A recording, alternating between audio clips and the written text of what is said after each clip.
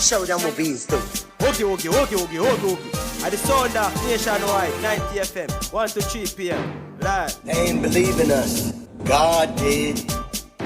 What's up? It's Megan Sue, and you're listening to The Sound Off on Nationwide 90 FM. Nah, malalai.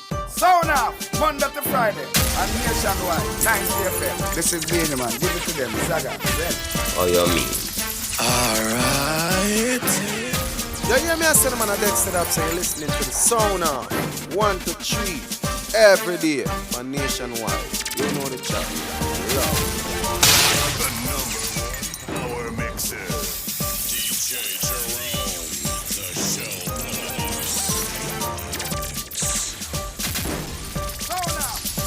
Friday. Sound Off, Monday to Friday. Sound Off, Monday to Friday. Sound Off, Monday to Friday. And Nationwide, 90 FM. This is Beanie Man. Give it to them. Zaga, Zen.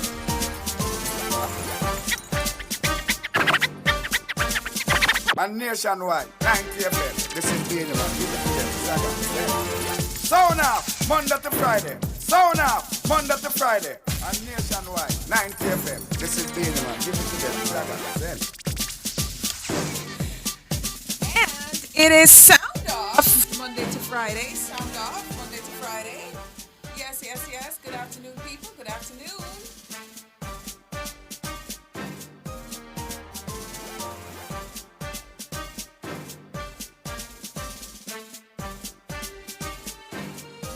It is Thursday, March 21st, and it is in the year of 2024. You are now in the entertainment block.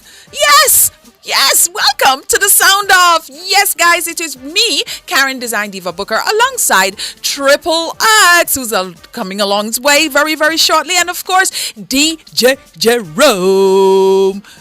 Shall boss, tell the people them hello. Good afternoon, everyone. Good afternoon, DJ Jerome.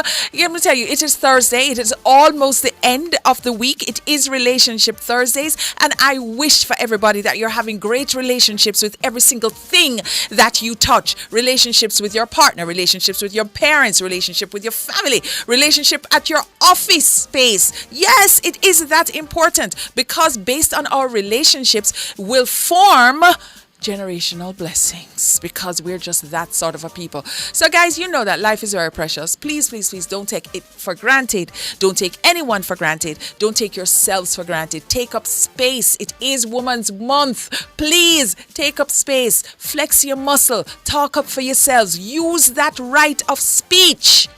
Yes. And then garner some respect. Ladies, please, may I beg you?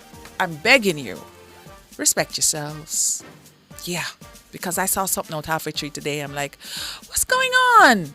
Where are the mothers? So, we have a jam-packed show for you today. Alrighty, we have, of course, Rip from the Headlines is coming, and then Talk Your Mind, and then What's on Your Lunch Menu. Alright, so for What's on Your Lunch Menu, I really need you guys to send in right now your lunch, because every day we get this huge backlash. Where's my lunch? I don't get it, and so on. So I'm going to give you the WhatsApp number, 876-280-6629. And for the class in session, of course, the sound offers on Nationwide. Thank you so very much for joining. Everybody, you're here, you're present, and you're accounted for. For everybody else who has not yet joined on the Nationwide 90 FM live app, shame on you, but you still have a chance. Run on over there right now. Download the app. You will get so much. You're privy to everything that comes out before everybody else gets it. Yes, you will be able to engage with us, and this is like engage with everybody, not just the Sound Off, but of course E-Zone, Cliff, everybody, right? And then, when we have special offers, you get that. And make sure that you subscribe. Make sure that you engage. Make sure that you smash that notification button. For everybody who's riding around in Radio Land, welcome, because you are our day ones. Yes, thank you so very much. So, without further ado, let's just get into it. Yes, here we go. Rip from the Headlines is next. Rip from the Headlines is next. An extra, read all about it. It's Ripped from the Headlines. All right, guys. So, Sean Paul is in the news. Yep. guess what? Sean Paul has been nominated for 2, not 1, 2 2024 Latin American Music Awards. This is what me I call spread your wings and give it a light. Yes, Sean Paul. Here we go. Dancehall superstar Sean Paul has earned 2 nominations in the 2024 Latin American Music Awards. The Temperature artist copped a nod in the Best Crossover Artist category alongside Adam Levine, David Guetta, DJ Khaled, Drake, Marshmello, Rima, and Usher. Nina Bonita, his collaboration with the Colombian singer Feed, was also nominated in the Collaboration Crossover of the Year category. It feels good, Paul told Dancehall magazine on Wednesday. A lot of times you do something outside of the norm and you're not sure where it will lead you, but you just have faith and step. Me working within the Latin genre is something I've done from the early stage of my career. I remember the early days going to New York, and it was evident I had a strong Latin crowd. And I did over a song called Punky in Spanish, and from there, my fan base in the market started to grow, he added. I'm always looking to diversify my fan base, and to receive this acknowledgement is a great feeling. Hard work really pays off. Sean Paul, if my glad bag bus anymore for you, I don't even know. And it's not even, you see, DJ Jerome is not even just the fact that it's hard work, is vision. You know what I'm saying? It's a whole heap of vision. It is taking faith and taking matters in your own hands, seeing exactly where he fit and just jumping into the space. Yeah. You understand what I'm saying? Yeah, because him say he went over, he saw years and years ago, he saw that he was a good fit, and this is the crossover artist of the millennial too, you know. Yeah. Sean Paul, don't make him simple, because and of course he has a very supportive wife. Yeah, you know, I mean, you have to pick up Jinx, you know, yeah, and the two of them, yeah, of course. You know what I mean? So I wish him much success. He has found his place. He in a very long time now he has found his place. But I am telling you, without vision, the people shall perish. And for everybody, let me tell you something about success and something about moving up. You're only as good as your last. So if you don't, you know, reinvent yourself, get into those uncomfortable spaces, see exactly how you can spread your wings, and as I always say, take up space. You will never know. So sometimes, you know, just take a chance on yourself. This is a reggae artist who has said, listen, I am going to do collaborations, I am going to do crossover, I am going to go to the United States of America, and now he has branched over right into the Latin market, where he's not only getting 1, he's getting 2 awards. Not 1, no, 2 in the Latin American Music Awards. I believe that this is a huge win for Jamaica as usual. And of course, everywhere, anytime any of us does really well on the international stage, it just is a win for us. So, of course, so you know what? Shine and, you know, just continue to wave that flag and plant it and continue to bloom where you're planted. Sean Paul, one of these days, I would like you to come here so we can talk to you and talk up the things. Yes. All right, so moving on. Queenie and Dewey. Yeah. See them? Queenie, for YouTubers, you can see them, the happy couple. They have been reunited and it feels so good. Radioland, we're talking about Queenie and Dewey. So after reuniting, social media personality Queen Lady Gangster and her husband Dewey collaborated on a raunchy song, that means we can't play it, that was released on digital streaming platforms on March 20. That was a day ago. Yeah. The track titled Reunited features the married couple addressing their separation.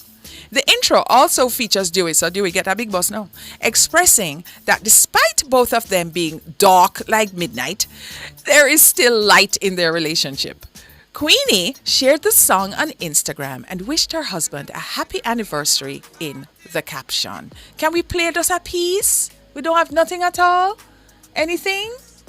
No? I guess not. All right, so here's the thing now. Queenie and Dewey.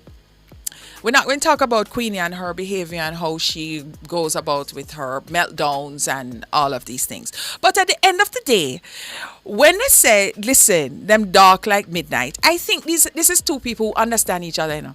I think these people have come to an understanding. What say you, David? Them come to an understanding where Them know, so them just dark. And you know, sometimes it's like, you are my person, Dewey is her person, and Queenie is Dewey's person. So no matter what he does out there, no matter how much you invite all of us into that relationship, into that situationship, into that marriage, no matter what we say, because I'm very vested, you know, I find him quite entertaining. But I just find it in entertainment. Yeah, oh, we do. All right. So I not only find it entertaining, I'm kind of vested into where this marriage is going to go. So we have something that is radio worthy, and we're going to play it now for you guys. And YouTube, tell me what you think. Reunited, do it. Reunited. I'm excited. Me excited. Don't cut your line, crazy. Don't cut your line. Two we dark like midnight, but light in our relationship. We really did separate. We turn and not them with the heavyweight. How we the word I penetrate. Do we get a bus? Papi Show 1 and Papi Show 2. Papi Show 1 Do we get a bus? and Papi Show 2. Let me tell you something. Ladies. You see, sometimes when you dash your rubbish, don't take your back. As Karen said, it is Women's Month. And I'm telling you, Queenie is pushing women 40 steps back. Oh my God. You understand? Queenie have pushed the woman them 40 steps back. Me no business when nobody wants to say people are, you see, I am not the type of person to really intervene in people's relationship. But this is not a relationship. You see, like, oh, some people need guardianship. You feel like Queenie need little guardianship. Queenie is physically ill. And I'm not 100% sure if she's there mentally. You understand? I really want to say, if diagnose the woman, but somebody need to intervene and take up the woman. You see, same like how Wendy Williams' husband did a manipulate her for years and I take advantage of her, and then at the end it does sets and the man does say, God alone can tell me, say, this brother, yes, because when Dewey did run left Queenie and him did have a little hype and people did a him did I get some little 1122 bookings and could have feed him little himself. Sorry. Him could have feed himself. Him never business about Queenie. But when it dry up and nobody na put any flatulence in a film direction, him run come back and put on start try run back with the circus. You understand me? I say because all of this is just pageantry. And we really and truly need to stop giving people a platform. Honestly, we really and truly need to stop giving people a platform. You know because the truth is, this man is abusing this woman. Yeah. This is abuse. This is abuse. Some don't feel like say just because you say no thump and a kick on the box. This is emotional and psychological abuse. But it goes so much further though, Triple, because where Queenie is concerned, it is all of those trauma wounds that she has had in her past that have come to bump right now. So therefore, you see, when it comes to him and she and what's pretty than call him mildew, Dewey, it is he does something for her. Yeah, he does something for her, and that is why she keeps taking him back. And based on how she feels, is the squeeze worth the juice? Yeah, for her. No, it's not. For her. No, it's not. First of all, for her, you are not in her brain. Listen, first, all right. Yes. If you're pitney, if you have a 2-year-old pitney, Zane and your 2-year-old pitney, same one ramp with knife, it's gonna make him happy.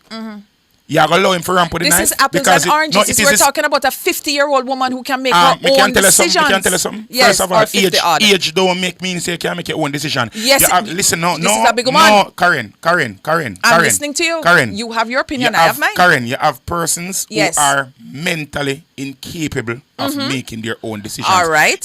This is why the legal system has as the laws put in place for persons to be able to have stewardship over other individuals, because when they see that people are making decisions that are harmful to them physically, they cannot be left off their own cognition. This is why we have things set in place for this.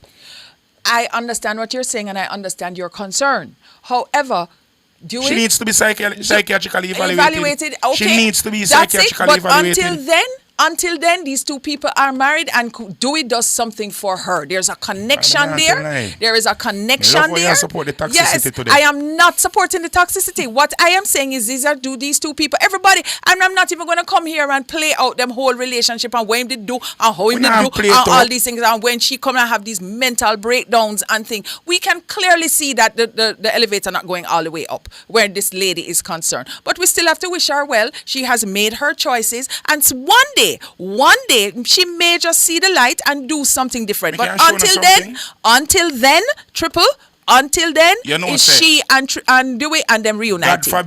God forbid that something happens to this woman. We are to be blamed.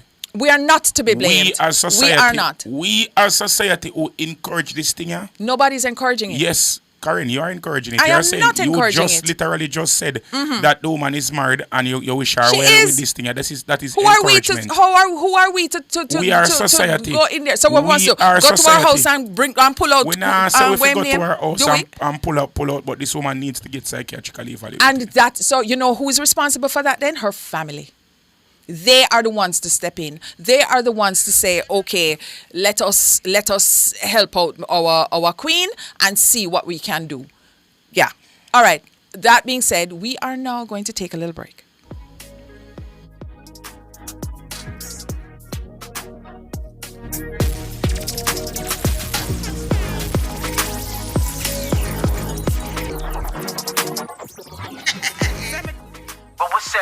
Music a play and the people a rock. Everybody asks for the calico jack. Comes up, make a party. Rum punch send him my way. What you know? Fruit punch mixed with the rum. Link on my friend them know. Hey, sipping on a vibe, yeah we happy. Calico jack and then we started. Music a play and the people a rock. Everybody asks for the calico jack. Comes up, make a party. Rum punch send him my way. Public sector workers, are you ready? Registration is now open for the exciting Public Sector Debate Competition. Gather your teams and register by March 29. Visit publicsectortransformation.gov.jm for registration details or speak to your HR department. The competition is organized by the Transformation Implementation Unit, building a better public sector for all. Join the JUTC team at the Halfway Tree Transport Center on March 22 between 10 a.m. and 7 p.m. Come and sign up for your free Smarter card and enjoy hassle-free travel. Mark your calendar. March 22, 10 a.m. to 7 p.m. at the Halfway Tree Transport Center. They'll have entertainment and giveaways, so see you there. Visit their social media pages at JUTC Ltd for more details. JUTC, your route to excellence. Sound off, Monday to Friday, and nationwide, 90 FM. This is Beanie Man. Give it to them, Zaga, Zen. Me blood up wide, you see me blood up wide. Me blood up wide, you see me blood up wide. Me blood up wide, you see me blood up wide. We act for them, no boy can.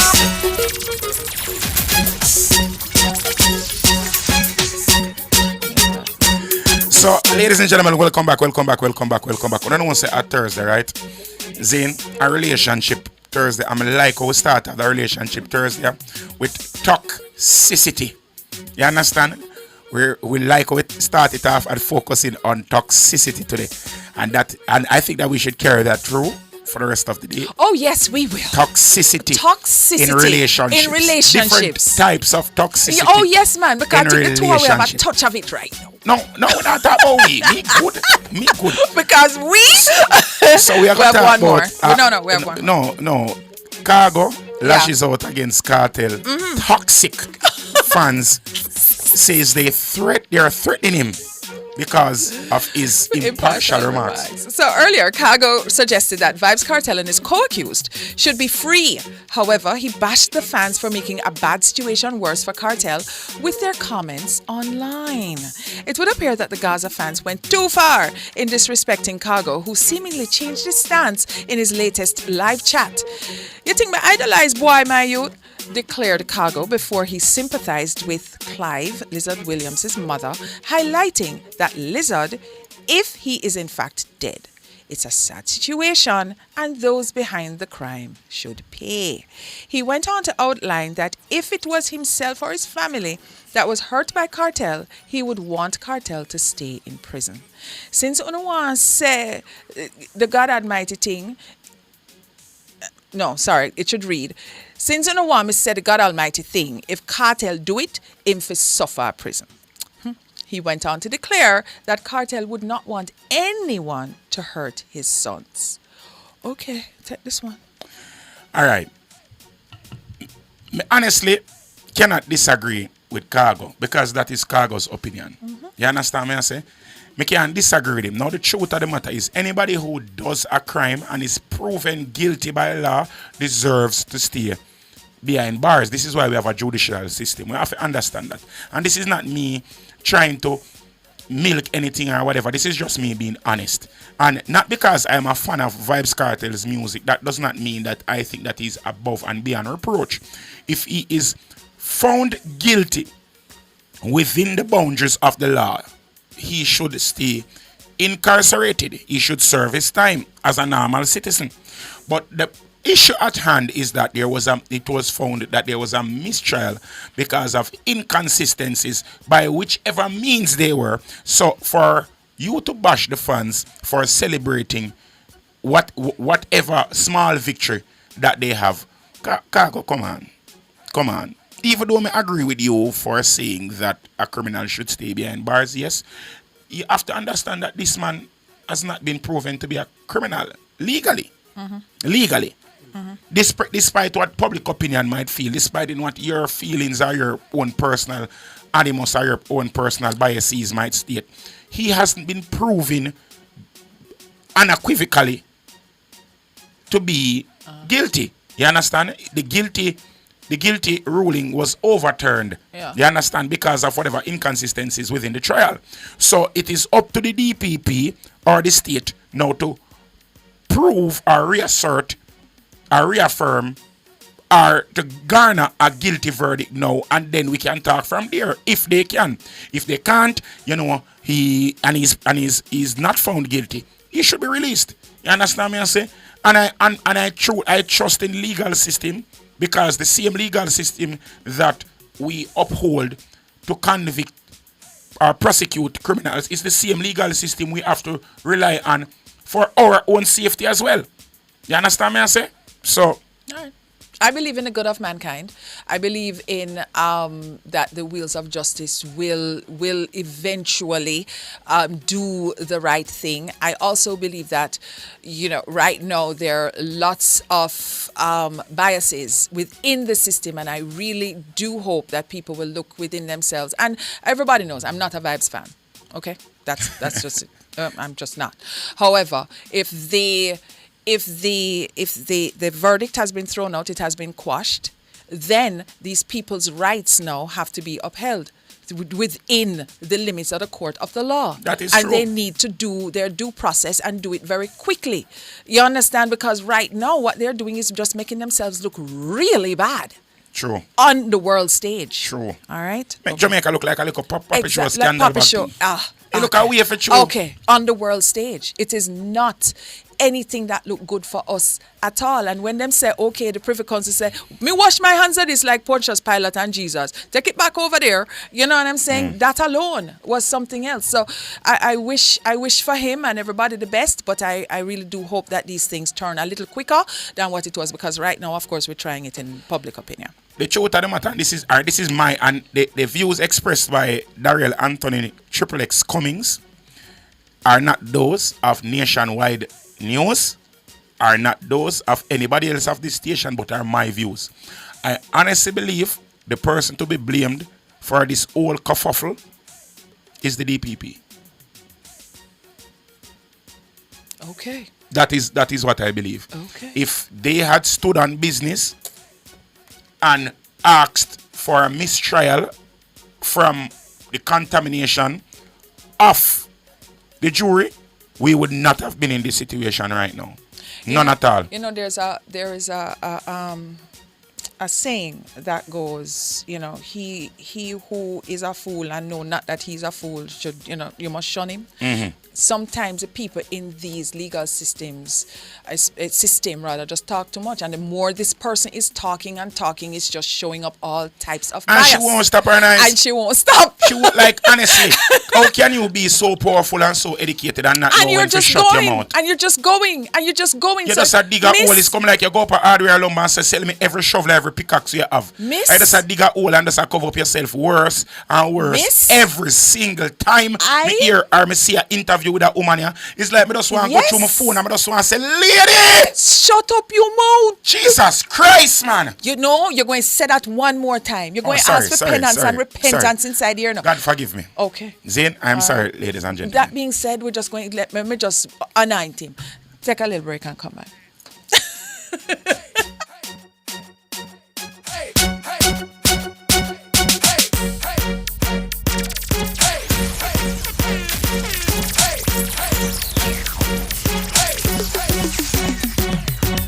My brother boy, you see me blood up boy. My brother boy, you see me blood up boy. My brother boy, you see me blood up boy.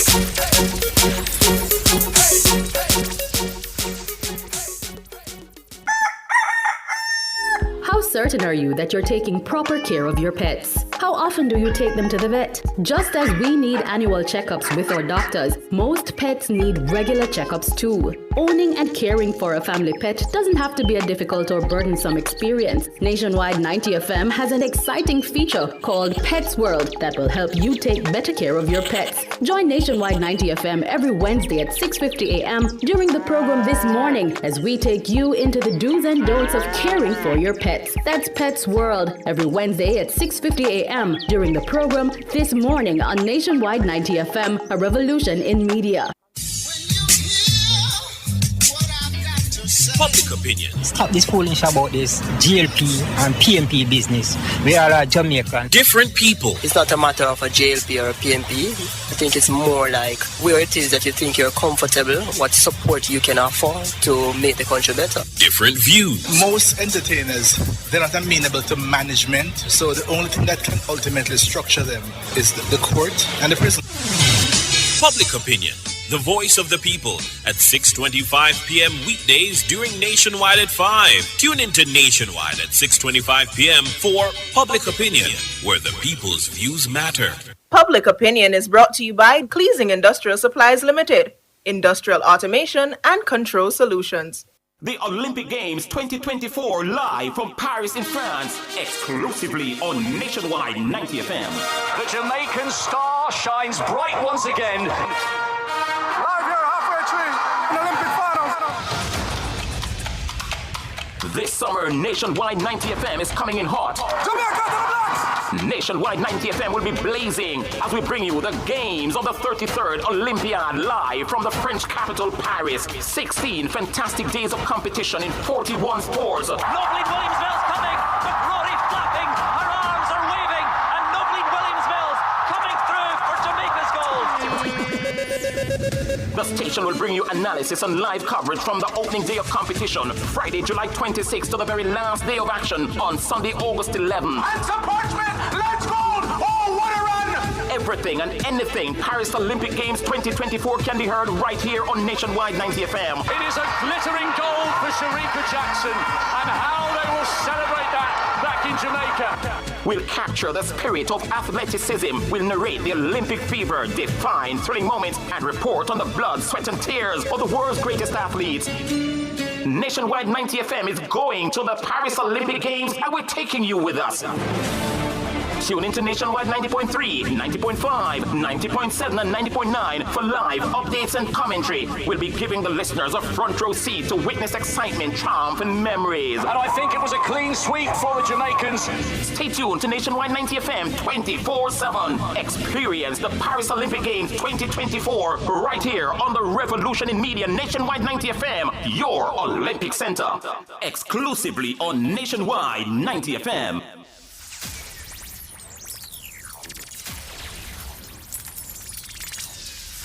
So now, Monday to Friday. So now, Monday to Friday. Sound off, Monday to Friday, and nationwide, 90 FM. This is Beanie Man. Give it to them, Zaga.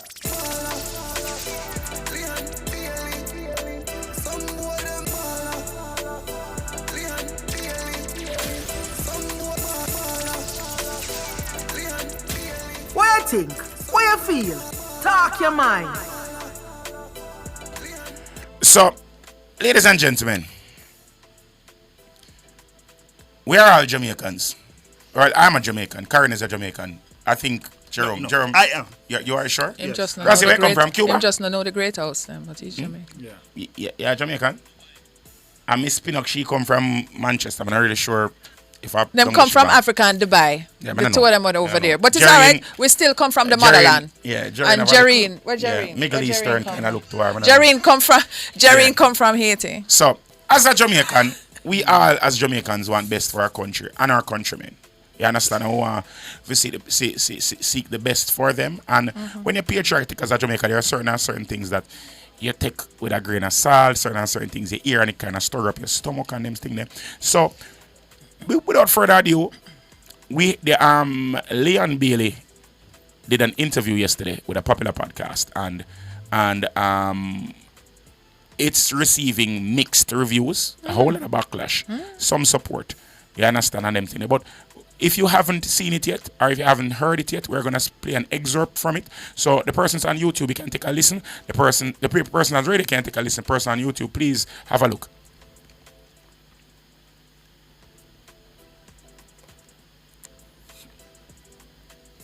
And this is taken from Vibe Spot Entertainment. Yeah. Jamaica national team is not doing anything for me, you know. Jamaica national team can't really do much for me, you know. And reason why I say that Jamaica national team cannot give me exposure, you know, bro. Jamaica playing for the national team now gonna make Real Madrid call me, you know. And me a shine light on the national team basically, you know. Playing overseas and repping as a Jamaican all the time, you know, bro. People know Leon Bailey everywhere in the world, you know, bro. Me don't remember the last place me ever go. And somebody don't know me. You understand what I say? So, Jamaica not paying us. Jamaica can't really give me no exposure. And I two things alone I ask them for. And every time is I cannot get this. You have man a book flight for me and that send me from England to Jamaica. I need to go from England to Jamaica. I send economy flight for travel with 3 different stops. When there's 2 things alone I ask for. I don't ask for pay and none of them somebody, bro. 2 things alone I ask for. Just make sure I have a proper flight and make sure I have a room by myself. Yeah. That's all. I can't get that, bro. And it's just like, what am I here doing for? Like, if I'm not go national team, bro, I can go on my vacation and I can live good. And you're exposed to injuries. I can enjoy my life. Bro, I'm exposed to injury. I'm exposed to, whenever I come national team and go back, I will be on the bench because the coach always think that it's a long flight. So I'm never going to start again when I come back after national team. If I get injured, I'm just going to be sent back to the club. Like, it's just so much things, bro, that sometimes I think, like, what am I doing it for, bro? Like, so.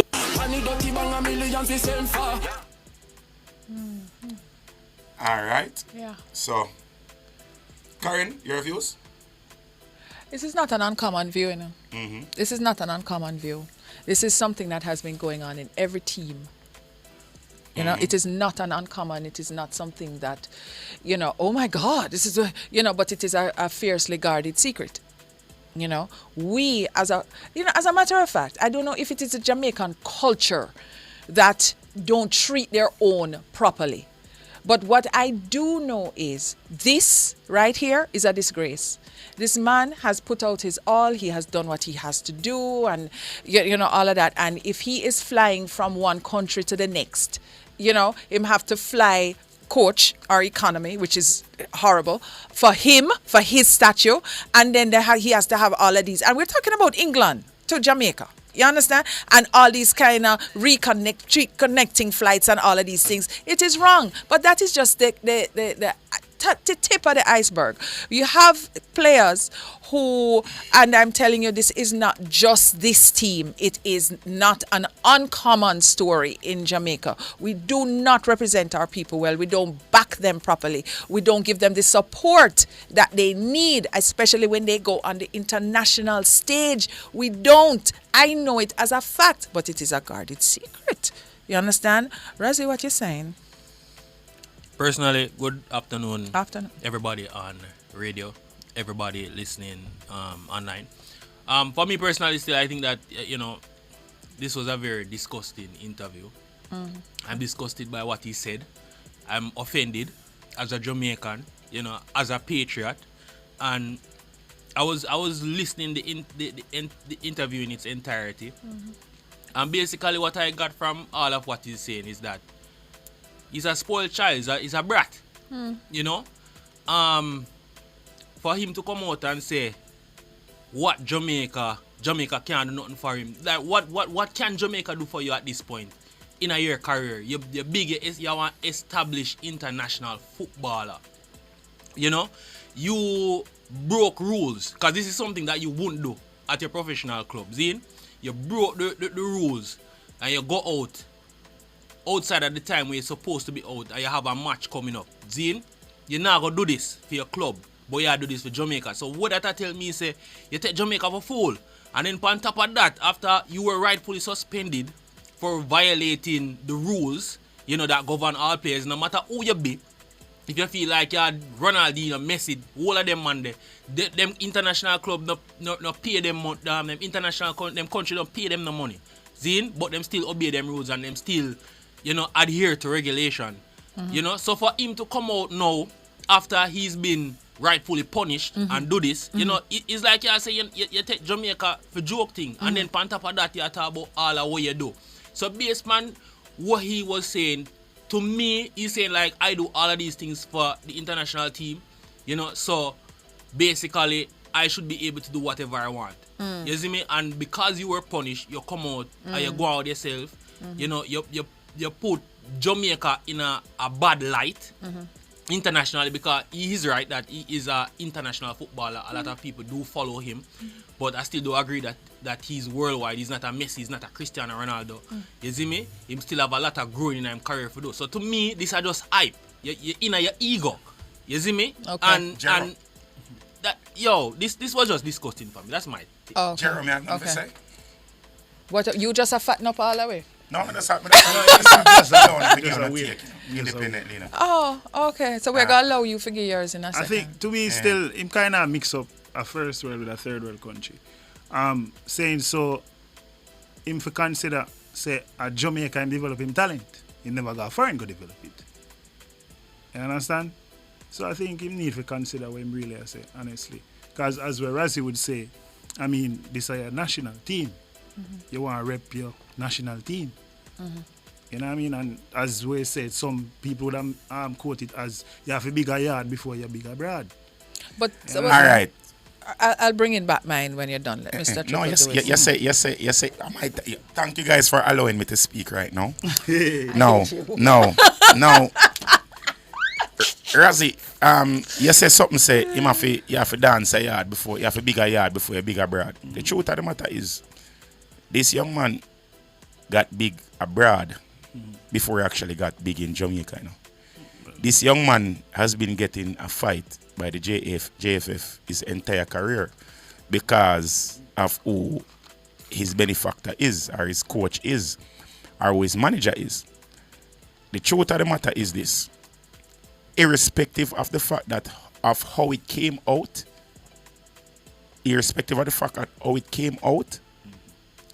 he did not tell one lie in this interview. This excerpt from the interview is just the most most salacious part of the interview. I would encourage everybody to go and watch the full interview to get context, because context is extremely important. The gentleman did not bash the JFF after this. Did not bash the national team or bash Jamaica. The person who put up this excerpt literally did it as clickbait to get persons to come and say, because they literally cut out the most salacious part of the interview without context, because they didn't put what he said before and they didn't put what he said after. You have to really, the man watch literally spoke up all the sacrifices that he made to be a part of the team, because when he with the part that he stated that he's not getting paid and what he has to do, he was just saying to show that he is making sacrifices as well to be a part of the Jamaican team. The truth of the matter is this. Him playing for the Jamaica team is not something that he has to do, or it is not benefiting him financially or fiscally. You understand? He's doing all of this because he loves Jamaica. That's what he stated. He stated that for him to come and play for Jamaica when he gets a national call-up, all he asks for, and this is somebody that is of the truth of the matter, is Leon Bailey is the biggest footballer in Jamaica, the biggest name in Jamaican football worldwide. You understand? And for the biggest name in football worldwide to simply ask for a ticket from the UK to Jamaica whenever he's just a good seat and a plane to come to Jamaica. He didn't ask for a private jet. You understand? Him could have got business class, or him could have even first class. And he asked for a hotel room for himself. The man said because he's not getting that, he pays for his own plane tickets to come to play for Jamaica. Jamaica supposed to play, I think $1,000 or $1,500 per camp and match in all. You understand? And the man pay more than that in a plane tickets, transportation to come. He also, hold on, Razzie, come out of Karen here for a second. He also states that he does not feel safe when he comes to play football for the country, because there's no security provided for the team when they come off the buses and when they go to training. Anybody can run up to them and stick cameras in them face. And the pitch that the national team is playing on in this national stadium is way subpar, because it's the same pitch that is being used for track and field and shot put and discus and javelin throwing, plus Chris Brown concert and Dirt Burner Boy and be a liquor and Hennessy and champagne and dash up on the field and the grass. The pitch is unleveled. People keep on complaining about his performance in the team, but the truth of the matter is this: you cannot take a person out of a Formula One car and expect them to perform the same way with a handcart. Okay. You understand me? I say the truth of the matter is JFF. I'm going to say this right now, and people again, I'm saying this right now. The views of Triple X, and I know it's not popular, I'm letting you look on the comment section because I know them supposed to beat me right now. The views of Nationwide are not those of me, but JFF, you guys are really and truly not managing the team properly. You are not doing this. I will just bring up the rear by saying the women's team, it's worse over on that side. Okay. All right. That being said, we're just going to wrap it up and then come right back into what's on your lunch menu. And of course, that's going to be a whole heap of fun. All right. 876-280-6629.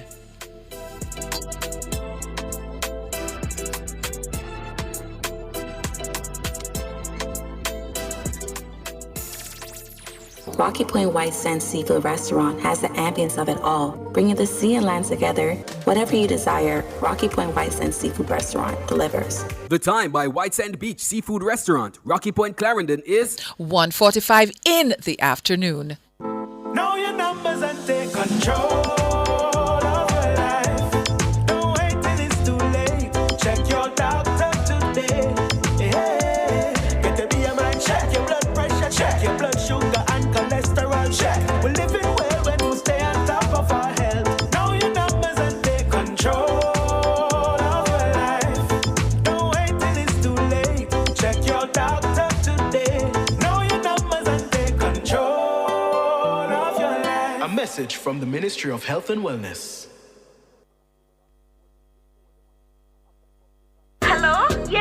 here, but just a call for tell him to get the thing. Nothing says Happy Easter like an Alliance MoneyGram money transfer. And we get something sweet with it. Pick up your Alliance MoneyGram money transfer of US $150 or more from March 18 to March 28th and get an Easter bun and cheese while stocks last at select locations. Happy Easter to you too. Remember, head to the sweetest location to pick up your MoneyGram money transfer this Easter. Alliance! A member of the Sagicor Group. News on the go. The latest stories from Jamaica and around the world are literally a finger tap away. Keep up to date with Teen Revolution 24 hours a day online via nationwideradiojm.com. Listen live, read the latest stories, hear every soundbite. Be a part of the vibrant online debate via Facebook and Twitter. Now you can get all your favorite premium nationwide content at your convenience. Visit the Android Play Store and download it for free today. NationwideRadioJM.com. All day, every day. Team Revolution.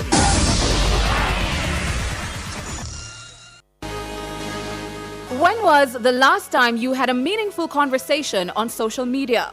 The Twitter conversations are out of this world, which makes the term Twitter Spaces fitting. Get access to our Twitter Spaces. Get access to over 160,000 followers. Get live streaming on our airwaves and so much more. Businesses, this is your chance to get a direct customer engagement, brand visibility, networking, provide announcements from your company, and more. For more information, contact our sales team at 876-630-1210 or email sales@nationwidenewsnetwork.com. Listen and engage in meaningful conversations only on Nationwide 90 FM, the new revolution in media. I'm tired of using technology. Come into the parlor, there's a welcome there for you. Welcome to the Mayor's Parlor with Desmond McKenzie. From 1 to 6 p.m. every Sunday, you'll now get more of your favorite vintage music. Put your head on my shoulder.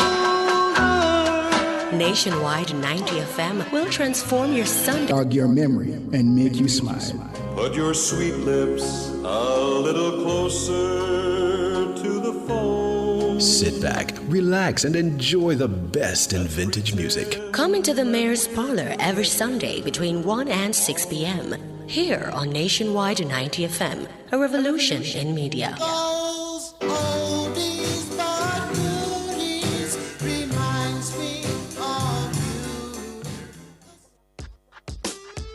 People, me have something to tell you now. A long time me I wait. But think the time is right, time is now. Me turn the stove down low and just pull the windows open. I'm in the mood, so me not go spoil it. Bet you are gonna want me cook again. It's lunchtime. What's on your lunch menu? So, no ting-a-ling-a-ling today? Hold on, no, wait for the ting-a-ling-a-ling there. First, hold on with the food a little bit there, please. People, me have to state this. You see? Yes, go ahead. You see the fact, stop the music. You see the fact that we are stating what our views on the Leon Bailey issue. We are not saying that the disciplinary action is wrong. Yes, he should have been suspended, and yes, he accepted that he got suspended. But the fact that he was not going to play for the team was from the last campaign. His managerial team and everybody came together and said it is not possible that he could play for the national team and to take a break because he's trying to focus on his career. Right. You understand? He could not have said that because it was coming right after the heels of a victory, and if he had came out and said that he was taking a break, it would have sucked the joy out of the entire team coming off a huge victory against Canada. You understand? Yes, the discipline was supposed to be taken, yes, but the way that it was done was wrong. But anyways, people have food time. On a very light and nice note now, we're going to talk about food. Can we just have the ting-a-ling-a-ling, please? Thank you very much. Ting-a-ling-a-ling, come on.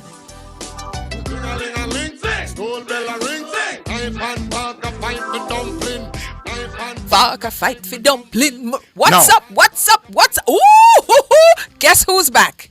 Guess who's back, Triple? Yeah, man. Guess who's back? Rocky Point. Rocky Big up on Point. yourself. Hey, I'm telling you something, you know. I be a foolish to go on another team, you know. Because that team have to go down a Rocky Point for almost a year now. I'm coming. Go down there. Rocky Point, you know I'm what? coming. You know what?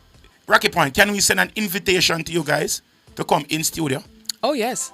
Rocky Point, Bossy, you're there at town every day. Every Friday night, I got a road, I see you. You're there at town every weekend, I see you. Come up early one Friday evening and drive with some food. You understand the good thing about it? We have microwave here, so I know some have insulated bag and them something. Care to steam fish come, care to escovitch fish can yam cool. You understand? With some onion and some carrot and pimento and pepper on it. Thank you very much. So Natalie, the champion server, she is the one who served this food. Is our chicken salad? No, it's shrimp salad. No, this is not shrimp salad. A chicken salad. This is chicken salad. So where the shrimp is, miss? This is not shrimp salad. This is chicken salad. With a dash of shrimp. All okay, right. fine. So this All is right, surf and turf. This is Mm-hmm. No, but surf and turf have meat, don't it? Surf and turf. No, surf and turf is chicken and steak and shrimp. Right, Anyway, all right. So this looks microphone, really good. This looks really good. I like it very, very much. I would, really partake in this if I ate chicken, but I like it. All right, here we go now. I'm going to give this. I'm going to give this a 9. I'm going to give this a 9. You understand? To me, it would have want. I know Karen go vex, but it would have want a little sauce, man. What are you little sauce? You know, you ever look at what in them sauce? Them something will kill you. Karen, me can go to the road and carry lick me down. You know what? Every smoker says that. Hello. Every addict says that. People. If I'm wrong, tell me I'm wrong, please. I am the type of person that is of the belief. If I'm going to be unalived, I would like rather to be unalived with a full stomach. Can you imagine me? Well, let's hope you're not going to be unalive, sir. Imagine say me dead and got even hungry and go search Jesus' fridge and then Jesus send me go hell just because I'm craving. Am I going to give you milk and honey? I don't feel like that can't fool my stomach. Why? Milk and honey alone? Yeah, milk and honey. That's what's up there. That's the main fare. So whether you want it room temperature or you want it next food, colder. Next food. See the shrimp there. Oh, this is the shrimp one. This is the shrimp one. Oh, the shrimp one. Yes. The shrimp one look better because I see shrimp one have sauce. Me I give that one a 10. And the shrimp one are full of shrimp. No shortage of shrimp no there. Oh my God, this looks looks so good. This is more shrimp than salad. I saw shrimp. All this would I want a 2 boiled egg. Okay. Rocky Point, this is what I would like, please. Tomorrow would be good. Mm-hmm. I would like this tomorrow. I'm going to give this a 10. Absolutely. Yeah. This is good. All right. Any more? Ooh, look at this. Look at this. 10. I'm not ask 10. But why it seems like I see this already? A 10. I first I see that plate. I know every plate with dumpling. Them dumpling are different. Them dumpling are look unfamiliar. Very unfamiliar. Zine, but me not even ask what this is. A tin mackerel is no? If I'm a tin mackerel, a salt mackerel. What is this? Okay. All right. All right. So we're just going to guess what it is. So people it's salt mackerel with 2 pieces of yellow yam and 2 white dumpling. It's from Girl in Kingston this and 1 3 finger more banana. of banana. So hold on a second. Hold on. Let's just back up a bit now. We have 2 flour dumpling. We have 2 yam. Yam them little. First of all, both the 2 pieces of yam them come together don't make one dumpling. Remember that.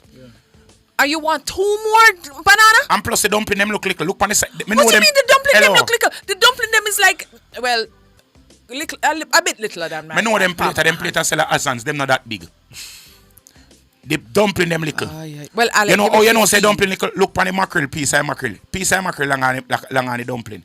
Them dumpling are little. The banana little. The yam little. This one at least 3 more finger banana. Okay. If you can get 3 more finger banana, we could have take 2 more finger banana and 1 more dumpling. So I am saying that this is for an average person who has a normal appetite. Baby. Who has a normal appetite. Anybody who is above average and really, really very motivated in the food going to want what Triple want. But for an average person, this will suffice. This is food for people afraid of food. Your maw will stretch.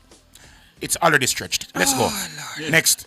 10 me say no. No, you want a diet. 10 I say. 10. You're not on a diet. I'm on a diet, but who does attack fantasy now? Oh, look at this. It's burgers and fries. Okay. The burgers look really good. Burger, them look kind of good still. With the sesame bun. It's lettuce wrap, so it healthy. But there's a little bit of cheese in there too. So cheese would make it unhealthy.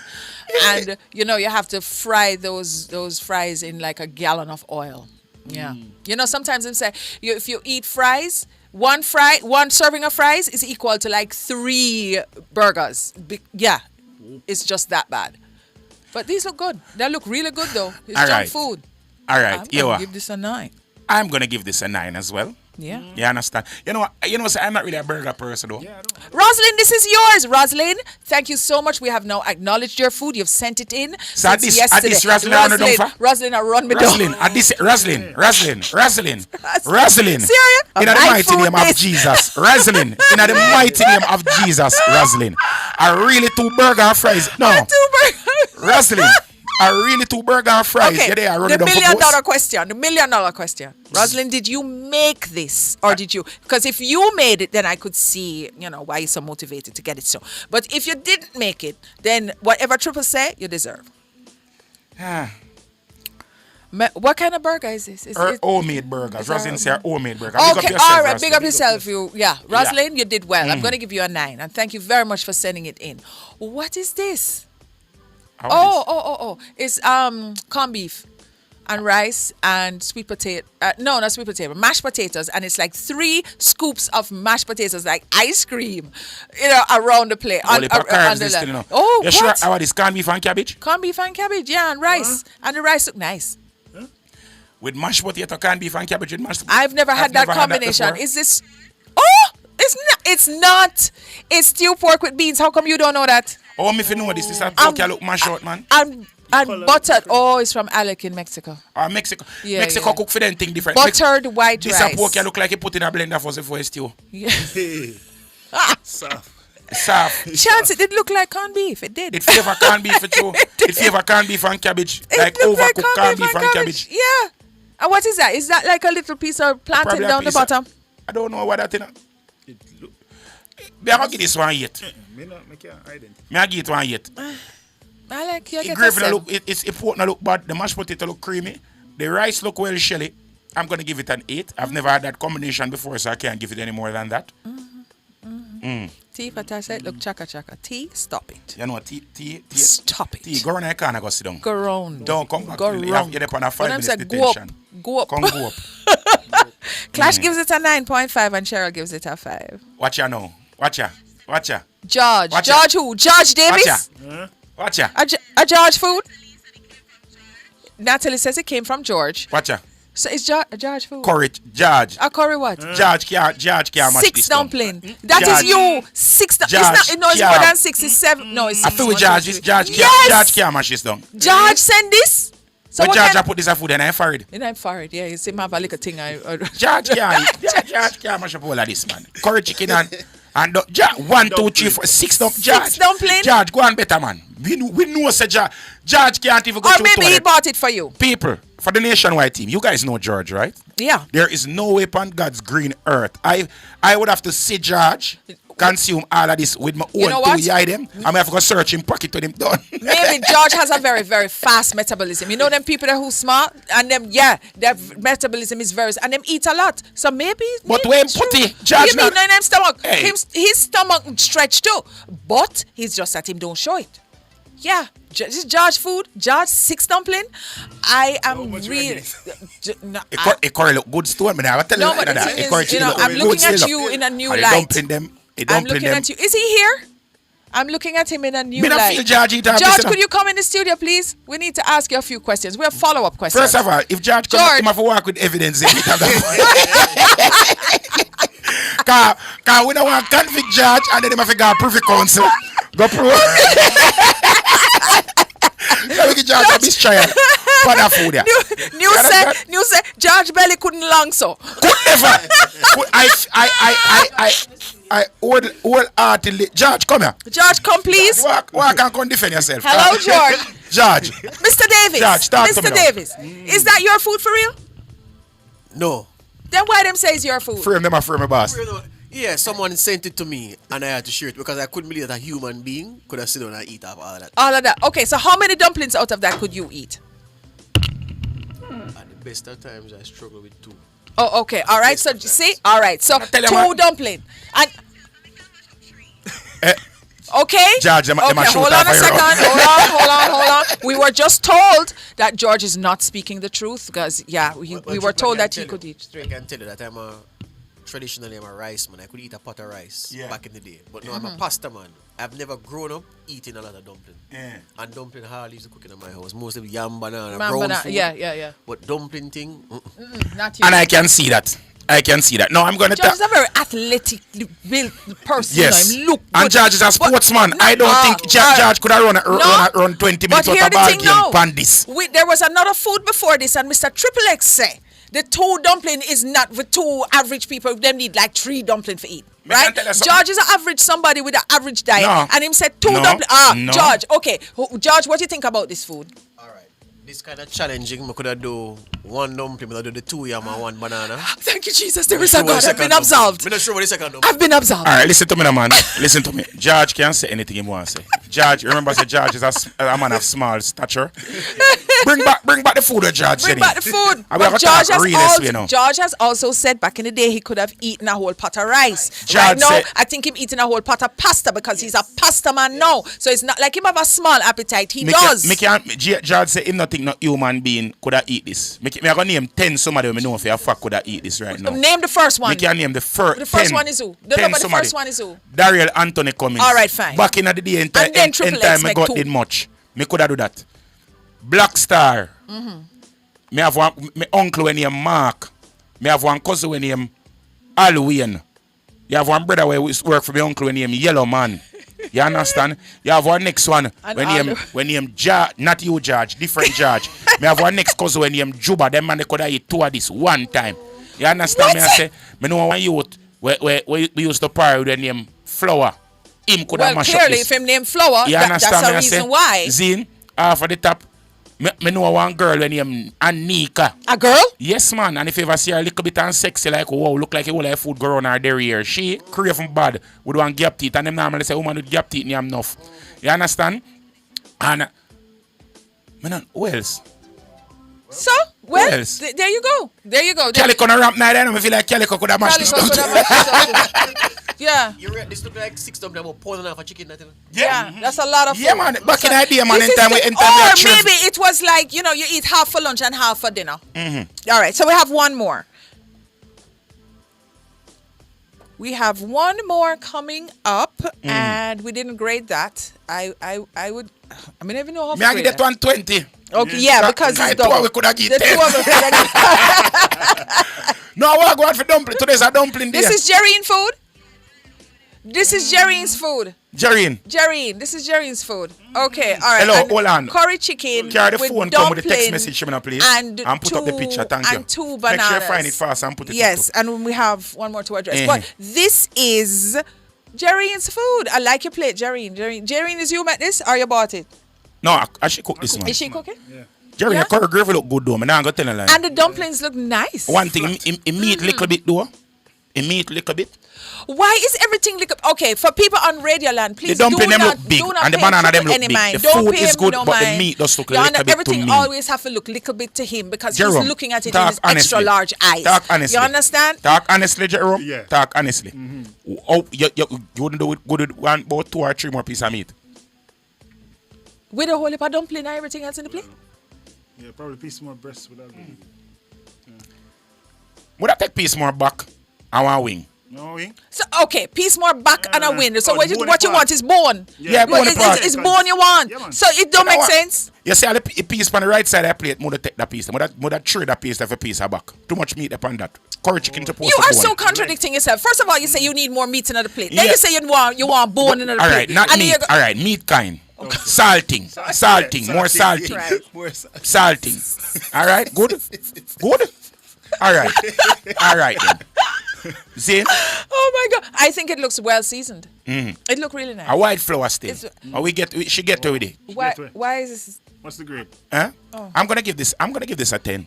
Okay. I'm gonna give it a 9.5 because there's no vegetables or anything in there. What happened? You don't eat tomatoes and lettuce or anything like that. Watcha. You're proud. Why didn't you send it in 2 weeks ago when we were doing our contest? I still would have won. Our finger did sprain. And plus, when she come play that game, she did jet lag because she get on a flight from England. We have 3 stops. Where 3 stop? Oh, yeah. And she had to sit way around the back. That I is understand. it. That is it. I understand all that. See? Okay, so we have one more. It's a repeat from yesterday. Yesterday or the day before yesterday? Yesterday. Yeah, man, Yesterday. Mm-hmm. So, ladies and gentlemen, Can we see I'm it going to say, please, full up at the screen with this. Here we go. So, there's a lady who sent in this food yesterday. And because it is not something that we're accustomed to, we gave it our honest critique.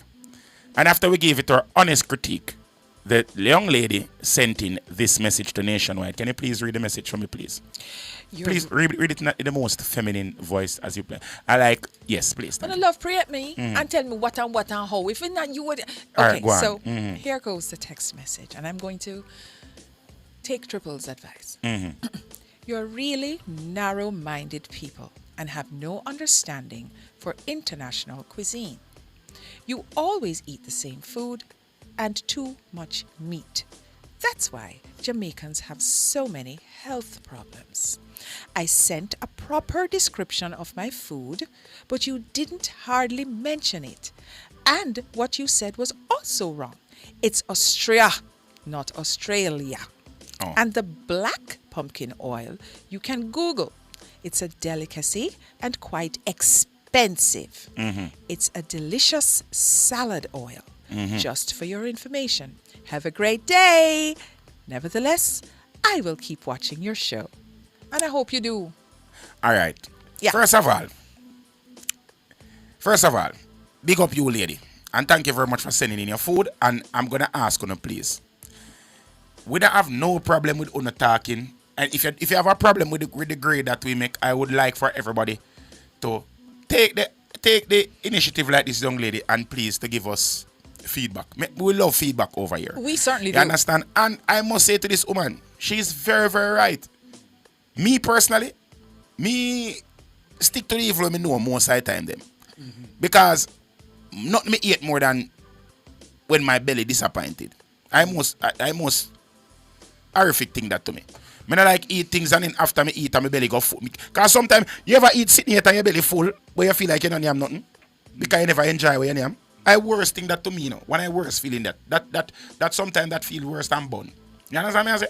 So, because me like to be stable in my stomach, me stick to the things them that I like. The things that I like include not them. What the expensive signature name? The pumpkin oil, I believe she says it's very expensive. The expensive. So I will say this, Miss, thank you so very much for sending in your cuisine, and I would love for you to send in more so you could educate us on the efficacies of the Austrian cuisine, and maybe we will come out of our narrow-mindedness, because yes, we are narrow-minded. Sometimes we kind of stick too much. No, we're not narrow-minded, Sometimes we kind of stick too much. We don't want to sarcasm now. You see Karen, you see you Karen shitty? Like one banyan tree. Go on, still auntie. Go on. Sometimes we're too in our little box and we need to step outside of the box and literally don't even have a box. Just collapse the box. So thank you very much for your international cuisine. I wish I knew your name so I could call you by name and say, please send in something for us tomorrow and educate us more about what it is so that we may shine it very brightly. No. That being said, people, we don't want to feel like me personally. Like honestly, I am happy that the lady came and speak. And I would really appreciate that if you guys could comment and tell us how you feel when you talk. The truth of the matter is this part of the program is not to offend anybody. Hold on a second. Little you asking these people to comment and tell us how them feel? Them people here who tell us how them feel every single day? So real. So real. What are you saying? If we never have like big back is thing that broad back. We would be in Ward 21 already with depression. People, big up on yourself. Love it. I'll take a quick commercial break. And I'm gonna stick to chicken back, dumplings, and all of the foot them, the head them, the neck them, the tripe them, the liver, the lungs, the light. We're not doing it. All them sitting there. We're really not doing it. We're not doing it.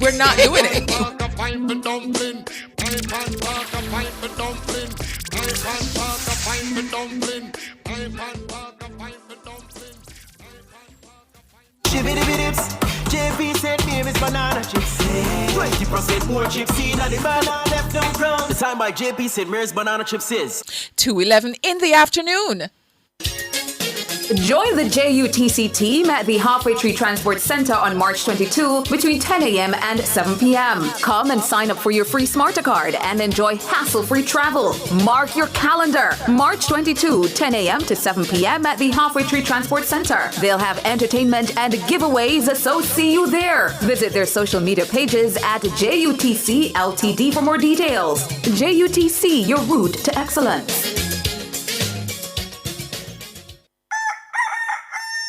How certain are you that you're taking proper care of your pets? How often do you take them to the vet? Just as we need annual checkups with our doctors, most pets need regular checkups too. Owning and caring for a family pet doesn't have to be a difficult or burdensome experience. Nationwide 90 FM has an exciting feature called Pets World that will help you take better care of your pets. Join Nationwide 90 FM every Wednesday at 6:50 a.m. during the program This Morning as we take you into the do's and don'ts of caring for your pets. That's Pets World every Wednesday at 6:50 a.m. during the program This Morning on Nationwide 90 FM, a revolution in media.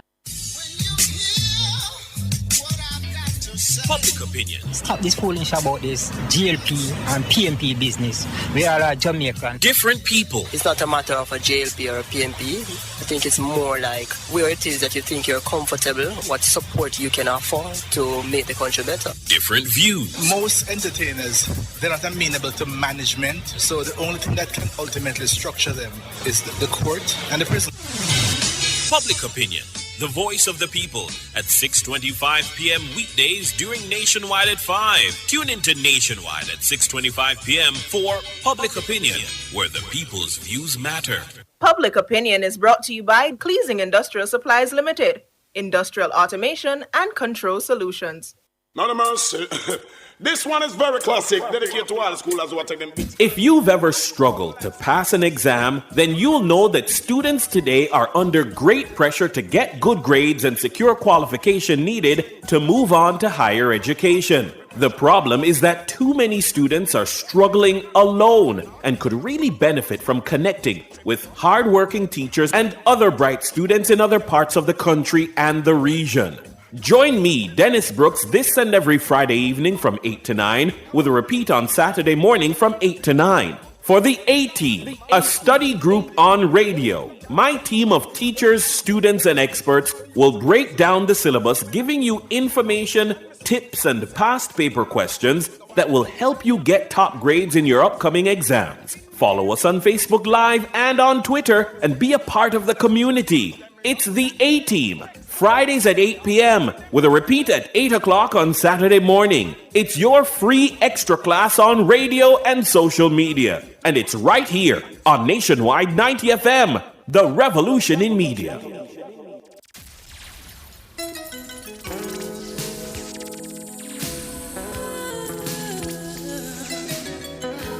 Time. So, ladies and gentlemen, on all right, on a Thursday we have Design Studio and we have Design Design Quiz, and you know it is very entertaining. It is a hit. And so we're looking for two apologize to the people from first, so we never allow to call in because we're supposed to have a short show. Then we have a little delay, so we get a little extension. Right. So we're asking the persons to call in for the Design Quiz. What am I getting? Okay, today you're getting credit. Mm-hmm. So 876-630-9371 to be determined. 630-9371 to 4. Please call in now. You're going to get credit. It's Digicel credit. Digicel credit is what you're going to get. Please call in now so you can definitely. On a partisan though. Yeah. On a very partisan. Why we're partisan? Yeah. No, yeah. We're not giving people enough free publicity. It's Relationship Thursdays, and we want you to have a good relationship with us by calling in 630-9371, 9372, 9373, and 9374. The numbers will pop up on the screen in a minute, but call in for us right now, please. All right. So we're going to jump in. You have to jump into your relationship matters until we get the call of them. So here we go now. Yeah. So, want to know our little favorite place of one part where we love to sit and just draw things That's from? The only place where we can go. Can't go nowhere else. People them call it the dungeons of the internet because of the darkness going over there. It's the anals. Yes. So, ready? From Dear Dream, of course. Mm-hmm. Hi, Dream. Mm-hmm. I'm with... No. You read it, yeah? Thank you. You hear this though? You hear this? You see, why you have to say so though? Because I'm with this guy. I know nobody would even think. All they would know that is you read and triple. You really got a song? We don't know. We see all people cut and paste parts of interview and put it certain way. Thank you very much, Here we go. So, hi Dream. I'm with this guy and I want to buy him a car. I'm tired of him driving mine, but I'm kind of scared. I want to give him some money to start a business or to buy a car. So what should I do? I'm afraid my friends and family would judge me, so I can't tell them. Hide my ID, please. Yeah, your ID need for hide.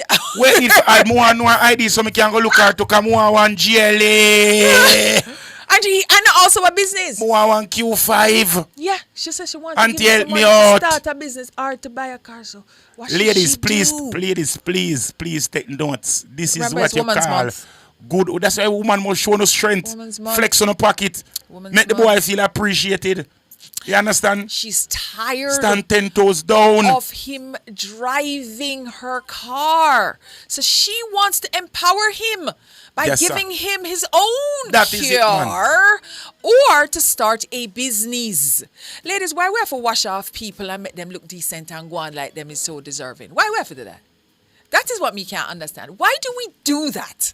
Why we can't find somebody who we're evenly yoked with? So the two of we can make life. And if we have a struggle, we struggle. So even if we have one little pot and one hoopty around the street, him have a little hoopty and a pot too.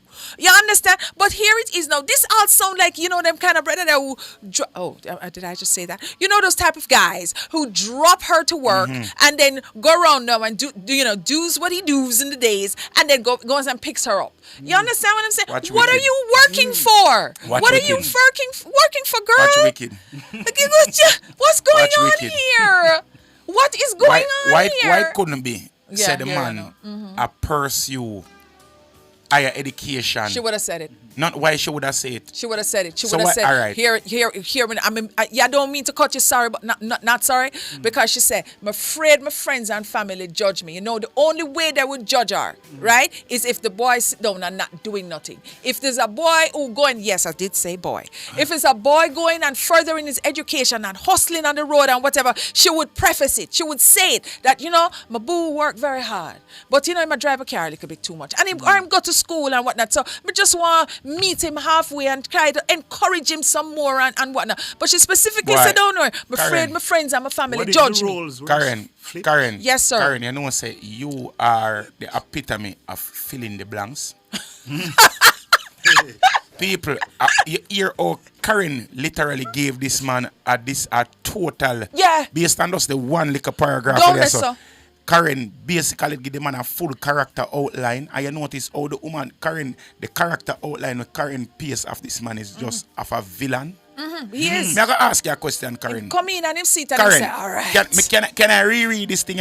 Please do. You see, same like you make a character, you build a character a while ago. I am going to reread it.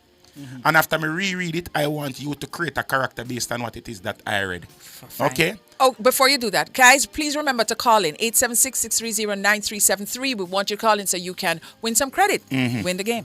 So here what I go on now. Yeah. Let me read it now. So me I read it now and here what me now. Hi dear Dream.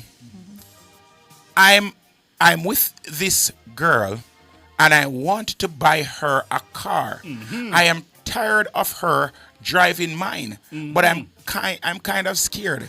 I want to give her some money to start a little business or to buy a car. So what should I do? I'm afraid because my friend them are going to say me a girl clown and judge me and say that I'm a simp and I run down the young lady. What should I do, Karen? The girl lazy.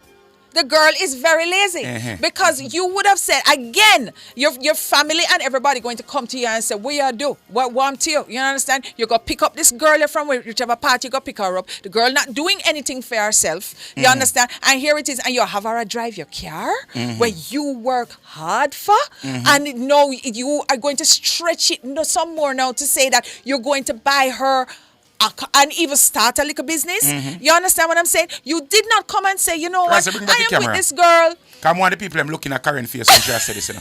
I'm with this girl. Grazie, bring back your camera for me. This is not, no, you don't have to bring back the camera here, man. You do whatever, because you guys can hear me. And this is not about that. This is Grazie, zoom in what Karen is face, on please. the right. You know, if you zoom in, come, you Grazie, know. zoom in on Karen. I want them zoom in on your shot. Yes, zoom in on me Zoom and triple. in And I on Karen want face. you to make sure that when you zoom in on me, you make sure that you capture triple's expressions. Because Zoom sometimes in it on have some Karen expression face. don't make no sense. Me I come out of the camera What and zoom in. I am trying to Continue say to to you describe the people, lady for me, please. when it is that you are in any kind of relationship, if it is, okay, this guy is now with this girl, and the girl is driving him car way too much. No, right? We're not talking about way too much. The girl, the man have him car, and him woman a drive him car. Sometimes him need Way it, him too can't much. get it. Exactly, so she driving it way too much. No, and him decides him want to buy her a vehicle. Him want buy. You are gonna say that woman a workless? I am saying You are gonna say that young woman by workless? by the very fact that he said down here, him afraid for him family judge him, that she is driving. You are tired now of this girl driving your car. You're just tired because, as you just said, sometimes you want the car and she have it. You understand what I'm saying? She have your car. The girl is lazy and the girl don't want to work because if the girl, because she don't have no job neither. She don't have no job. She don't want to work, and she said, "Start a little business." Why you must have people? Why you must? Did she come to you and tell you that she want to start a business? Ask you a question. Karen, did she come to you and ask you if she want to start a business? Karen, answer a question. Karen, may I answer a question? I wonder if anyone say God a come for your world. You know say well when God come, one big book I go there. You see all your sins and your transgression them. What you do? God I go read them out, you know. God I go remember. Today our date. The 21st. Lord, I repent of my sins. Yeah. You know say God I go say anybody advertently or inadvertently. Which month this? March? This girl March. is lazy? Karen sit down on the show and tell one wicked and egregious lie on herself. Karen, you know say if we never did read this thing at first and say as a man I never ask you, you would have say, come on man, as a man you're supposed to be a provider and a protector. No, when you're married. When you're married. When you are married, I do not believe that when you are with somebody and the two of you, even if you don't, you should get husband benefits and wife benefits unless you are common law and you have a covenant together. This situation right here shows that it's a one-sided situation. Yeah, what? No. I'm going to tell you the truth. You see, if you are with somebody, whether your girlfriend, your baby mother, or your wife, or your spouse, your common law, whatever, if you can do whatever it is that you can do for that person, you should do for that person. We have to understand where it is that your finances are. If I am somebody who is financially capable, or I have the financial latitude to purchase a motor vehicle, that it's not going to be something it's going to murder me or it's going to put me in this huge debt. And I can purchase a motor vehicle for the person that I am in a relationship with. Once it is a caring and trusting relationship, I shouldn't feel burdened by what society is going to think to buy a motor vehicle for the person that I am with. This is what me personally believe so. Whether it is that me and the person married or me and the person there. Because guess what? If you're in a relationship with somebody, you should want the best for them. You should want the person to be the best version of themselves. And if the person needs a motor vehicle, Zine, to go about them business to make them more productive, and I have it where I can afford it, there's nothing wrong with me purchasing it for this person, and you for have a woman. Good heart. And I honestly believe it is the same thing too. If for a female, if you are a woman, and you are in a much better financial position than the man that you are with, and the man has proven himself to love you, care for you, cherish you, and you and the man in a committed relationship. You understand? I don't talk about if you said to take somebody, or you just catch on one little man on one part. If you are with somebody and this is your somebody, and you find it within your financial forte to do this for somebody, do it in a business about people. Though. First of all, people, this is in a relationship. May I cut you? Okay, so that being said, we Triple's views are Triple's views, Karen's views are Karen's views. But this person who first wrote in, remember, say if somebody have any views on those things, remember, say them wouldn't be on their dream. All right, so the time is going. Let us now go to our game. Hello, caller. Hello, how are you? We are well. Welcome to What's Your Name and Where You Calling From? My name is Anne-Marie and I'm calling from Kingston, Jamaica. Big up Kingston. Anne-Marie, big up yourself, darling. Anne-Marie, welcome to our game. Are you ready to play the design quiz today? Ready and waiting. All right, you will get 5 questions and you have to answer all 5 very correctly. But wicked act. Yeah, no. Because you listen every week, right? Right. You listen every week? Yeah. Okay, so you should know. So you're good, man. You're good. It's easy questions. Are you ready? I'm ready. All right, on your mark, get set and go. It's multiple choice, so you know multiple choice. You already got it, right?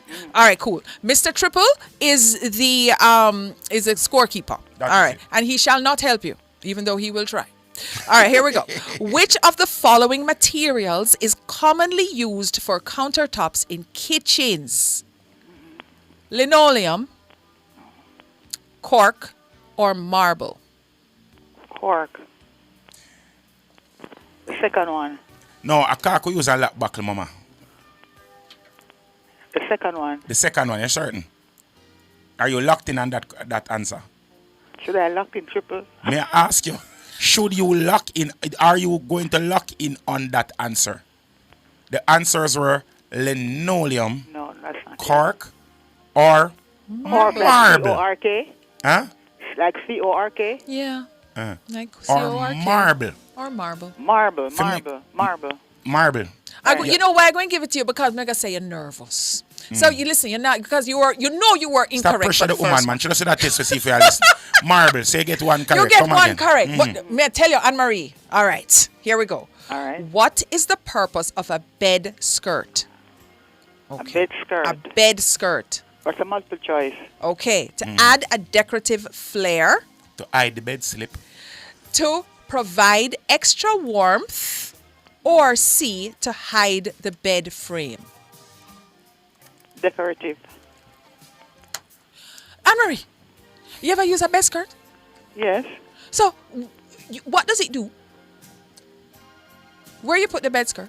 At the bottom. Exactly, so what it hide? What it hide in? Yes. What it hide? It has Well, a job to be honest, Karen, it could be used as decoration as well, and it could be used to hide the bed frame.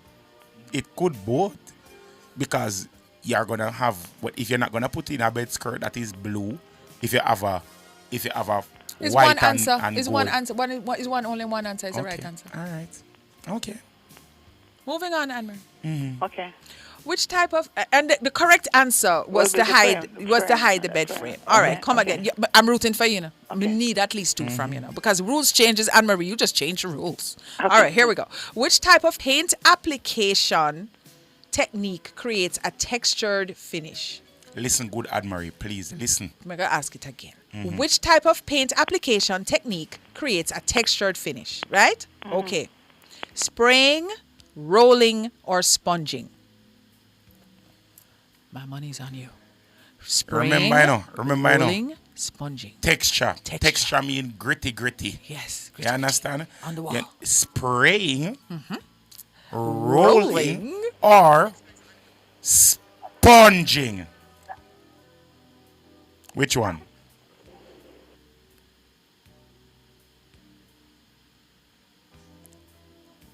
Anne-Marie, you there?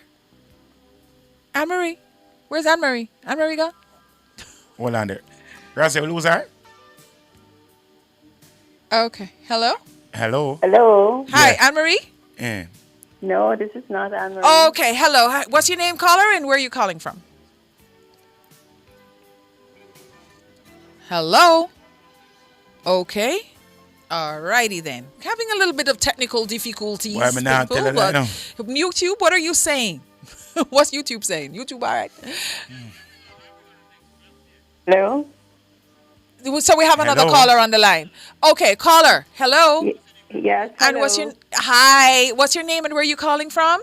Calling from Kingston. This is Loy. Hello, Loy. Hey, Loy, how you doing, Hold darling? on, Loy. You called I'm already? doing well. You called already, Loy? Today? No, not today. Before? Before, right? No, this is her first time. Yeah. No, man. Loy win already. What? Loy's the one Mr. Rich and live in the big house just based on just talking to her. Don't it you, Loy? Do you want something one time, don't it? Of course I want something. There you go. You don't Okay, remember Loy? sorry. All right, Loy. So here's the thing now. You're going to get 5, right? And we're not giving you any blind like how we gave Anne-Marie, just because we know you know your Okay. thing. All right, fine. What is the purpose of crown molding? A, to add architectural interest. B, to support the ceiling. Or C, to hide imperfections. To add architectural interest. There you go, Loy. That is it, Auntie Loy. Loy, we Yes? have to go now because there's the budget presentations, but stay on the line for me, please. Hello? She gone. Okay, guys, it's a short show, and we will be back tomorrow. Yeah, man. Tomorrow we'll be outside the door at the yes, transport center. Come see us. You understand? We're going to have on our nationwide clothes. Yeah. And we're going to act decent. Big up on Well, yourself. we're Thank you gonna very much try for calling. And thank you very much for viewing. You know, say tomorrow, same time, same place. Pick up on a Bye, different guys. place.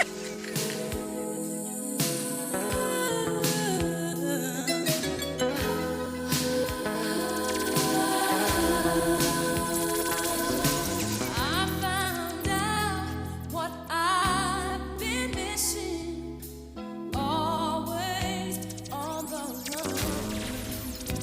I've been looking for someone.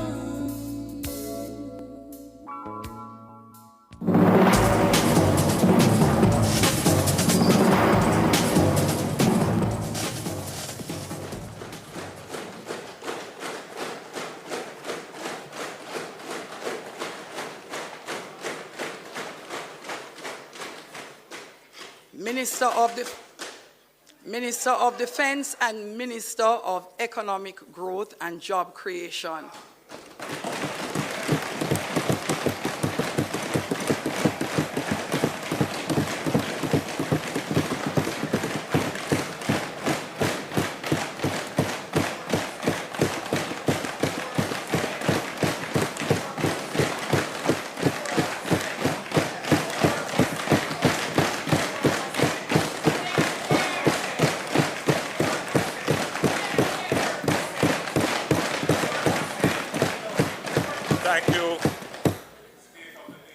Thank you, Madam Speaker.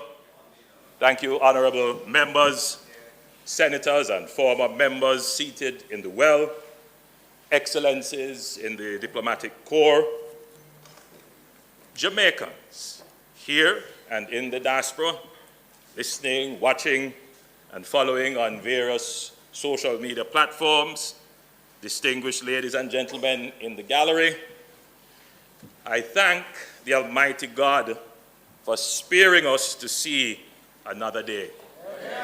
We rejoice and we are glad in it. We give thanks for His countless blessings in our lives individually and on Jamaica as a collective. I want to thank my family for their love and support. Every time. In particular, Juliet.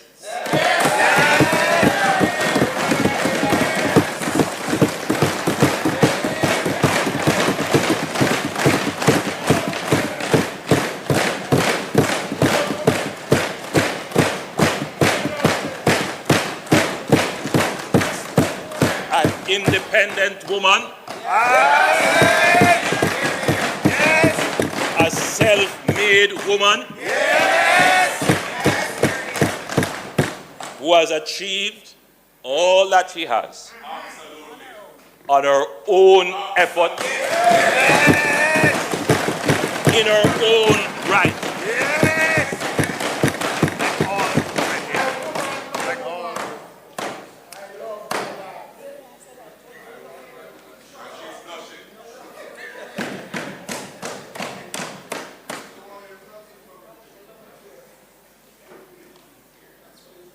Like my mother, who is here as well.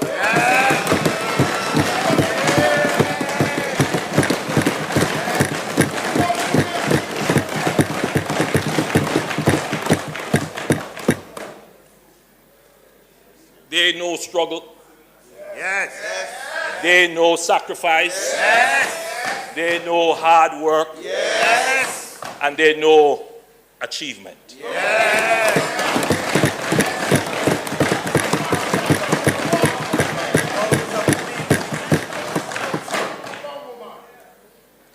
I want to thank my colleagues in Cabinet, our parliamentary caucus, our party members, and especially the people of West Central St. Andrew for their steadfast and loyal support. I want to thank my personal staff and advisors for their tireless work. I want to thank the hard-working public sector workers.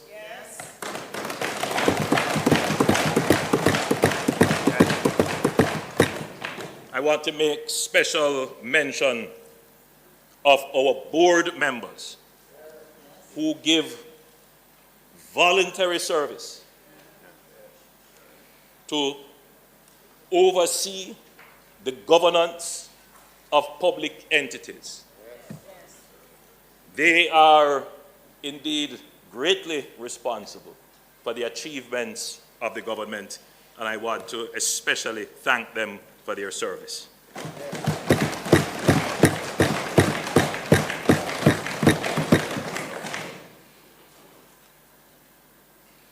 I want to thank my security detail.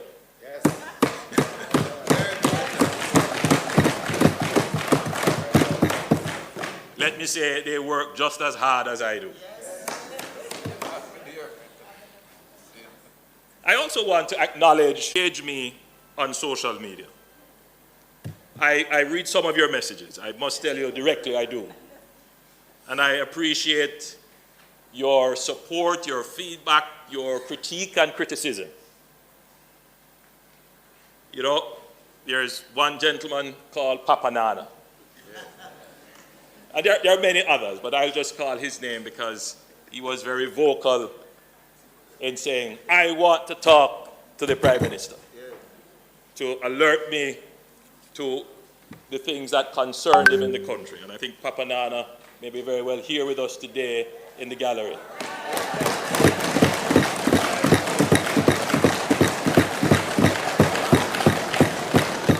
Representing all the people who give critical support to the policies of the government. Again, I want to thank them for their encouragement and their support. I say to you, keep on support, keep on making your critiques and your comments. I do appreciate them. It means a lot, and it makes me stronger.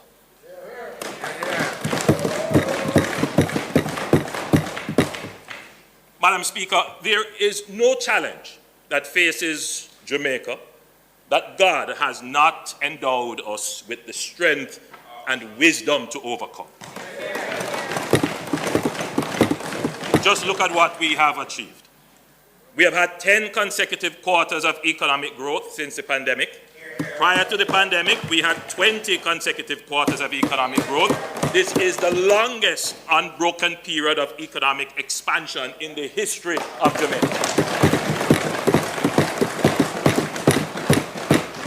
More Jamaicans have work today than any other time since independence. Unemployment is at a record low of 4.2%, and since 2016, 156,000 new jobs have been created. No other government has created that many jobs.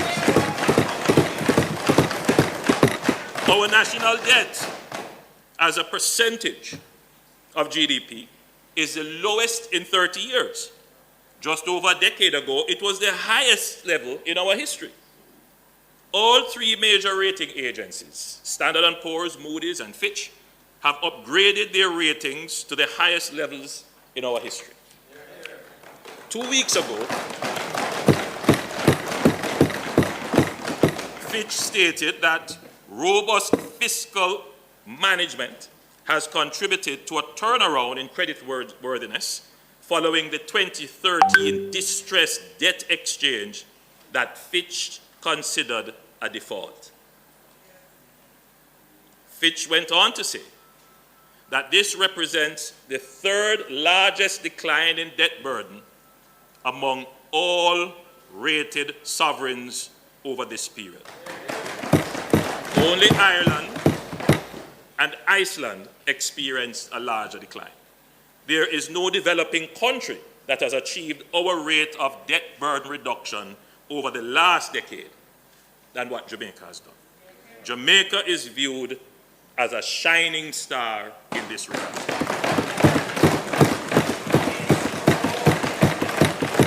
Madam Speaker, there is an additional statistic not often spoken about, but which fills me with great optimism for the future. For the last fiscal year, 2022-2023, Jamaica recorded a balance of payment surplus on our current account of US $352.4 million. The last time that Jamaica had a current account surplus was in 1966.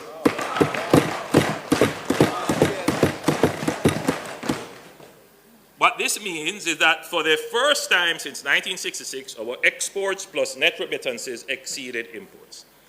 This is a good sign that we are heading in a sustainable direction of increasing exports relative to imports. For the period January to October 2023, Statin reported a 16.9% increase compared to 2022. So we're continuing the growth in our balance of payment. We have created a stable and robust macroeconomic environment of fiscal certainty, which supports employment and income generation, capital investment, and increased economic activity. This has allowed my administration, the Andrew Holness-led administration,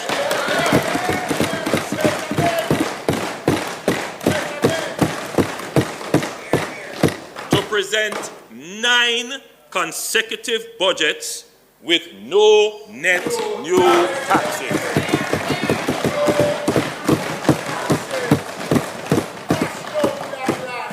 More than that, my administration has actively reduced the tax burden on the people of the country. My administration has actively reduced the tax burden on the people of the country. In the 2016-2017 budget, we announced an increase in the income tax threshold from $592,800 to $1,272 effective July 1, 2016, and from $1,272 to $1.5 million effective April 1, 2017. We did that. That's the largest ever reduction in the tax burden, right across the board.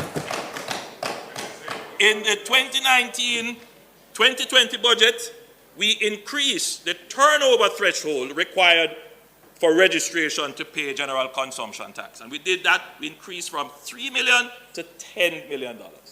Significant relief. We reduced the rate of transfer tax on property from 5% to 2% and replaced the ad valorem stamp duty with a flat rate of $5,000 per document. You think we did done? We increased the minimum estate value on which transfer tax is levied on a deceased person's estate from $100,000 to $10 million.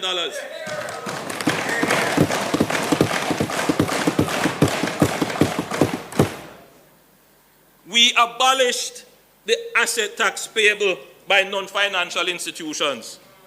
We abolished the minimum business tax of $60,000 per annum. In the 2020 to 2021 budget, we reduced GCT from 16.5% to 15%. A massive reduction. Facts. We reduced the rate of asset tax on financial institutions from 0.25% to 0.125%. In 2020-21 to the 2022 budget, we removed the custom administration fee, the CAF, on export declarations with an export value of less than $500. And in this budget, we have again increased the income tax threshold from 1.5 million to 1.7 million and increased the pension relief and age relief from $80,000 each to $250,000. We also increased the de minimis value of imported goods for custom purposes from US $50 to US $100, and the duty-free allowance for inbound passengers from $500 to $1,000 US.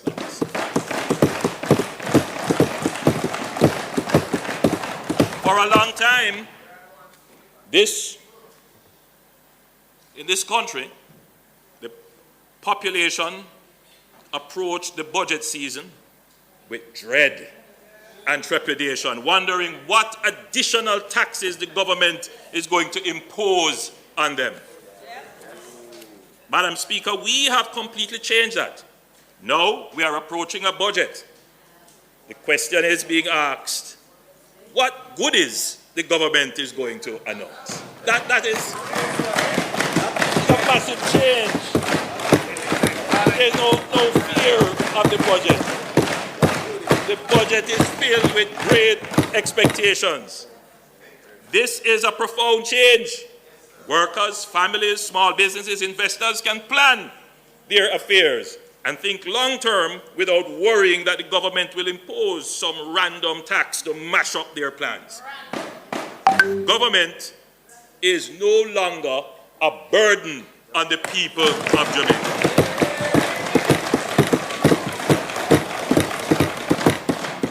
It puzzles.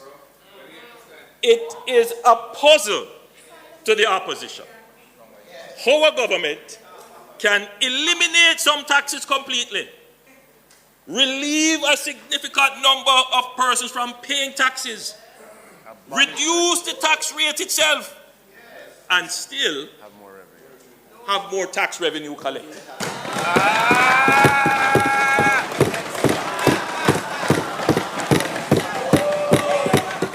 It's a mystery to them, Madam Speaker, a mystery. They don't understand it. They don't understand it. So I understand when they come and say, they've never done it. They have now resorted to spreading an outright lie. That the government has increased taxes in order to explain what they don't understand, or are too ashamed to admit that their government has never been able to do this.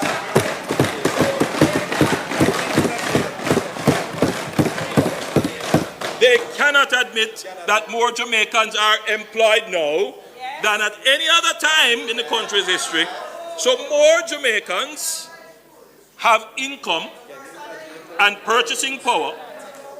The new hotels that have been built, the new BPOs that have been constructed, the new real estate projects that are being constructed, the new small businesses that have opened up, all have been contributing to the tax revenue.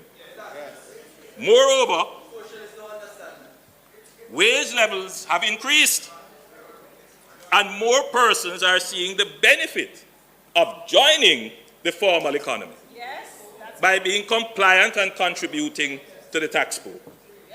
The government, in turn, takes these tax revenues and returns it to the citizens in ways that increase the quality of life. We have increased public sector wages. We have increased expenditure on national security, health, education, water, pensions, and social security.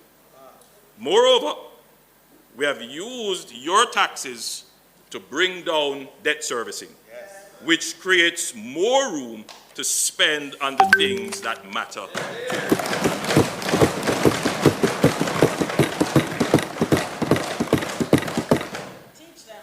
I can understand why the opposition would continue to lie about taxes.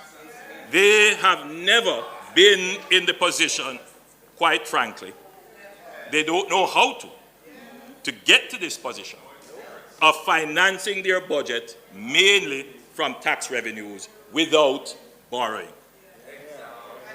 or putting on new taxes. They have no clue.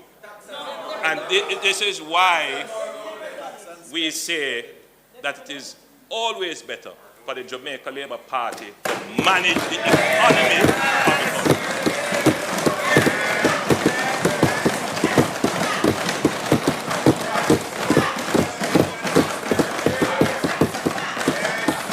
The debate has now moved on to how the dividends of good stewardship of the economy should be spent. Yes. That's where the debate is at now. They will never come and tell you how they will earn the revenue. What they will come and tell you is how to spend the revenue.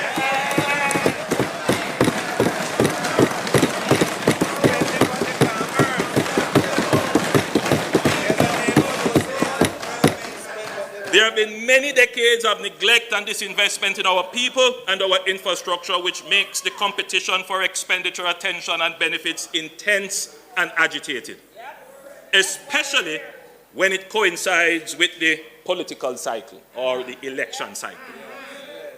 Everything is a priority now. Yes.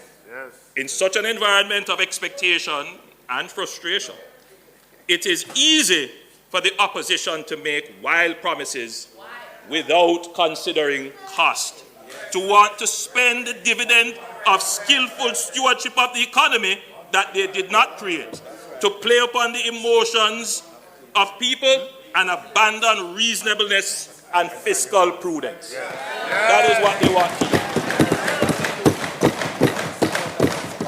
The pressures to run with it are not limited to opposition parties. Internally, governments face the same pressures. In fact, even more.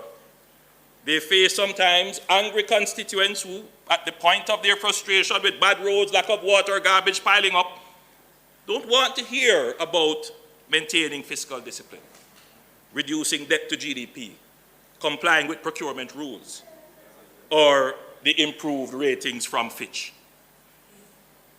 True. They put pressure on MPs. No road, no vote. That's the reality. On this side and on that side, we face it. The pressure that existed in 2002, when the then finance minister made his now infamous statement of "run with it," are the same pressures that exist today. Absolutely. In other words, the problems that we face didn't start in 2016. They have always been around. Yes. So the conversation which would want to make it seem as if problems have just started, it is unreasonable, it is unfair, indeed mischievous,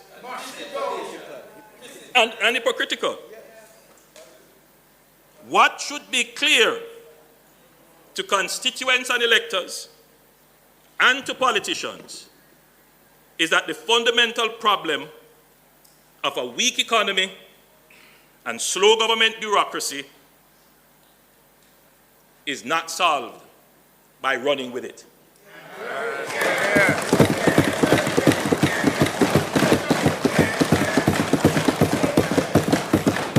If anything, it makes the problem worse. Because they ran with it then. Yes, and where did it get us? And we are back here, where we now have to take the problem and take a different approach to solving it. 22 years later, what is different? Today, you have a responsible government who have been good stewards of your affairs. Today, you have a government who is not only interested in power, but is truly interested in people.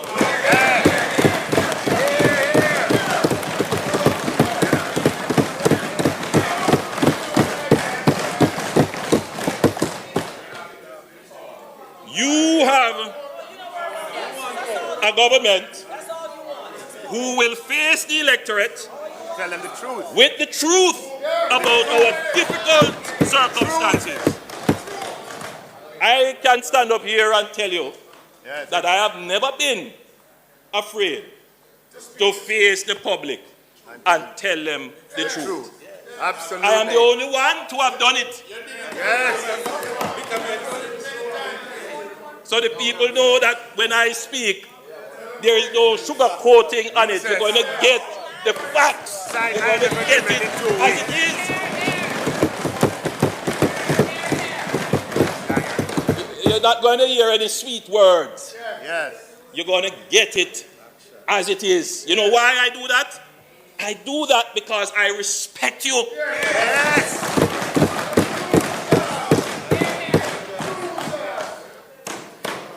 Yes, I respect your ability to understand the situation, unlike the Samphai opposition who tries to twist the narrative because they belittle your understanding. Samphai. Trickery. Deception. Today, Madam Speaker, Samphai. you have a government who creates wealth and well-being. Yes. You have a government, Madam Speaker, that balances lives and livelihood.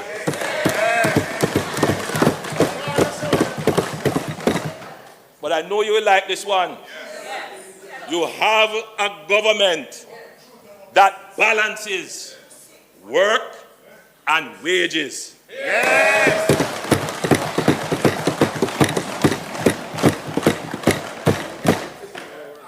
What is different today, Madam Speaker, is that we have a government that will resist the temptation for reckless policy decisions.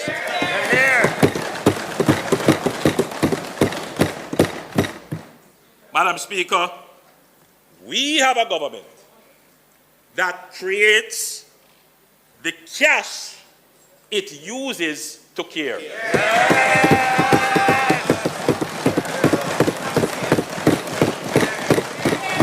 Today, we have a government that creates the cash it uses to care. Not a government that borrows the cash to care. Not a government that put on new taxes to show the No. That is something that the opposition will never be able to do. It's not in their DNA. They cannot do it.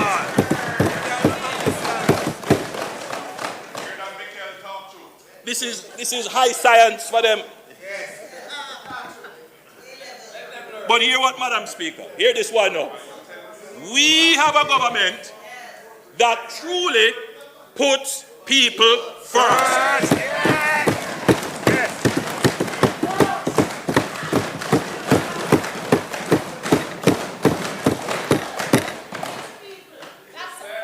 Madam Speaker, the campaign for the recent local government elections was an opportunity for constituents and electors across the length and breadth of the country to express their frustrations, agitations, and grievances.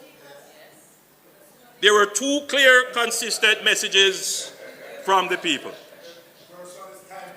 The first message was that while most constituents appreciated, to varying extent, the importance of macroeconomic growth and stability, they want to see the macroeconomic success translated into meaningful benefits at the micro level, in their households and communities. They are happy to see the highways being built, but they want to see the road to their community fixed. And that is a fact. This government can't argue with that. I hear you loud and clear, Papa Nana, and other faithful callers and bloggers and people who send message to the government. I hear you. We are listening. We are a listening government. We are a learning government. But above all, we are a caring and responsive government. We will continue on the path of fiscal responsibility to build a strong and vibrant economy that generates surpluses, and we will use these surpluses to care for the people's needs. The Jamaica Labour Party that I lead does not subscribe to trickle-down economics. Exactly. I want that to be stated for the record. Stated for the record. At the 2012 conference of the Jamaica Labour Party, it is on YouTube. You can go and just type in Jamaica Labour Party Conference 2012. Go and look it up. I outlined our policy thinking to the Jamaican people. I said then that the Jamaica Labour Party does, and I'm quoting, I hate to quote myself, but in this instant case I have to. I said then that the Jamaica Labour Party does not believe in trickle-down theory, and we do not believe that because there is economic growth, people are automatically going to benefit. That was laid out very clearly as to the policy platform of the Jamaica Labour Party. I declared that as a political organization, we believe in social activism. We put in place policies to ensure that while the economy is growing, the people are benefiting. There are those who talk about putting people first. We are the government that has actually put people first.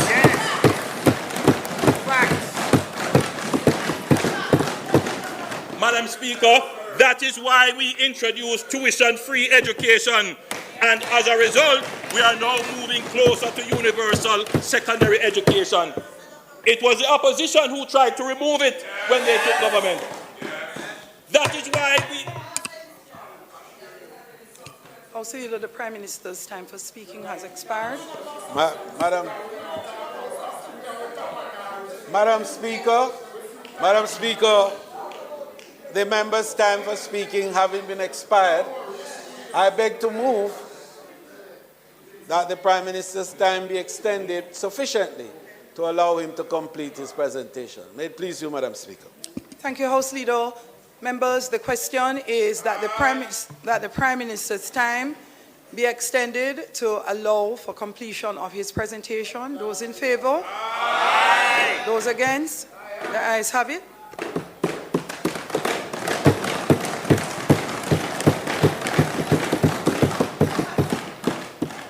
Madam Speaker, that is why we introduce free access to health care that improve the health-seeking behavior of Jamaicans. That is why we made technical and vocational training free at the Heart Trust NSTA, where now over 120,000 young people are registered since the removal of fees. That is why we have consistently increased the various tax thresholds to free more Jamaicans from taxation.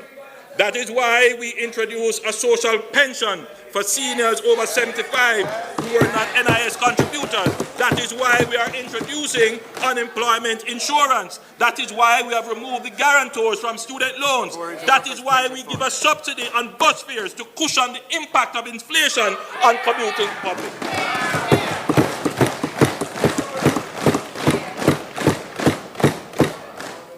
We use economic gains to implement people-centered policies that care for and protect the most vulnerable among us and ensure that the gains are shared equitably to improve the lives of all Jamaicans. We are deliberate in what we do to help the poor. We are the government that cares for the poor and working class, not just in talk, but in action.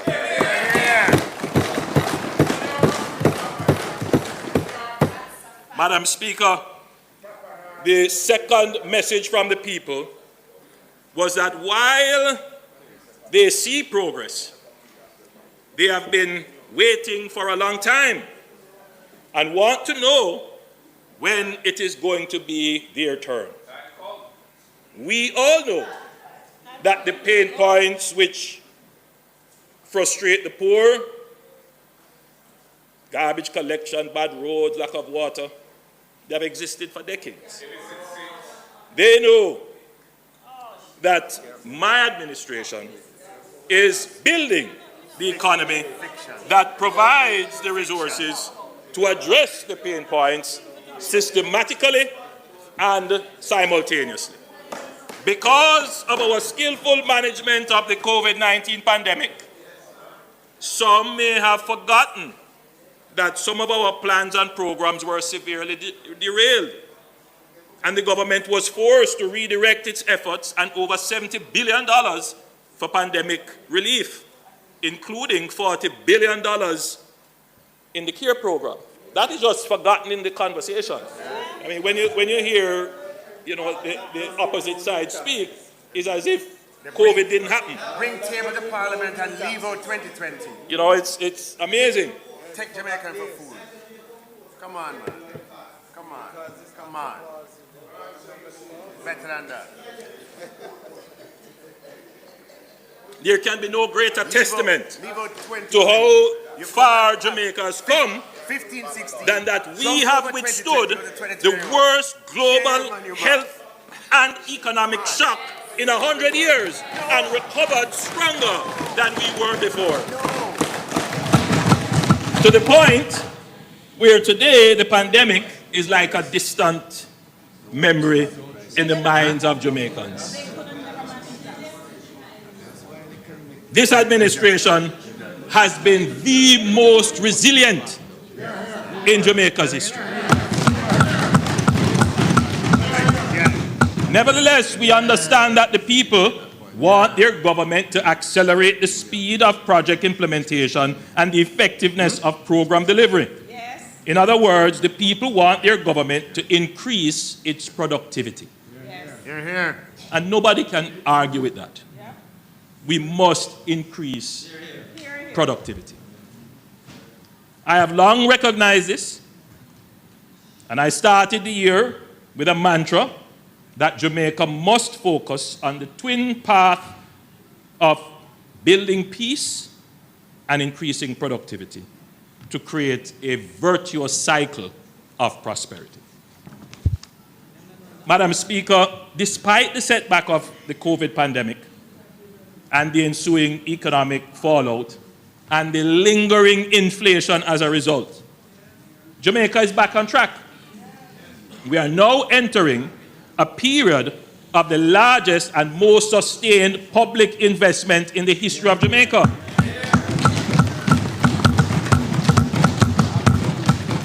The projected central government capital expenditure in the next 5 years is over $500 billion. A number of projects will be implemented through public-private partnerships, so the overall investment will be over $1 trillion. On highways, local roads, including community roads, bridges, public parks, hospitals, schools, markets, rural and utility water supplies, sewage, irrigation, houses, police station, fire station, tax office, courthouses, buses, garbage truck, entertainment zones, stadium and sporting facilities, digital infrastructure and ICT system. My God. Woo! Woo! Projects that others dreamed of. That is the bad mind, Madam Speaker. That is the bad mind. Projects that others dreamed of. Look, listen, I always say, members, the brain is not all in one head. You can have great ideas. And if you have great ideas, I am a person that respects ideas. What I do, I give credit. But if you have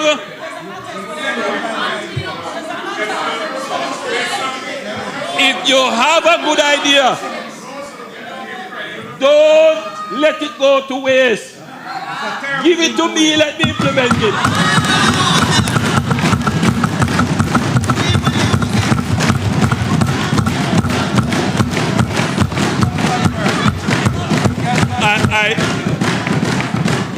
I thought about using an analogy, but let me try to see if it works. I am the best baby father for ideas.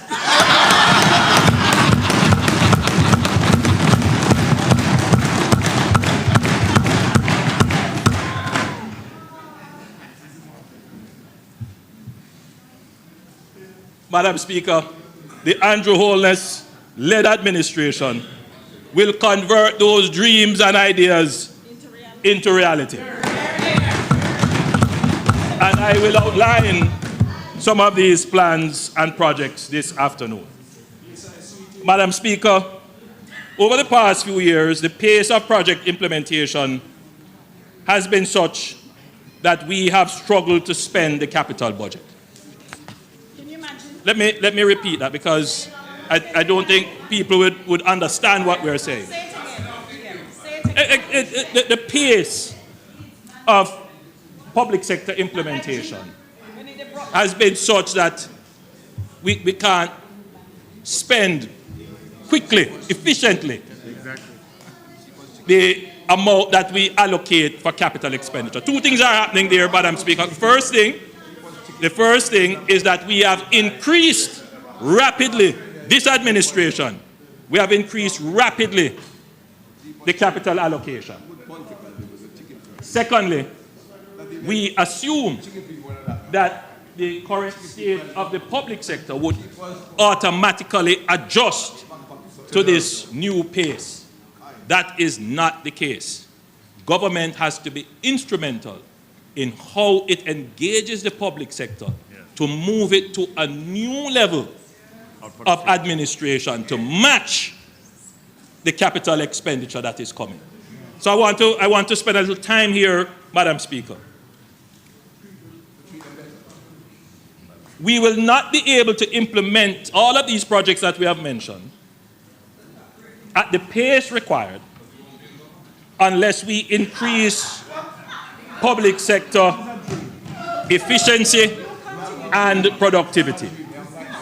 Based on our long-term strategic planning of the economy, we saw on the horizon that low productivity, among other concerns such as shortage of skilled labor, would be a constraining factor for growth.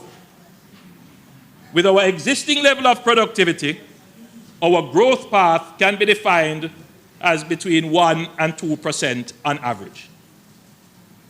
If we were to secure a level of productivity to the point where we are able to spend the full capital budget and implement projects as scheduled, we could move our growth pathway to 3 to 4% conservatively over the next 5 years. This would mean a doubling of the rate of project delivery, which means getting better roads, water, hospitals, buses, garbage collection to the people than we are currently doing at the current rate. We knew that if we are to effectively deal with the productivity issue, we must address wages. Everyone knows that Jamaica has long been trapped in a vicious cycle of low wage, leading to low output, leading to low growth economy, which can only sustain low wages. You see that vicious cycle. Low wage, low output, low growth can only sustain low wages. The constant struggle of public sector workers is to bring their wages into reasonable alignment with market compensation and keep a pace with inflation. In the mid-90s, there was an agreement to move public sector workers to 80% of market. In the early 2000s, the government of the day implemented 2 tranches, that is in 2002, implemented 2 tranches of the salary increase for central government workers, including parliamentarians. 100% increase and another percentage at the time. but then had to suspend further increases and, in fact, implemented a wage freeze shortly thereafter in 2004. In 2008, the Bruce Golding administration brought teachers up to 80% of market and gave increases to some other sectors of workers. By 2010, a wage freeze had to be in effect. And by 2013, another wage freeze was put into effect, which lasted up to 2015, I believe. None of the attempts at aligning public sector wages to market treated with the entire public sector at once, and none of them were sustainable. In fact, the history of compensation adjustment is that rounds of adjustments were followed by rounds of high inflation, financial crises, and implementation of wage freezes, which ultimately made public sector salaries uncompetitive. That's our history. As I say, I just tell it as it is. I'm giving you the facts. We understand that to build a partnership for increased productivity with public sector workers, our government must make significant allocations to reasonably align their wages to market without creating a fiscal crisis. That's what we have to do. For decades, this was something that every administration would have liked to do. They would have liked to have done it. But they never really had the courage, they never really had the wherewithal, and the economic conditions to do it. This administration has finally done it in a comprehensive way.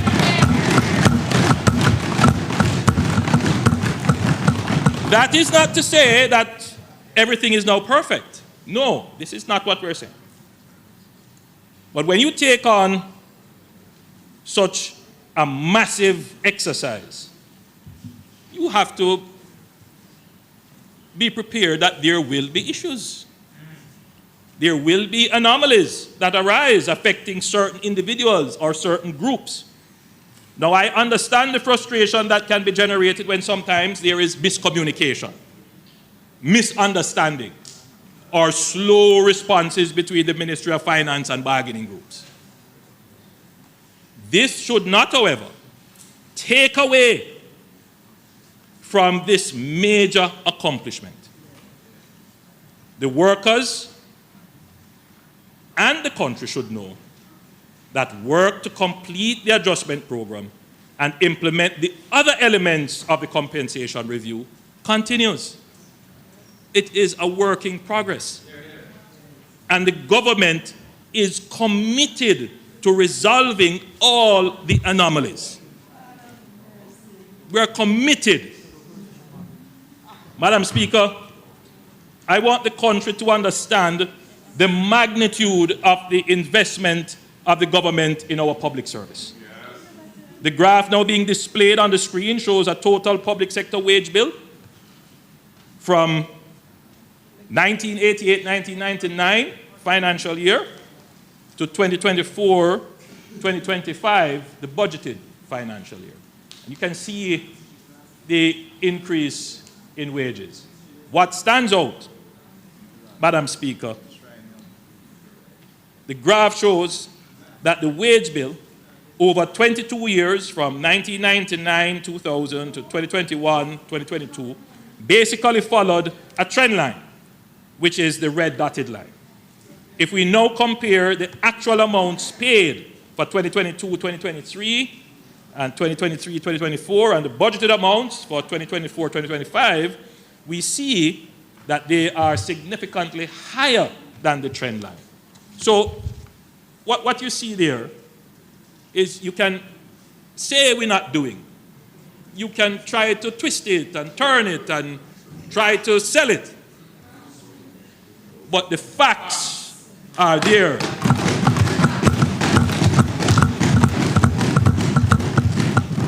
The compensation review was carried out over 3 years, 2022, 2023, 2023, 2024, and 2024, 2025. So the full impact of the restructuring is reflected in the budget for 2024, 2025. The total wage bill for 2021, 2022, which was before the restructuring exercise, was $241.75 billion. The total wage bill budgeted for 2024, 2025 is $442.05 billion. That is a significant increase of $200 billion, or 83% in favor of public sector workers.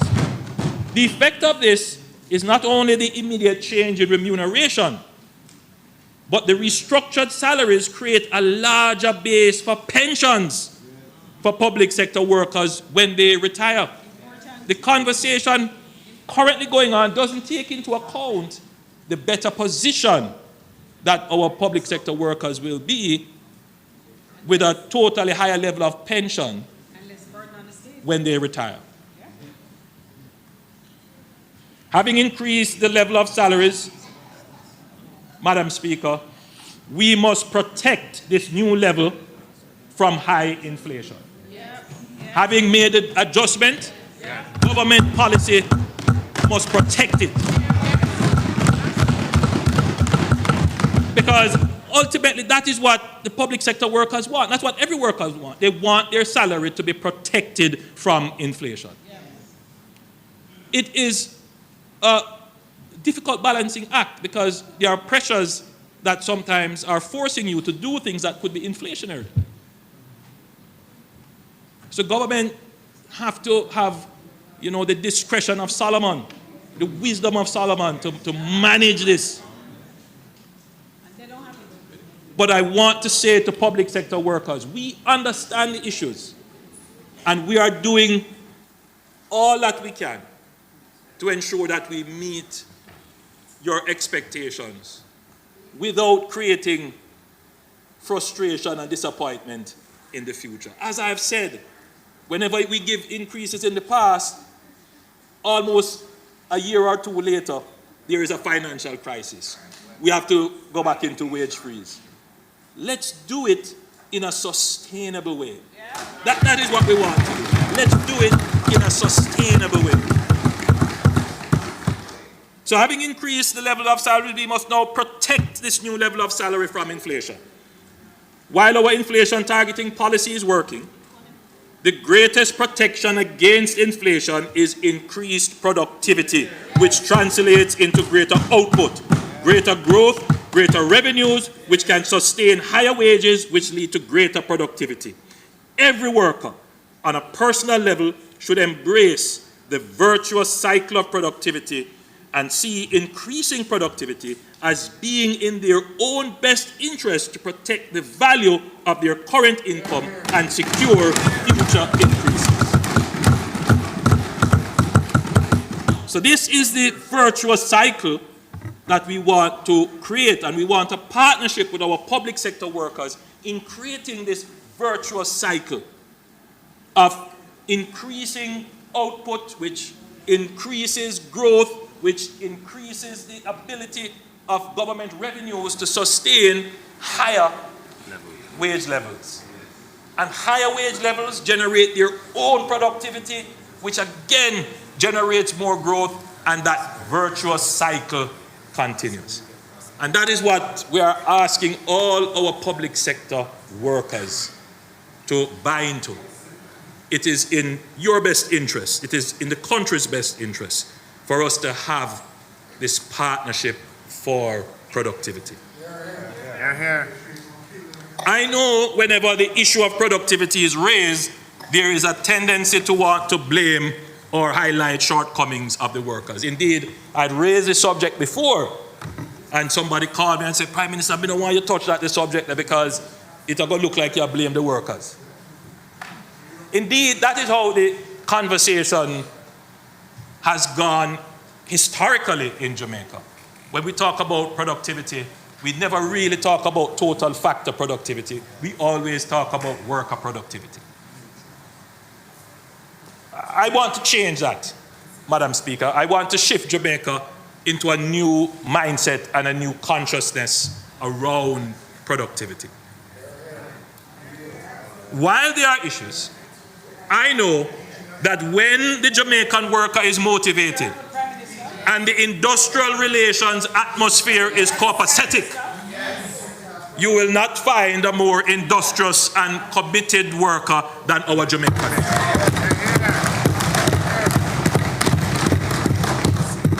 Labor, however, is only one factor in the productivity equation. While we want workers to be independently responsible for their productivity, management has an indispensable role in restructuring the work environment to enable workers to give of their best. This is why performance management is such an important part of the compensation restructuring exercise. We must restructure work, re-engineer processes, and introduce systems and technology to empower the worker to be innovative, to work smarter, to measure their output, and we must reward them for their efforts. We want to build a new public sector bureaucracy that can adequately serve the Jamaican people, that can adequately serve the new version of Jamaica that is emerging. A public sector in which the worker can feel that the compensable elements of their job reasonably and dynamically approximate market alignment, and that the value of their compensation will keep pace with inflation. In addition, we want to encourage a new dominant mindset where the public sector worker embraces performance and productivity management systems and sees their efforts as not only the basis for reward, but their contribution to building a growing, prosperous, and fair economy. I want every public sector worker to feel that in doing their job faster and better, it will increase growth and they will share equitably in that growth. Madam Speaker, Jamaica is rapidly building out our rules-based institutions. This has created a complex web of laws, regulations, policies, circulars, and guidelines which can slow down, if not paralyze, the government. You know, Madam Speaker, several years ago, when I used to visit the lunchroom downstairs, a member from that side, who was then a minister, said this very thing to me. I have never forgotten it. I have written it down, and I've used it several times. In effect, these are not my words. These are words that were said to me by a member, a former member, not in the House anymore, a former member on that side.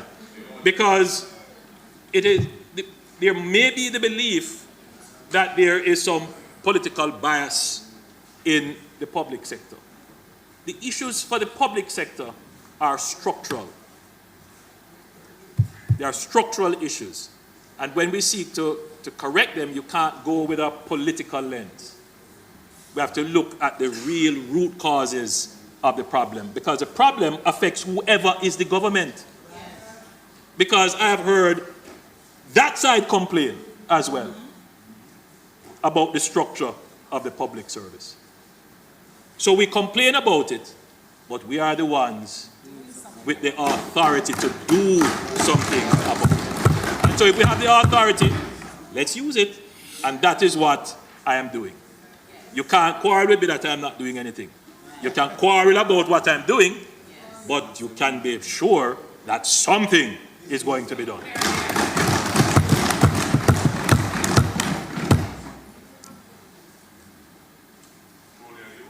There have been numerous calls from MPs on both sides, from the private sector, from boards and management of MDAs, to reform the system and processes. The Minister of Finance and the Public Service outlined some changes to the procurement process, streamlining of the existing public investment appraisal process to increase speed and efficiency while preserving accountability and probity will also be necessary. The tortuous and lengthy process to repair the Troy Bridge makes the case for the urgent need for review and reform. The bridge collapsed in August 2021 during the passage of Tropical Storm Grace. The bridge, which was built in 1869, served residents of Trelawney, Manchester, and St. Elizabeth, including students of the nearby Troy High and Troy Primary School. The bridge represents critical infrastructure for the residents, and there is unanimity that the bridge must be replaced. Under the current public investment management guidelines, however, the project is required to go through a full public investment appraisal process.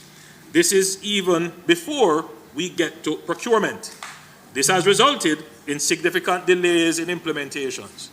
However, today, I can finally announce that a contract has been awarded and work will begin early in this first quarter of the coming financial year.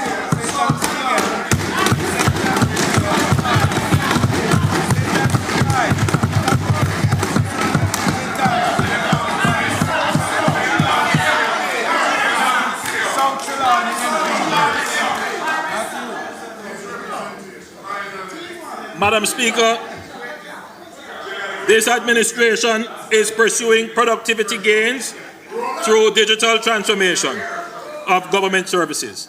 The National Identification System project has been very integral to building out the underlying public key infrastructure to support secure online services. The NIDS project has supported the rollout of the e-passport. Many people didn't know that. And the electronic immigration gates, which are now fully operational at the Sangster International Airport and has assisted greatly in speeding up passenger flow through those airports. The e-gates are now being tested in the Norman Manley International Airport. The NIDS project made all of that possible. The regulations pursuant to the National Identification and Registration Act are ready and will be taken to Parliament for consideration next month. The Board of the National Identification and Registration Authority, NERA, chaired by the Honourable Custos Conrad Pitkin, is in place to oversee the operations of the National Identification System. So we are well now advanced in implementing NIDS. Madam Speaker, to roll out the National ID, 23 post offices across Jamaica will be renovated and used as NIDS enrollment sites. The procurement process for 8 of these, Montego Bay, Black River, Maypen, Santa Cruz, Falmouth, St. Anne's Bay, and Ocherius, and Mandeville, has been completed and work will begin shortly. The renovated post offices will double as digital service points, which will become dedicated areas for people to receive help and to have access to digital services free of charge. So,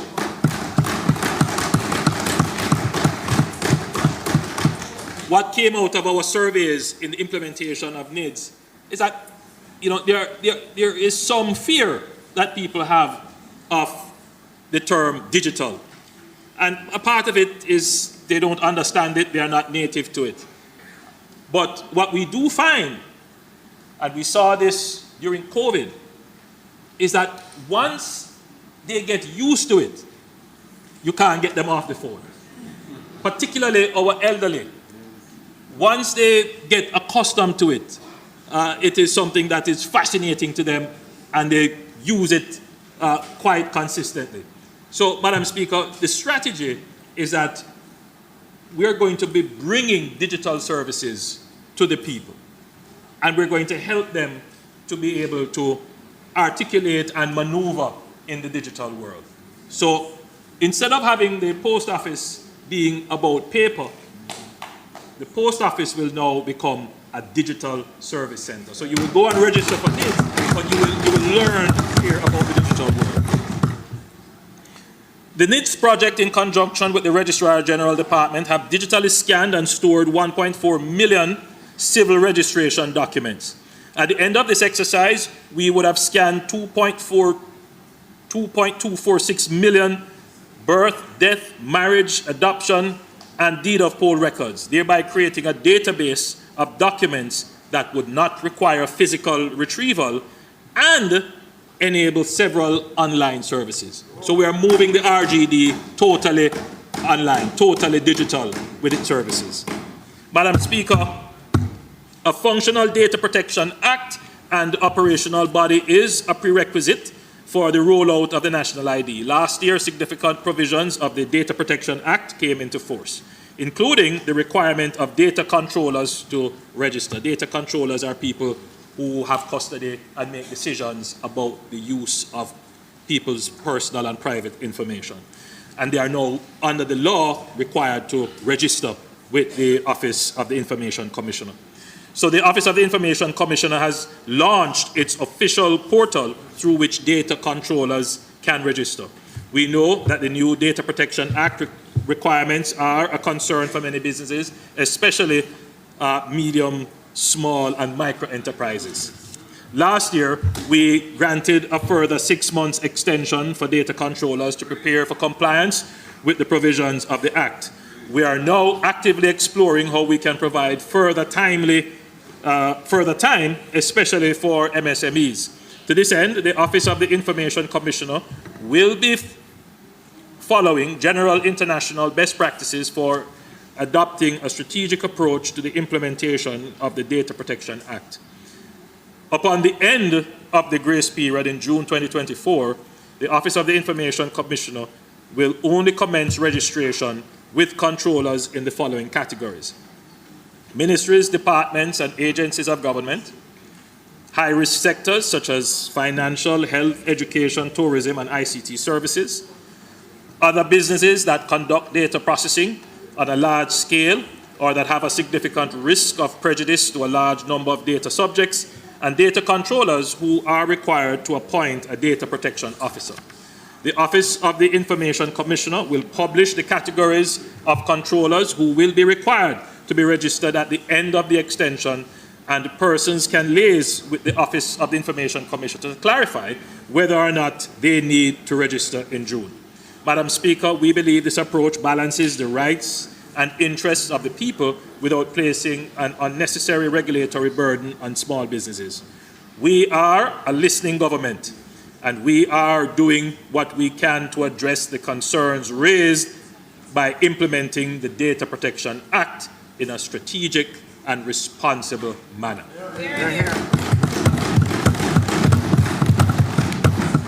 Madam Speaker, I'll turn quickly to security.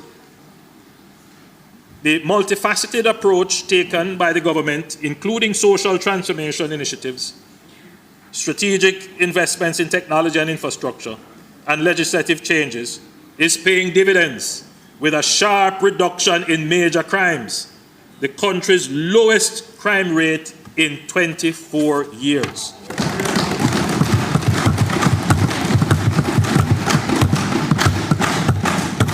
Jamaica recorded a 10% reduction in major crimes, murders, shooting, rapes, robberies, aggravated assaults, and break-ins in 2023 when compared to 2022, and the downward trend has continued in 2024. Notably, the number of active gangs in Jamaica, this is very important, the number of active gangs in Jamaica decreased by approximately 36% in 2023 to an estimated 176 gangs, down from an estimated 276 known gangs in 2018.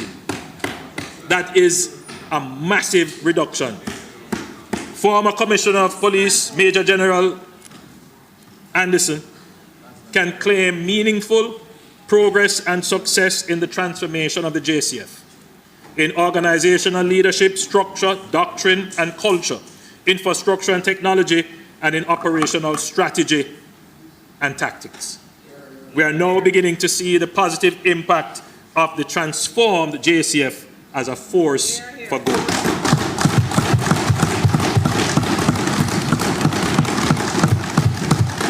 Madam Speaker, let me express our appreciation and commendation to Major General Anderson for a career of effective leadership and sterling service to Jamaica's national security.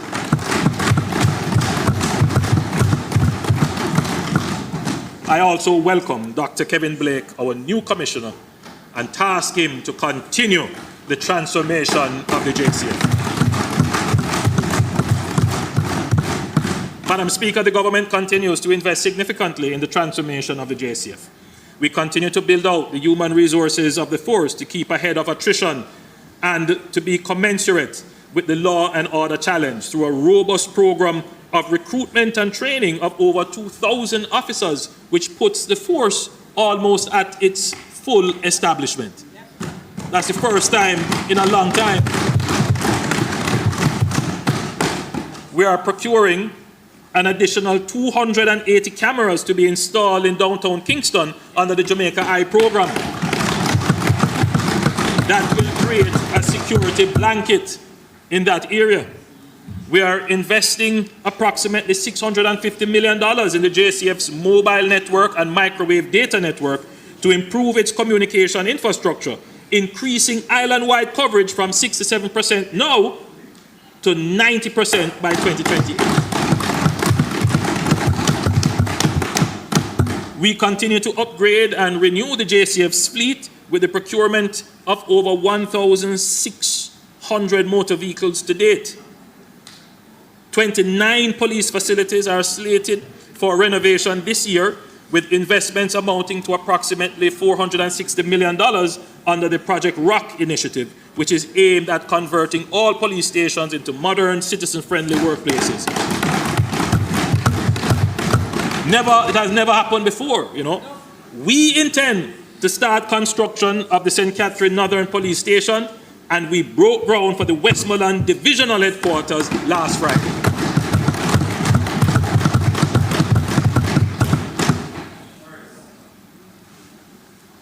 These, Madam Speaker, are massive investments. Madam Speaker, there's been a lot of talk about the government's strategy for social intervention. I would say this, Madam Speaker. If an idea works, we will use it. But we are not without our own ideas. And, Madam Speaker, we went through a very strategic process of developing zones of special operations. And we have sustained those zones of special operations from 2017. I don't take away from the strategy that was employed by the opposition in their social intervention in crime-torn communities. You know, I actually did admire the citizen security strategy with the community. It's a basic, the community. Help me, Minister Chang. What was it? There's a basic needs. They had the inner city basic services. I thought that was a good strategy. I don't take away from the strategy. And so when we developed the zones of special operations, we did look at what strategies were employed in social intervention. And so many of those strategies are incorporated in the zones of special operations. And in fact, as I go through what the zones of special operations is doing, you will see how the social intervention is working. So, Madam Speaker, the government social intervention programs in communities affected by high crime rates is mainly effected through the Jamaica Social Investment Fund under the zones of special operations. These are designed to be long-term interventions that will focus on the improvement of amenities, infrastructure, and human resource development in designated communities. The physical and social transformation in many of these spaces is evident. I will just mention a few of them.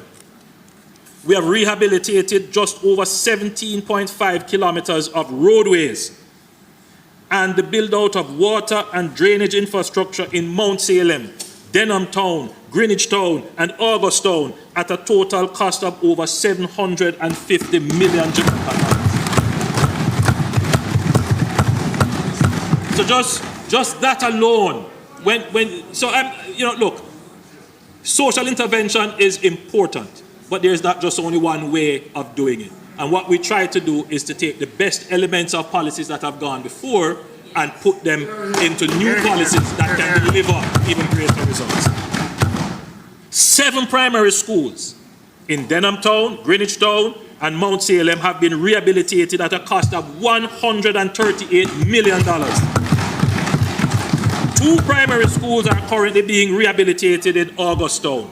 3 primary schools have also benefited from the creation of safe passages, which is important for students to traverse main corridors on their way to and from school. The creation and rehabilitation of 14 parks and green spaces. 289 micro-enterprises provided with critical equipment and tools, business development training, and business registration services. Madam Speaker, this government has probably the best working and consistent model of social intervention.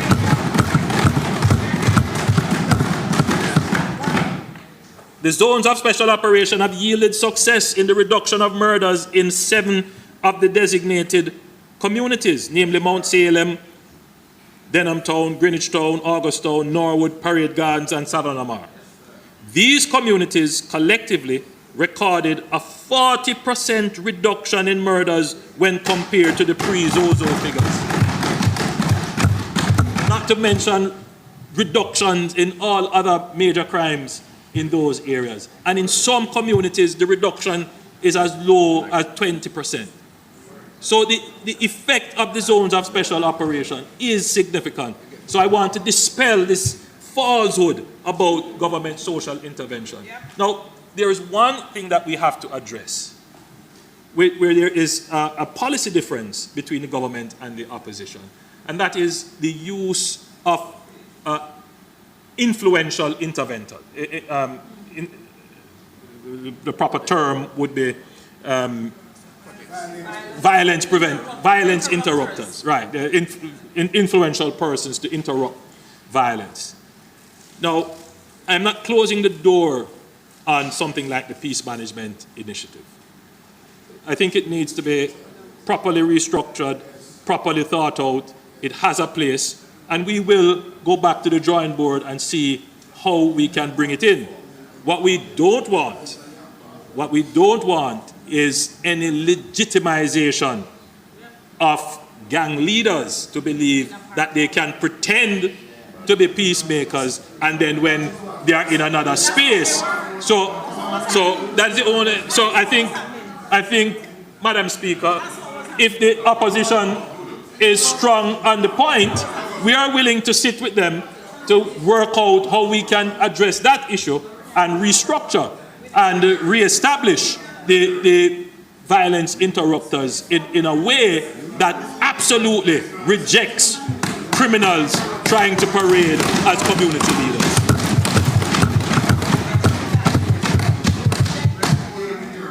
Madam Speaker, I want to quickly deal with the environment.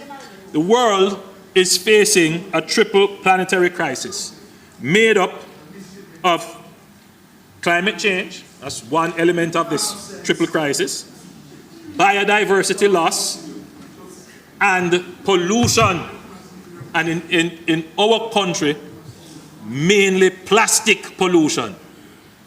I mean, I don't know if you are as disgusted as I am to drive on our roads or look in our rivers and gullies and to go to even some pristine beaches and see plastic.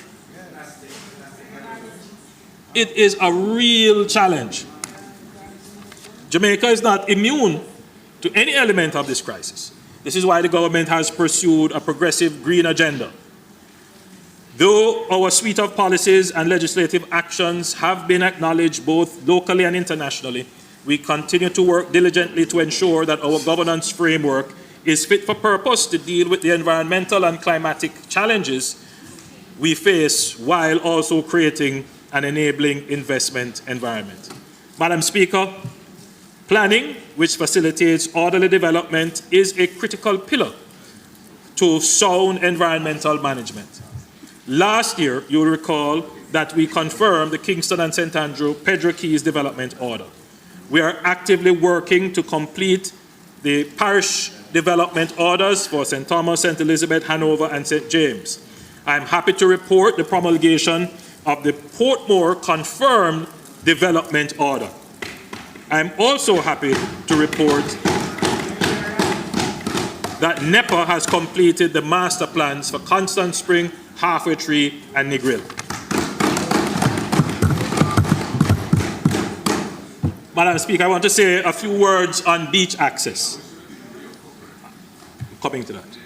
I'm pleased to report that the beach access and management policy is complete and will be tabled at the next sitting of the House.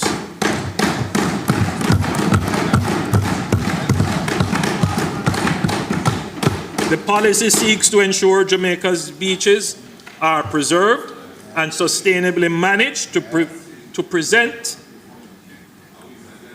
and sustainably managed for present and future generations. And the provision, Madam Speaker, is made for Jamaicans to be able to access their beaches. Madam Speaker, I'm happy to announce that the government will be upgrading a number of beaches across the island for public access.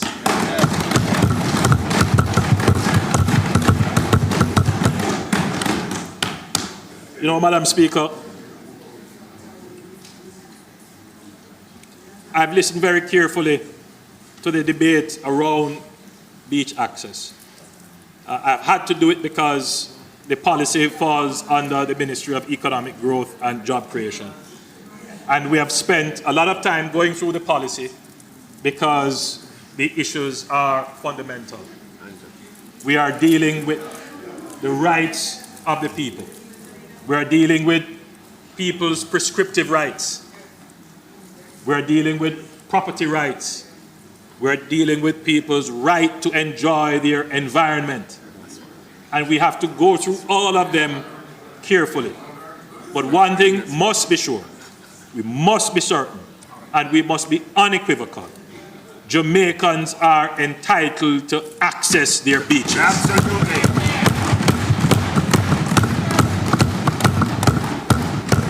But one thing we know, Madam Speaker, there is one thing to speak about access. There is another thing, Madam Speaker, to actually do it, enable access. So we believe everybody must have access, but we go a step further. Madam Speaker, I am happy to announce that the government will be upgrading a number of beaches across the island for public access.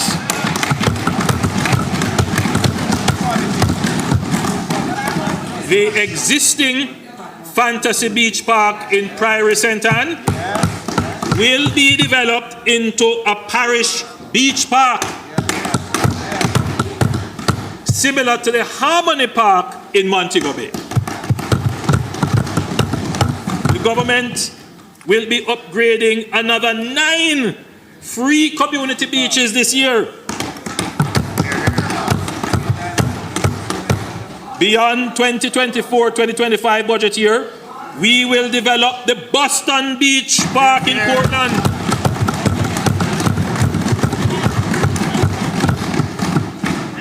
And we will do a major beach park in Negril.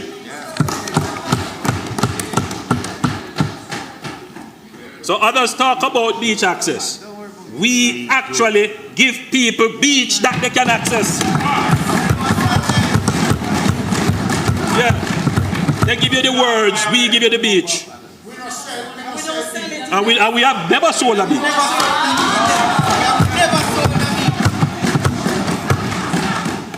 Where is Cornwall Beach? Madam Speaker, Jamaica is on the front line of the changing climate and shifting weather patterns. We have already seen the impacts of coastal communities with rising sea levels causing erosion, salt water intrusion in our water supply, and deteriorating soil quality.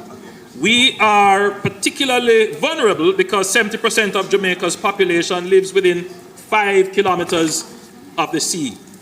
Coastal assessments and hazard maps have been completed for 8 priority coastal areas. We have already successfully implemented the 1.3 billion Port Royal Street revetment that protects 1 kilometer of shoreline and the adjacent economic assets, transport routes, and communities in downtown Kingston. In the coming year, the budget includes funding for a revetment at Buff Bay in Portland and shoreline protection at Anato Bay in St. Mary. We are building financial buffers to strengthen our resilience to climate-related shocks. This is why Jamaica has engaged the IMF with the Resilience and Sustainability Fund in addition to an emergency line of credit for climatic shocks. We will also renew the catastrophe bond to guard against catastrophic weather events. Madam Speaker, this is an innovation that Jamaica is championing globally.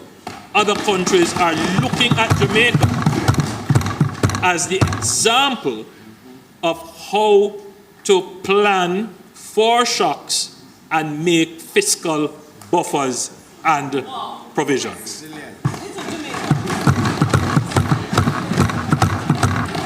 Madam Speaker, the global community has an established structure for how it makes climate finance available to developing countries. Jamaica continues to call for reform.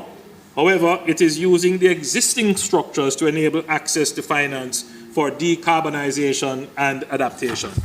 Madam Speaker, I'm proud to report that the our Development Bank of Jamaica has been accredited by the Green Climate Fund as a national direct access entity that allows for application and implementation of large climate projects of over US $250 million.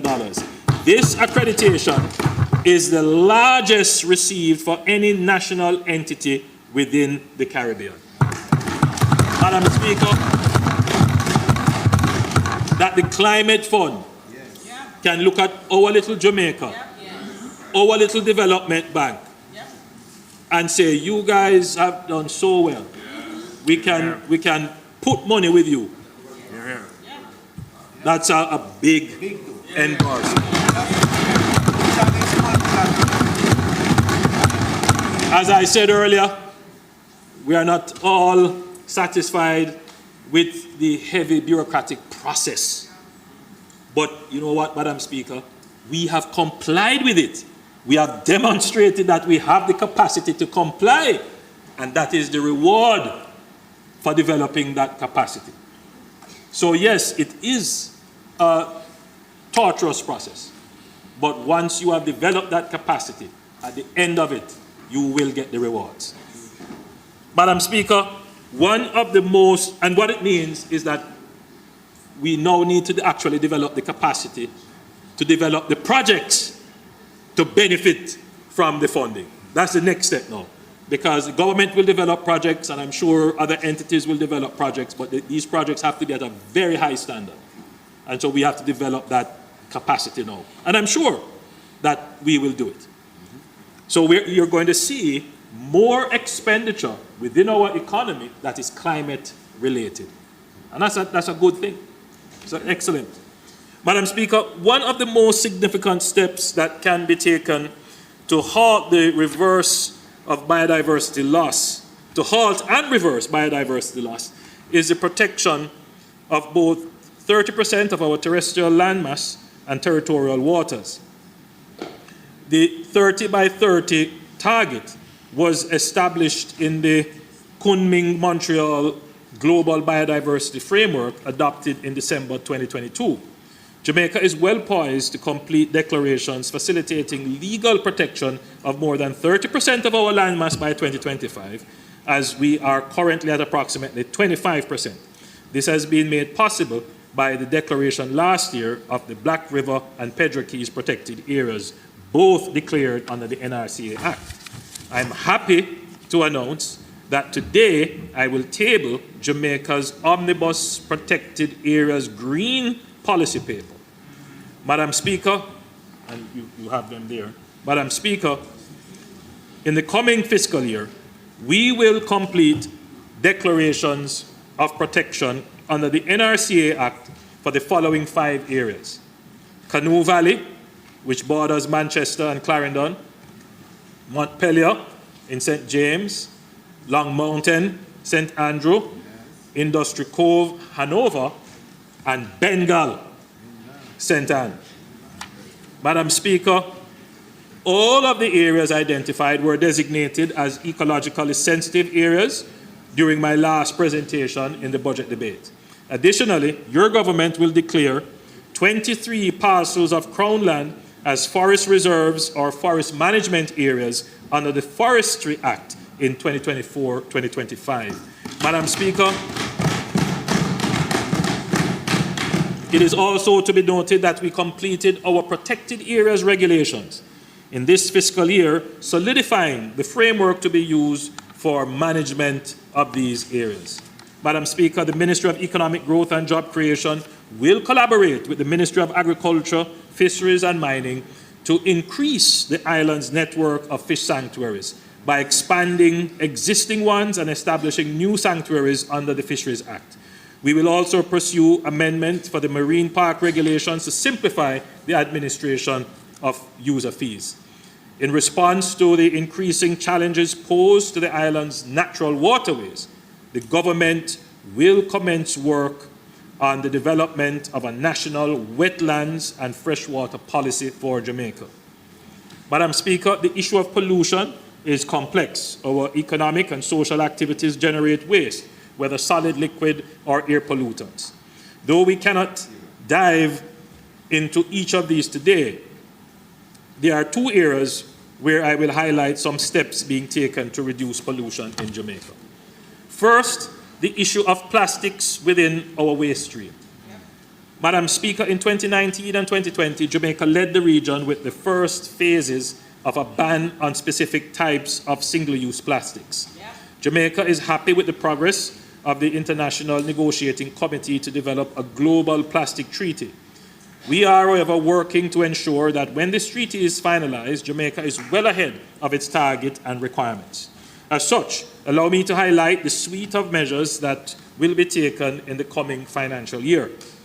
Jamaica will complete its national policy on the environmentally sound management of single-use plastics. We will this year begin a separate waste. Sorry, let me repeat this. This year, we will begin the separation of waste, in particular plastic waste, at all government facilities nationally.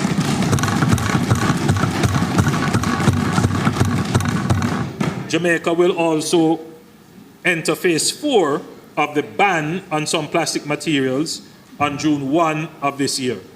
This phase will include a ban on the manufacture, import, and distribution of single-use plastic lunchboxes and on personal care products using microplastics. Madam Speaker, invariably, when the issue of a plastic ban is raised, the natural question is, what are we going to do about plastic bottles?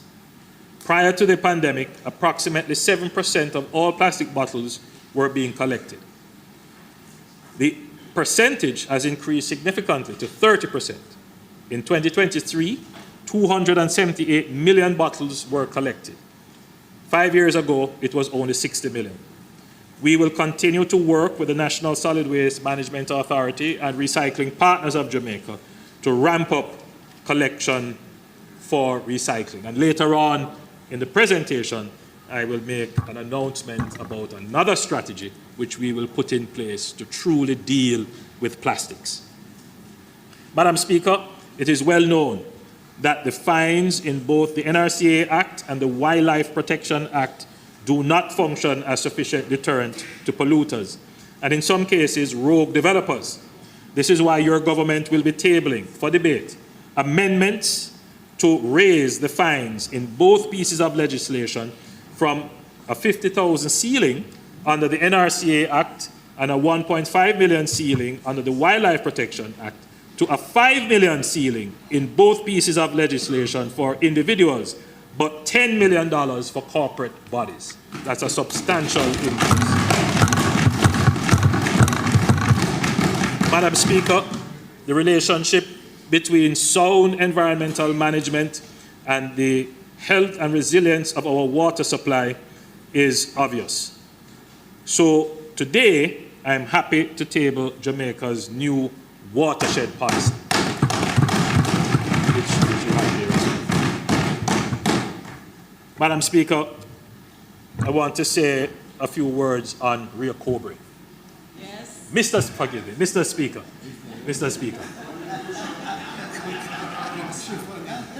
I want to say a few words on Rio Cobre. I've given instructions to NEPA to start developing a policy, that would see the banning of any waste or effluent being discharged into the Rio Cobre.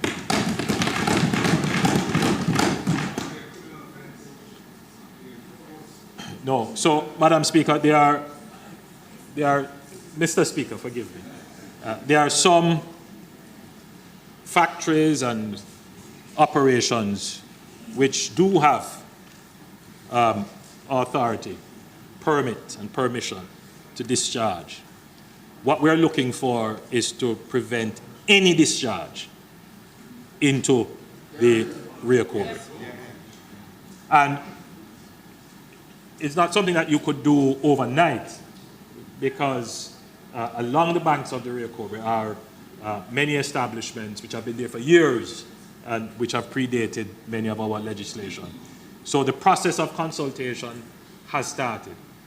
It is imperative that this be done, Mr. Speaker, because, as I will say later in my presentation, we have put in place a new water treatment facility, and therefore we must protect that body of water. Mr. Speaker, I want to turn to education and skills. We can all agree that education is a key enabler of a productive and caring economy. Our growth trajectory is limited by the level of our human resource development. There is no doubt that our education system produces some of the brightest minds, pro-social, pro-growth, emotionally intelligent, and skilled citizens worker. The problem is that the education system is not even and consistent across the society in creating the human resources necessary to enable Jamaica to move to a higher growth trajectory. And the problem is exacerbated by a significant percentage of our best trained human resources migrating to build other economies. It is easy to make the observation that Jamaica has a low-wage economy. The more difficult question is, how do we attract higher-paying jobs? That's the real question. A part of the answer to this question is that we need to increase the level of socio-emotional intelligence throughout our society, and we must increase the level of market-aligned skills our workers possess. If every child leaving primary school was to be certified literate and numerate at the highest level, able to control their behavior, think critically and problem solve, and had a positive attitude towards society and authority, and if those children went on to secondary education and further enhanced those fundamental characteristics with functional skills and competencies in areas that support market demands, if they develop the confidence to be innovative and the freedom of thought to be creative, with a sense of social responsibility and good citizenship, Jamaica would have a different look and feel.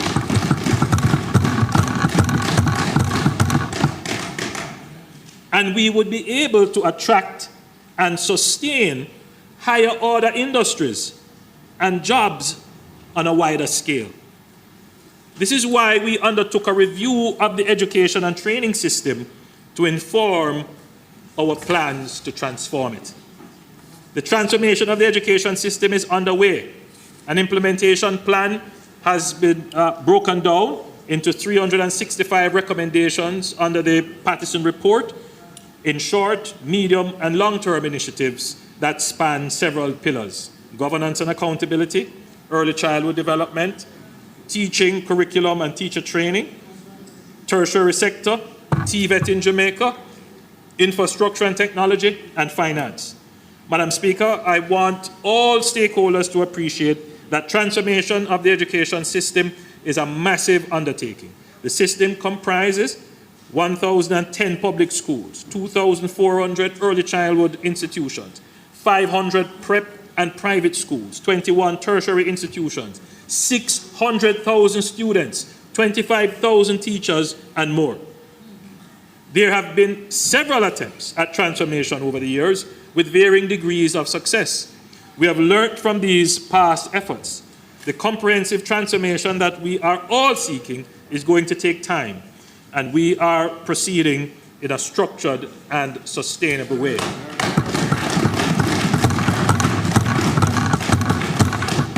The Independent Education Transformation Oversight Committee, which was established to monitor, oversee, and report to the public on the progress of the implementation report, last week reported that of the 101 recommendations that were targeted for implementation to date, 97 of them are on track. Madam Speaker, this administration is very serious about giving our students the opportunity to access higher education and skills as we seek to move from a low-wage economy to a high-productivity economy. In addition to the removal of the guarantor requirement for student loans, the government will make available through the Ministry of Education $200 million to provide tuition support for at least 1,000 students who show that they are in good academic standing with their tertiary institution, but are in need of financial support. See, we care for the people.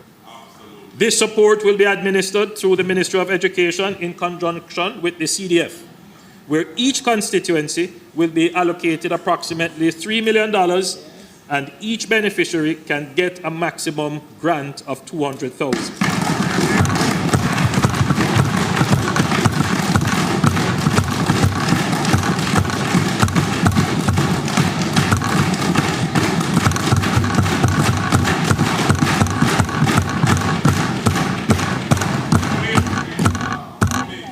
Madam Speaker, I now turn our focus on Heart Trust NSDA.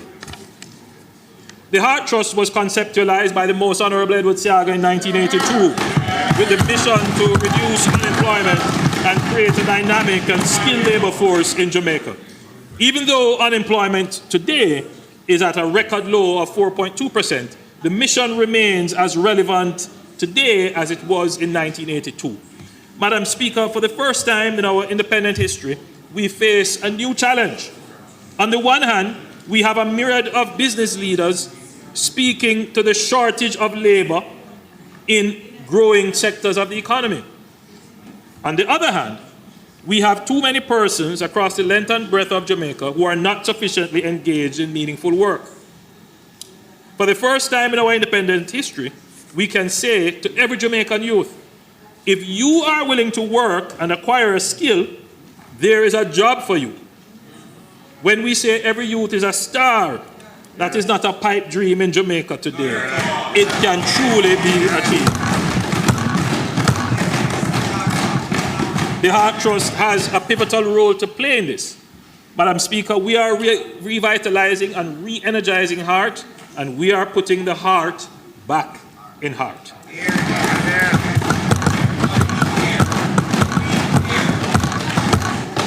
Madam Speaker, last year I announced the Learning and Investment for Transformation LIFT program designed to provide secondary school leavers with structured assimilation into the workplace. I'm pleased to report that 506 participants from the first cycle of the program have been placed in public and private sector organizations across the country. They are currently developing on-the-job skills while earning a monthly income of $85,000 with $15,000 reserved as compulsory saving that will be released at the end of year one of job placement. The trainees under the LIFT program come with a fairly high level of secondary level certification, but they lack work experience. The LIFT program is designed to improve their work readiness and prepare them for high-functioning jobs. An important component of the LIFT program is that the enrollees are assisted with social mobility documents. They will get their TRN, their passports, their NIS, and bank accounts will be open for them, and they get their driver's license.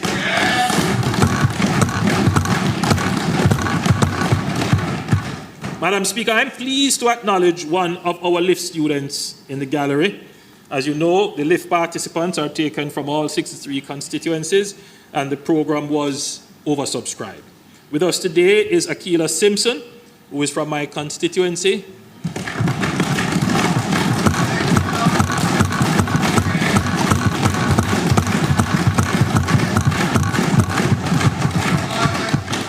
I don't know if any other LIFT student is here.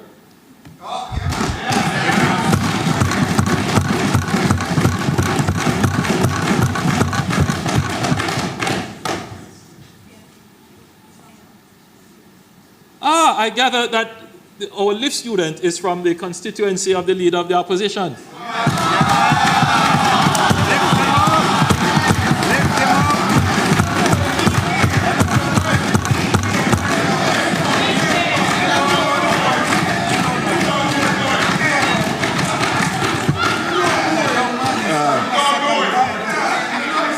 We're very grateful. Yes, you would have submitted the name. Yes, yes. It's very important, and I just depart from my script here just for a minute, because there's usually great criticism when benefits are directed through MPs. I find, however, that when it is done in conjunction with an entity and with the CDF, that the geographic spread of the benefit is much better.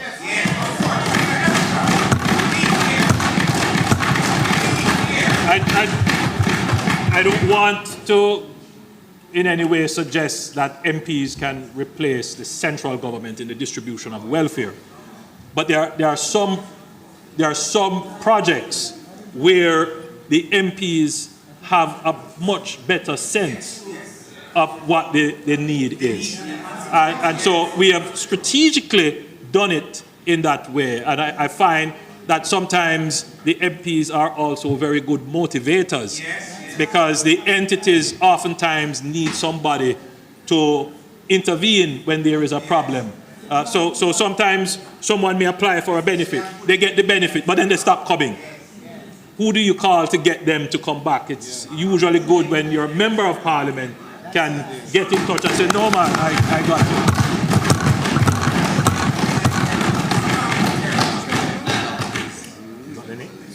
So, Madam Speaker, Akila, I'm certain, is now learning to drive. And she will get her driver's license. The program has been a success, and we are getting ready for another intake under the program.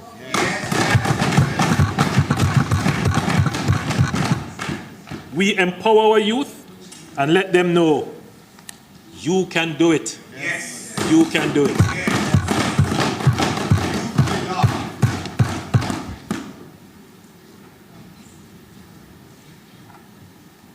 Alric is also here from the Leader of the Opposition's constituency. Alric, I'm certain you're also learning to drive. Yes.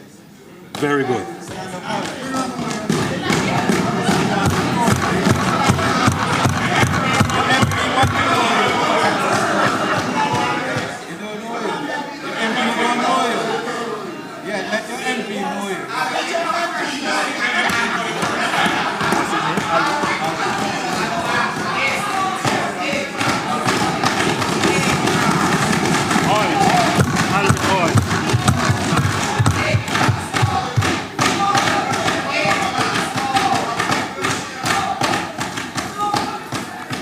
No, and so I just wanted to, I want to thank Alric and Akila for coming to the presentation today.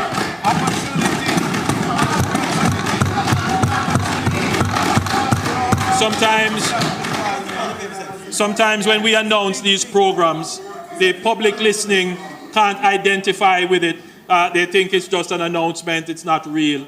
But these programs are real. These are real people. So we're very happy that you have come to show the public that, yes, these are real people. When I say 506, there are 506 of Alric and Aquila who are here. Madam Speaker, it is important to note that more than 120,000 trainees have enrolled in HART since the removal of fees. Using Statin's October 2023 figures, our labor force stands at 1,377,600 out of a working age population of 14 years or older of 2.1 million. This gives a relatively large labor force participation rate of 65%. It's a very important figure because the labor participation rate is the percentage of the working age, well, the percentage of the labor force relative to the working age population. So 65% of our working age population is in the labor force. The last figures I looked at for a comparative economy like Trinidad was about 60%. The United States, maybe a little bit lower, maybe at about 60, 62, 63%. But our labor participation rate is actually very high and is inching up. Madam Speaker, there are 724,600 persons. And even though these numbers seem fairly precise, the methodology yields these numbers, but they are estimates.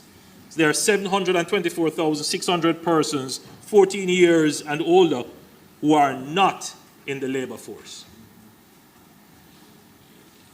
Meaning, these are persons who are registered in schools or training institutions, retired and elderly persons, persons taking care of their households and families, and persons who, for other reasons, are not available for work, such as persons who are incarcerated or disabled, and persons who have not made themselves available, who say, I am not going to work. It should be noted that 95.8% of the labor force, or 1.32 million persons, are employed.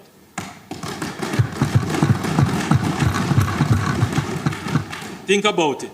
95.8% of everyone who is able, capable, and seeking a job is in a job.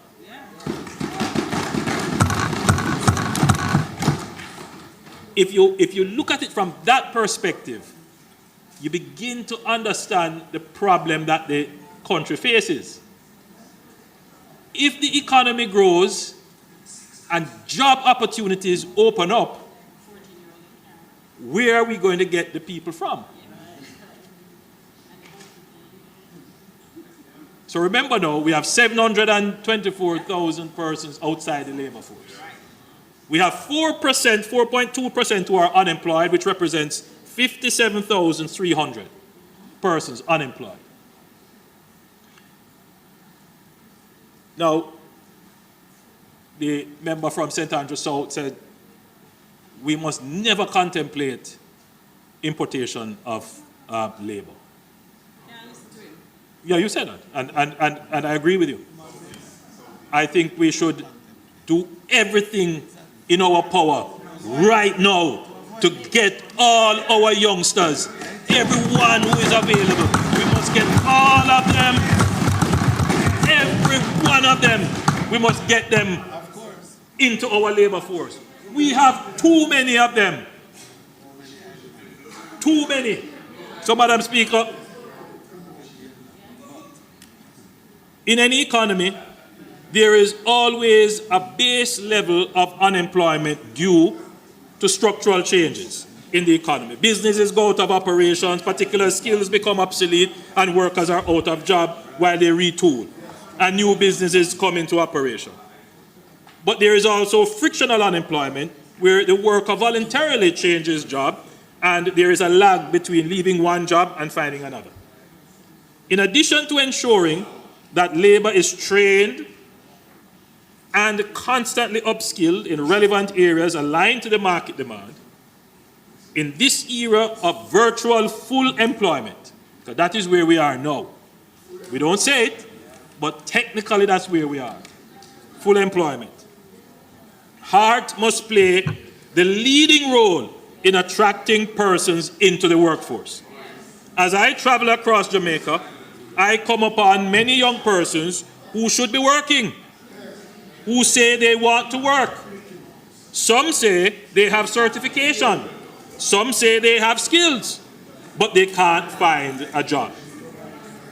The youth that is 14 to 24,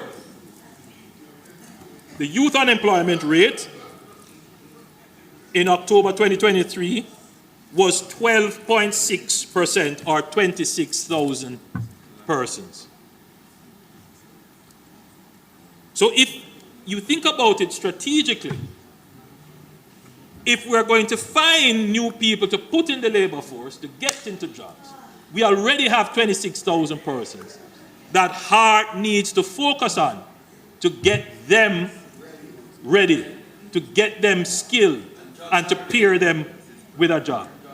So strategically, from a policy perspective, what we are going to do, right, is to focus on this area. We must find these young people and not so young people. We must find them where they are, and we must develop programs to increase their employability. So in the short term, yes, we're going to try and really reduce this 26,000. Because they are the ones who say they are looking for jobs, but they can't find jobs because they are youthful. Obviously, they may not have skills and they don't have experience, and they may not have a work-ready attitude. And so we're going to target HEART into that area. So this year, the HEART NSTA Trust will introduce the Community Action for Rewarding Engagement initiative called, what does that spell? That's the CARE initiative, to reach every young man and woman who is not working and is not enrolled in a training program. HEART will be proactive in finding you and bringing you to the well of training.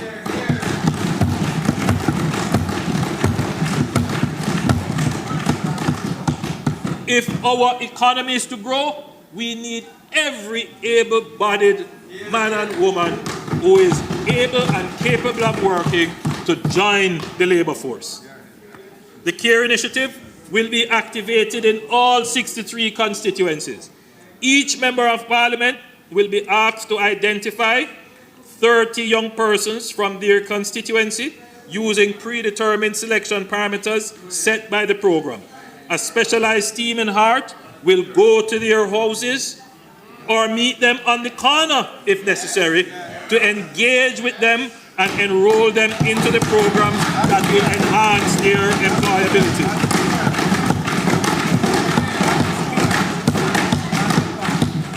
Madam Speaker, as I travel across Jamaica and I speak to our young people, they tell me that making HEART free of tuition is great, but some of them struggle to find money for transportation and to buy lunch.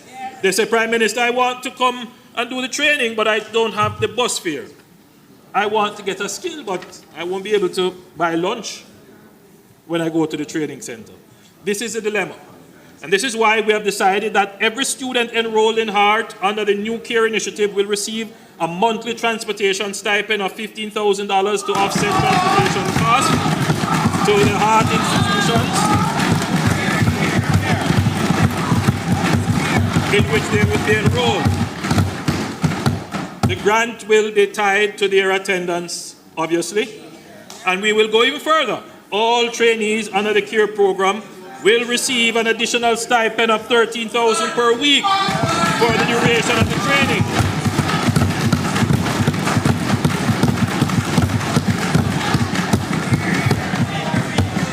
For some persons who will reach through this program, extensive training may not be required. A lot of them that I have met, they tell me they have certificates. They are a welder, they are this, they are that. But you realize that in speaking to them, what may have been the challenge? Because I tell you, they go to interviews, there might be the challenge of the work ethic, the challenge of the interpersonal skills, the work readiness, and the workplace ethic skills. Those are things that we may have to work on. So the program may not necessarily have to cater to intensive training, but more work readiness skills. And if that is the case, this will also be done quite easily.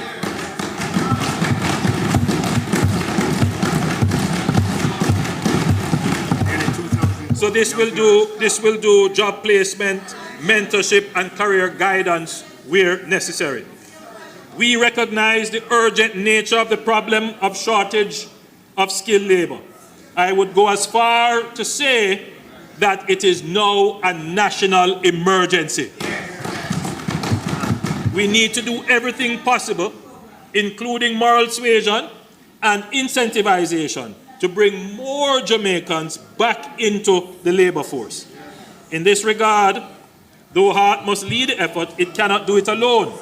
HEART will partner with well-structured and accountable entities and initiatives to attract and train more Jamaicans to the workforce.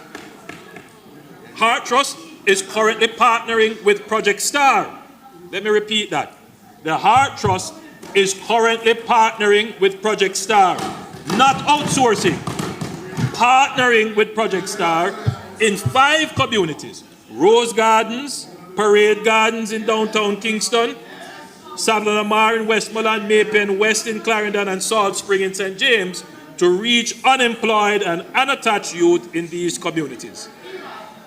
Last year, I announced that HEART will partner with the JDF to add a component to the Jamaica National Service Corps program to leverage the excellent training and character development capabilities of the JDF. This program is still in the planning phase, and we expect to begin rollout later in the coming financial year. The JNSC program continues to provide an avenue for Jamaica's youth to access regimented training, serve their country, and earn. Since the start of the program in June 2017, a total of 6,220 persons have been trained, 5,070 males and 1,150 females. To date, 4,259 candidates have transitioned to become full members of the JDF. Other participants in the program have been certified and prepared for the job market, where they are highly sought after by employees in the security and technical fields. Madam Speaker, one critical sector that has signaled their need for additional labor is construction. We have developed an accelerated apprenticeship program in partnership with some construction firms, which will involve a 3-month pre-apprenticeship period to develop employability skills as well as technical competencies, a 7-month immersive training placement on the construction site for 4 days, and in the HEART institution for 1 day, an on-the-job mentorship phase, and an assessment and certification following 7 months of on-the-job exposure. This creative approach will make the training in construction more aligned to industry needs, and we will be able to put persons to work in a shorter time frame. Madam Speaker, and this is another partnership that we are pursuing. Madam Speaker, this administration believes in economic independence and self-empowerment. Not every young person will be an employee. We need more self-employed We need more young entrepreneurs. Having removed tuition fees for all HEART programs up to level 4, this year we're building on that. Starting April 1, 2024, every successful graduate of a level 4 trade program will receive a grant of $50,000 to help them acquire the tools of their trade and to step up to the next stage of their career. For those who are on path or wards of the state, this grant will be increased to $75,000.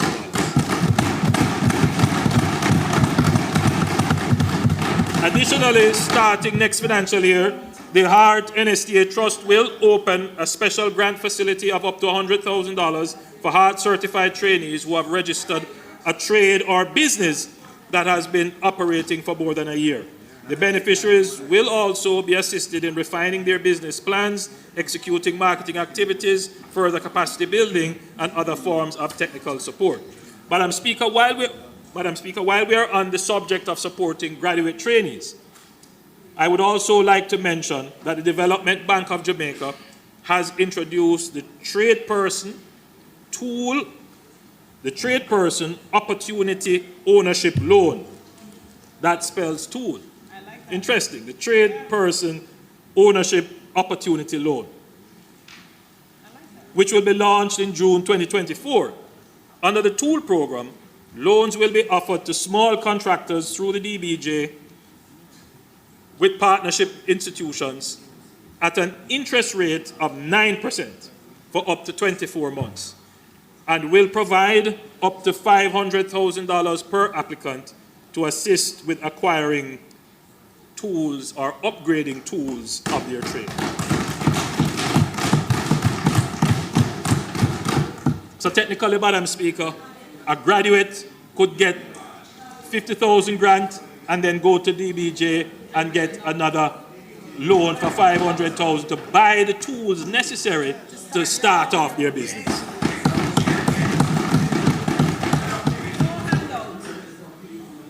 These grants and technical assistance are a deliberate effort to provide our trainees and small businesses with meaningful support to increase their productivity and grow their businesses.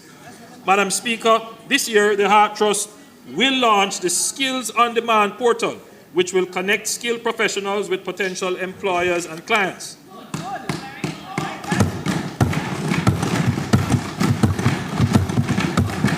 If you need a plumber to fix a leak at your house, you will be able to go on the Skills on Demand portal and identify plumbing professionals who have registered and who have been verified as having training and certification from HEART.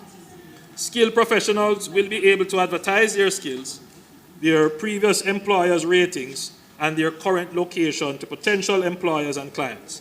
Potential employers and clients will benefit from access to an array of talent that has been verified, and they will have the ability to post specific job openings to individuals with required skills. Madam Speaker, we are a listening government, we are a learning government, and we are a caring and responsive government. We have listened to our young people, we have listened to businesses who are clamoring for trained workers, and we are responding. We believe that by training and upskilling our workforce, we can break the vicious cycle of the low-wage economy. A skilled workforce is an attraction in itself for investments and location of high productivity jobs. Labor will drive growth and create a virtuous cycle of productivity and prosperity. Labor will drive growth and create a virtuous cycle of productivity and prosperity. Madam Speaker, I now turn attention to the build-out of Jamaica's road infrastructure. The vision of a more seamless, connected Jamaica is taking place. The Southern Coastal Highway Improvement Project is the largest integrated road infrastructure project ever undertaken in Jamaica. The Harbour View to Yallahs Bridge leg of the highway was officially opened in February of this year.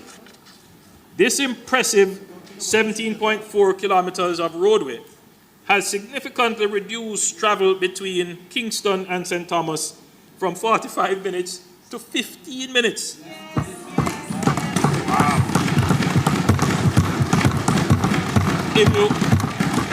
If you talk about increasing productivity, That's what it looks like. along the roadway, there has been the installation of approximately 28 kilometers of water lines, 350 meters of sewer lines, and 17.8 meters of fiber optic ducts, benefiting some 348 properties. The government, Madam Speaker, we get things done. At the completion of the works on the stretch of road leading to Morant Bay, I intend to officially name the highway the Right Excellent Paul Bogle Highway in honor of our national hero who gave his life in the struggle against oppression and injustice in Jamaica. When the chapter of our history is written about St. Thomas, it will show that this administration has done the most for the people of St. Thomas. That we have brought roads, water, jobs, industries, and development to what is now being called the Renaissance Parish. The government is now focused on completing the Yallahs Bridge to Port Antonio and the Morant Bay to Cedar Valley legs of the highway, which will open up the corridor with water, broadband, and sewer lines in some areas.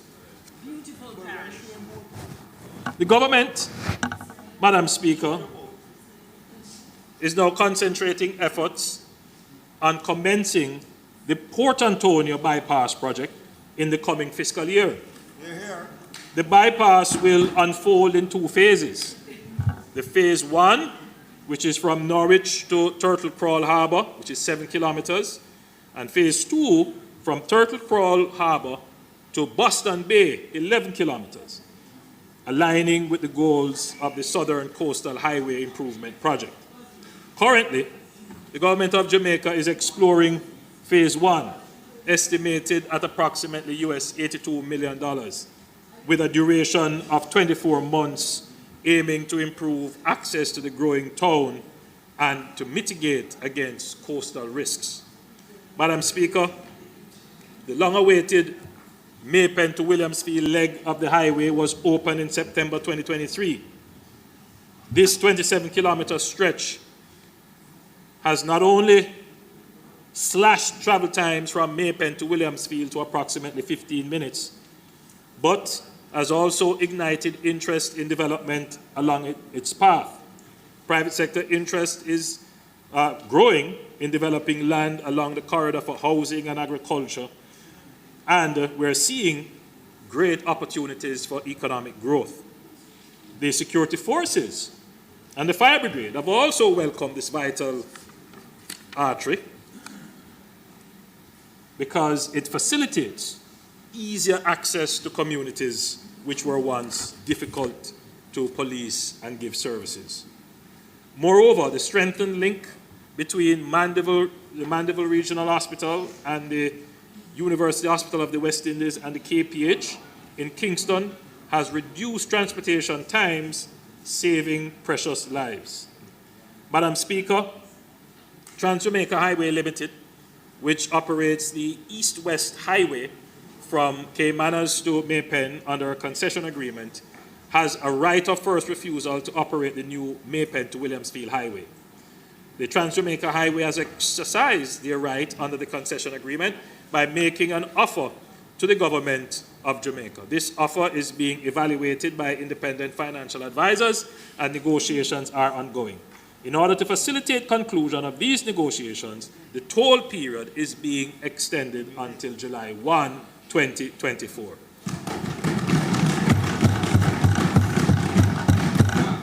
Madam Speaker, nothing. Madam Speaker, I noted last year that we would be moving further along the Williamsfield, Manchester to Hodges, St. Elizabeth corridor. This extension will also include a northern Mandeville bypass, a spur tree bypass, and I know a lot of people will be happy for that, a spur tree bypass, a Southfield bypass, and a Black River bypass. Value engineering exercises have been performed to reduce the project cost and at the same time increase its functionality. Madam Speaker, the residents of South St. Elizabeth will be part of the stakeholder consultation process to ensure their input is obtained and incorporated from the design stage to project delivery. Madam Speaker, I am happy to report that the Montego Bay Perimeter Road is progressing steadily and is already 30% complete.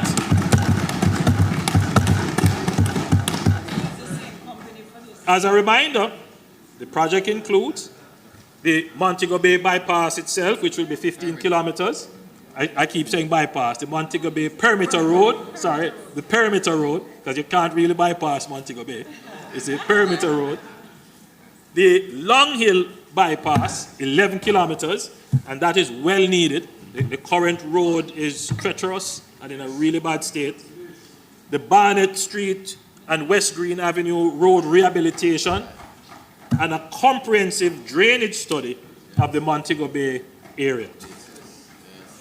Yes. Madam Speaker, I now turn to the North Coast Highway. The North Coast Highway public-private partnership will see the expansion of the North Coast Highway from Sea Castles in St. James to Miami Bay in St. Anne from 2 lanes to 4 lanes. So that area of congestion which currently exists, the government is well advanced in its plans to deal with that area. As part of the due diligence process, a number of studies have been completed, including traffic studies, as well as environmental and social impact studies. The requisite documentation is now being compiled with an aim to launch the tender process in the 4th quarter of this calendar year. Madam Speaker, the old coastal towns of Lucy and Hopewell in Hanover did not benefit from modern urban planning. In fact, they both date back to hundreds of years ago, in a time when horse and buggy was the mode of transportation. Those roads are now a bottleneck. So the Lucy Hopewell bypass will be a 4-lane highway that will start at a grade-separated intersection along the new Long Hill bypass that is currently being constructed. The alignment will then traverse westwards for 30 kilometers with link roads to the main roads before and after the towns of Hopewell and before terminating on the west side of the town of Lucy.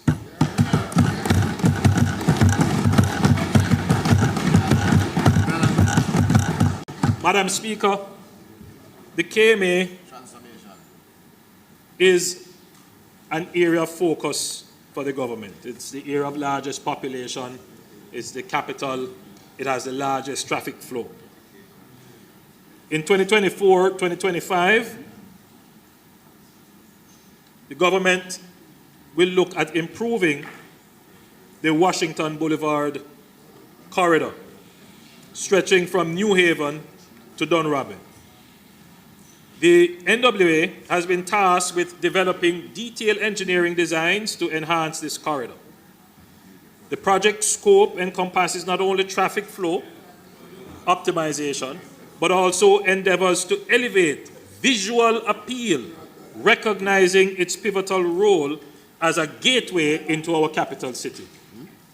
Moreover, essential infrastructure installations such as water networks and fiber optic cabling will be facilitated to augment the services that are carried on that road. Madam Speaker, a year or so ago, I had made the commitment that we would upgrade Washington Boulevard. It's as it is now, it is not a good reflection on the entry into Kingston.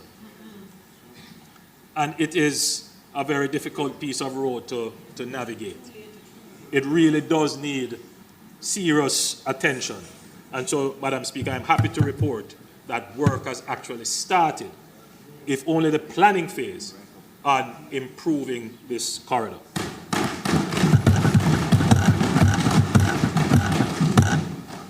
Madam Speaker, I know Jamaicans are listening to my presentation with concerns about their community roads. The issue of roads is often a pain point with complaints of dodging potholes and having to replace front ends. Over the past few weeks on the campaign trail, one of the most frequent questions asked was, Prime Minister, what are you about the road? The point must be made that the deplorable state of our roads has not happened since 2016, and I must repeat that over and over and over. It is the result of decades of neglect and inadequate maintenance even before our independence.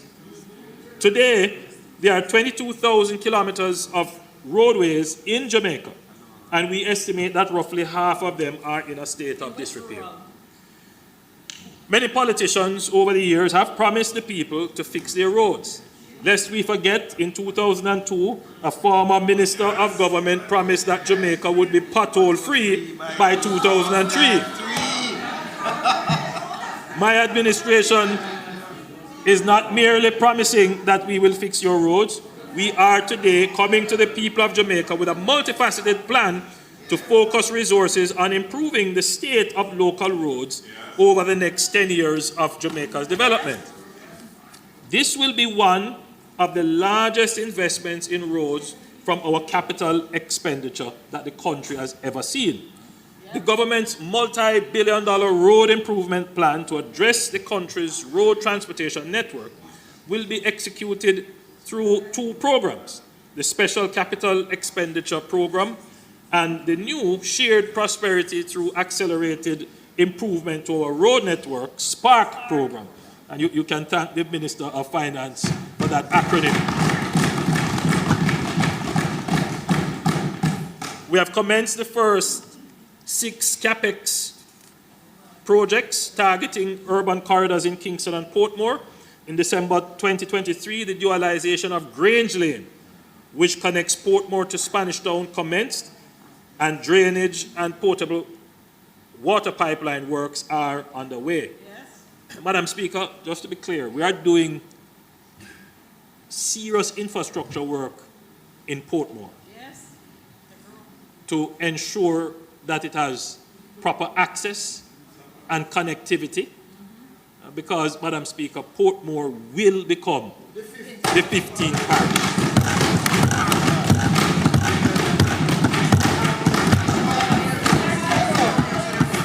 The remaining 5 projects are East Kings House, Lady Musgrave Road, Brayton, Helsher Road, Arthur Wint Drive, Tom Redcombe Avenue, Camp Road, and, Madam Speaker, a new access to Portmore coming off the Mandela Highway will be built, and the Sandy Gully Bridge widening project are all expected to complete the procurement investment appraisal process during the first and third quarter of fiscal year 2024-2025 and head into procurement immediately thereafter. In the coming fiscal year, we will begin the rollout of the SPARK program, which is an allocation of over $40 billion over 2 years. Of the overall total of $40 billion, $20 billion has been earmarked for secondary, community, and parish council roads in every constituency. $20 billion will be allocated to constituencies as follows. Approximately half will be divided equally per constituency. That is $150 million per constituency.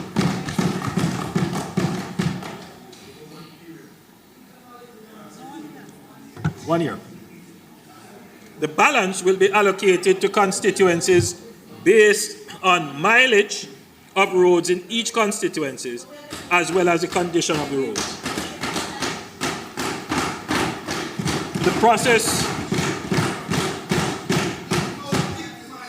The process will require mapping and on-the-ground assessment, as in some cases, Madam Speaker, the data on the roads do not exist. Madam Speaker, even with this massive allocation, we cannot fix all the roads at the same time. Therefore, the people will have an opportunity to express their views as to which roads get fixed first through a fair, transparent, and accountable process. It is imperative that the people, represented by their elected representative, their elected official, play a significant role in the identification and selection of roads. Instead of having people protesting and blocking roads, let's all come together in a democratic process to determine the priority for roads to be repaired. Madam Speaker, I have seen and I've heard that MPs have already started to submit their list of priority roads. I'm hearing that even some parish councils have started to prepare their list. Madam Speaker, let me be clear about the process. There must be divisional, meaning that for every constituency, the divisions must have a consultation, at least one, to have residents come together to look at the list of roads that affect them within their division that they would like to see repaired. So, Madam Speaker, the mandate of the Constituency Development Fund in fostering community empowerment and promoting socio-economic progress by allocating funds through elected MPs has the expertise to manage this consultation process. And Madam Speaker, I know that the process has started and that there are constituencies that are ready and lined up for consultations to begin. Madam Speaker, the Spark program is no small feat. More than 2,000 roads across Jamaica will be rehabilitated and modernized under this program. This is a major operation that will see more than just road improvements in communities. This program will see pavement resurfacing and rehabilitation, intersection improvement and strategic locations, sidewalk rehabilitation in the capitals and towns, retaining wall construction along critical corridors, drainage improvements, water line improvements as needed, and the laying of fiber optic ducts. Additionally, let me note that this government will not be doing what was done in the past, where roads are repaired and then they are disturbed to repair pipes and address water issues. Instead, we will be allocating an additional $5 billion as a contingency in the next budget to address road infrastructure where water and sewage repair are critical to the wider community, and the cost of such repairs would significantly deplete the allocation to the constituency. So there are some areas, Madam Speaker, where when you are going to repair the road, you may have to scarify the road. You may have to put heavy equipment on the road. Inevitably, pipes are going to collapse. There are some roads that you will have to repair because the damage that was done to the road was done by a sewer main that was broken. So if we have to repair those roads, then it makes sense that at the same time we deal with the water issue and the sewer issue.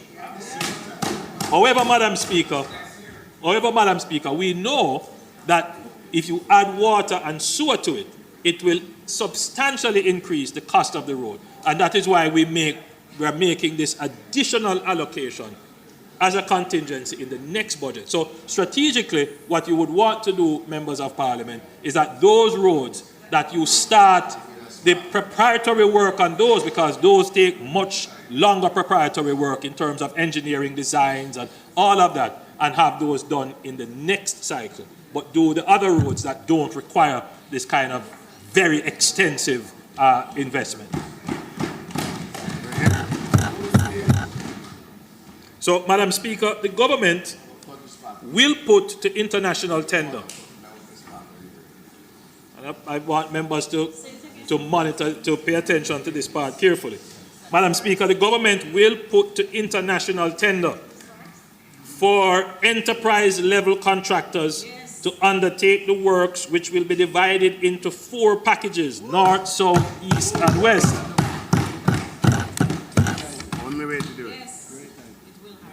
The relevant rate-based request for proposal documents have already been completed, and consultations with the Ministry of Finance and the Public Procurement Commission are ongoing to ensure the process, when launched, is seamless.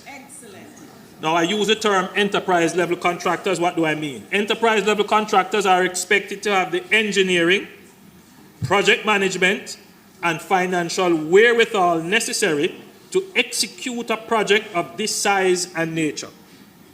It should be understood by all that these enterprise-level contractors would find it necessary to subcontract or partner with smaller local contractors. So, Madam Speaker, what we are trying to do here is not to take away work from local contractors. What we're trying to do is to bring in and augment the technical, the financial, and the project management skills necessary to undertake this many roadworks all at once. What I hope will happen is that our local contractors will be able to upskill and be able in the future to take on these projects by themselves. And I know we have local contractors who are close to or at that level. So even though we have said, Madam Speaker, it is an international tender, I'm almost sure that some of our local contractors are also going to bid for some of the packages. Now, Madam Speaker, while we work to address decades of neglect on roads, we must at the same time design and implement a proper system of ongoing maintenance of our roads, including routine patching, sealing the roads, cleaning and bushing where necessary. We must never allow our infrastructure to degrade to this level again. I am pleased to announce that the government will be working towards the creation of a centralized national road registry, which will be a census of all existing roads in Jamaica. The registry will contain information on the geographic location and establishment of ownership of these roads, which will inform future maintenance activity. The Spatial Data Management Division of the Ministry of Economic Growth and Job Creation will be critical in providing geospatial data on local roads to complete this database. This will be supported by on-the-ground site inspections. Madam Speaker, I don't know if you can see there, but the Data Management Division is presently going through each constituency and accurately mapping each road in the constituency. And this is my constituency being displayed. So I have a total of 39.16 kilometers of parochial roads.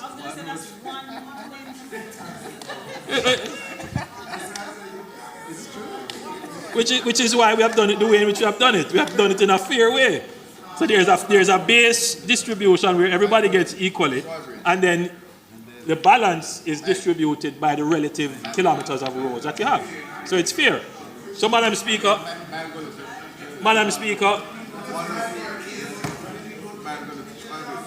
every member of Parliament and every councillor will get this data. So you will know what is your length of road. But this central registry is going to be constantly updated. So we're going to make it a digital registry where the public can have access. So you can upload in what they call a geotag, for example, a pothole or some other hazard that exists on a road. So we will have a national database that is real time in telling us what is the status of roads.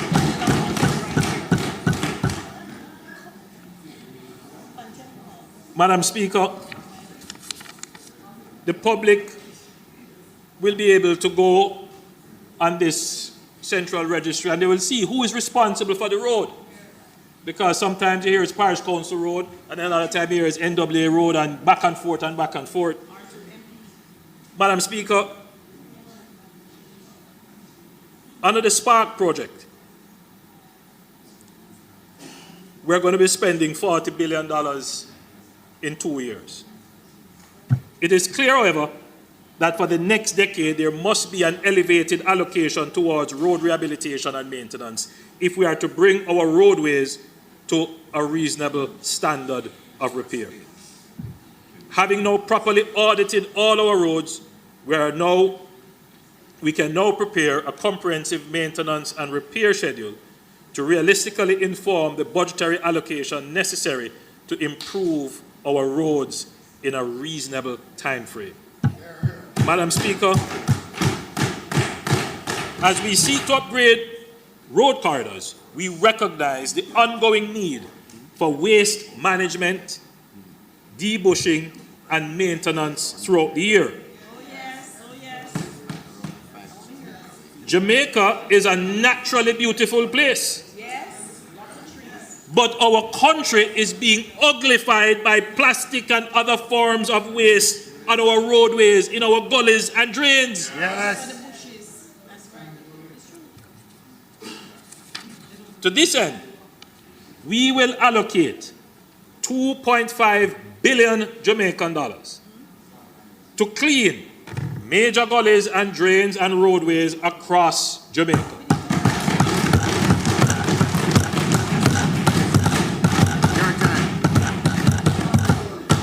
An important component of this project, however, is that the persons employed to do the cleaning up must collect the plastics for recycling, for which they will receive further payment when it is sold to the recycling entities.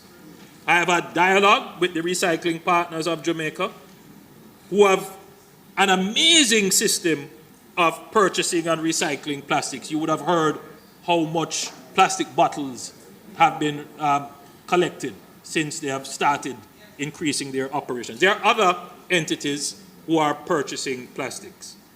In fact, the recycling partners have a very good system where they register their collectors and they are not paid in cash. They get a special card and their card is credited. So that's an existing system. So what we are doing, Madam Speaker, is we are incentivizing cleaning and beautification through recycling. what happens, Madam Speaker, and I've seen it before, we pay using the Christmas work, as we call it, the year-end beautification, and they bush the roads, and they leave the plastics right there. It is even more disgusting because you are seeing it now right in front of you. So this is not just about bushing. What we want is for them to actually take out the plastics, put them in a proper bale. I believe if you have a 50-kilogram bale of plastics, you can have that purchased from you from one of the recycling companies. So, Madam Speaker, it is an innovative way, I believe, of ensuring, Madam Speaker, that we have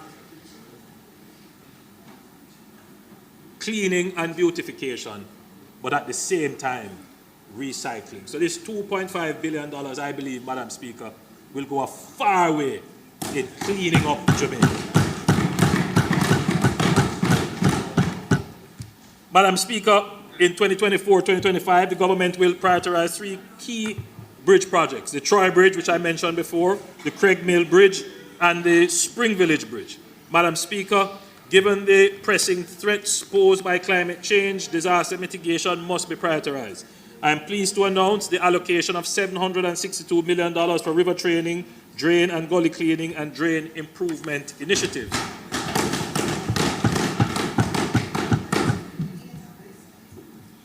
Madam Speaker, a quick note on the government's KMA fiber optics project, and that, Madam Speaker, has reached a critical milestone with the completion of 31,179 meters of trenching, ducting, and cabling. In February 2024, the project has achieved practical completion with 94% progress. Notably, this effort has linked crucial government entities, including eGov, Jamaica Limited, the National Works Agency, the Ministry of Finance and Public Service, and the Jamaica Urban Transit Company. The project demonstrates Jamaica's commitment to improving connectivity and enhancing the delivery of online public services. Madam Speaker, we are getting things done for all Jamaicans. Madam Speaker, I want to now turn to water. And the water section, I must warn you, Madam Speaker, is extensive,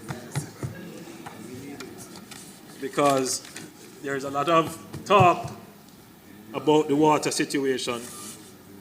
But it's important, Madam Speaker, that the country knows that the government is doing quite a bit for water. But such is the problem. The problem is that the problem has been so long in making, it is so extensive that even when we think we are doing a lot, it is still so much more to be done. Madam Speaker, Jamaica's ambition and commitment to providing all Jamaicans with potable water and sanitation are well articulated in Vision 2030. It is well known that Jamaica has underinvested in its water systems. Much of our infrastructure for potable water and sewage is either aged beyond its useful life or inadequate to serve communities which have grown beyond design capacity. This would also apply to our national irrigation systems. Your government has been investing at an unprecedented rate in these systems to reverse decades of neglect. I am happy to report that the National Water Commission, which was once considered a fiscal risk, will now, for the second year in a row, declare a surplus at the end of March 2024. Madam Speaker, this surplus should be thought of as growing water investment capacity instead of a profit.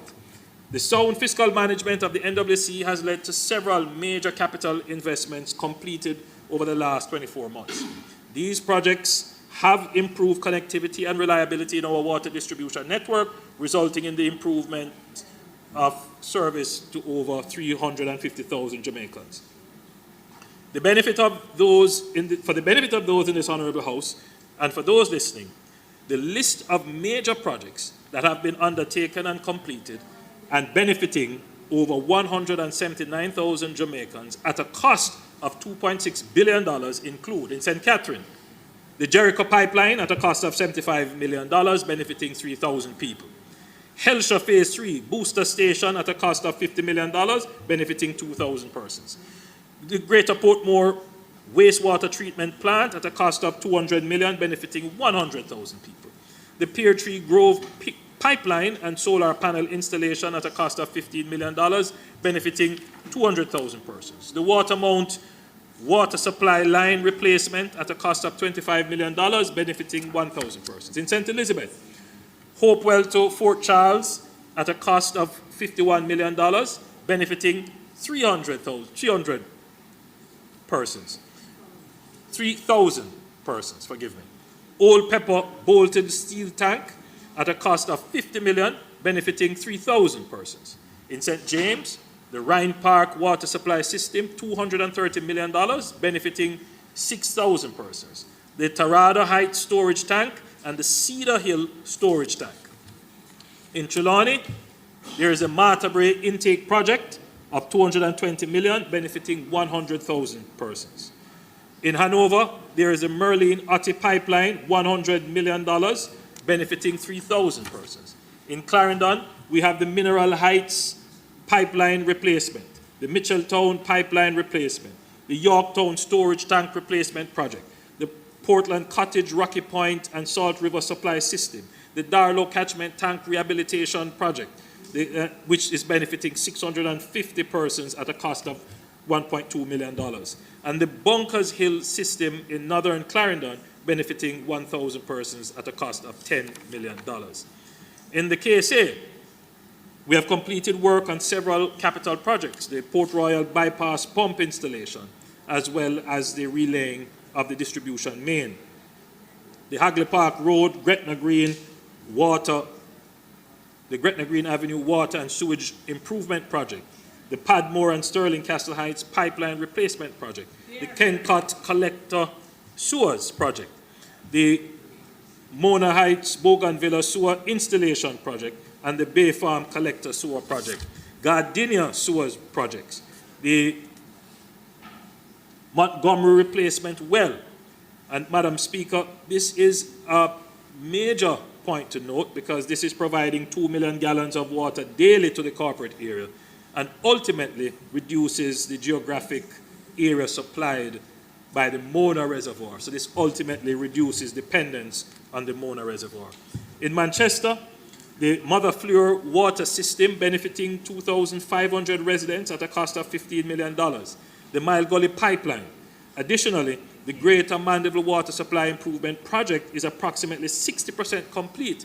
This is at a cost of $4.5 billion across 3 budget cycles.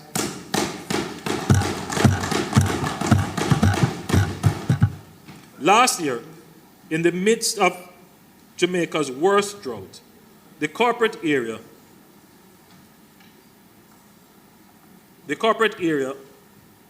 undersupplied potable water by just 12 million gallons daily. This is why, Madam Speaker, I am happy to report to this Honourable House that we have entered the implementation phase and broken ground of the long-touted Rio Cobre water treatment plant in Content, St. Catherine.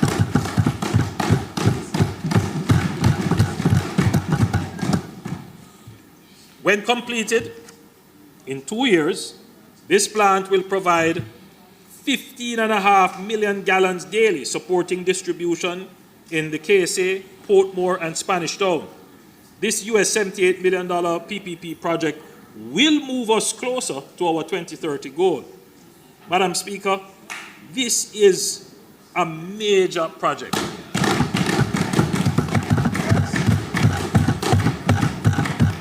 We have been talking about this project from 2009.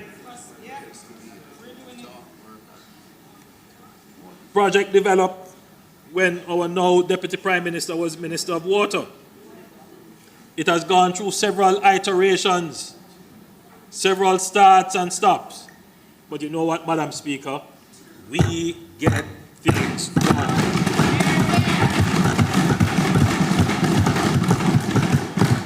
Madam Speaker, we will continue to make major investments in capital works in the coming fiscal year.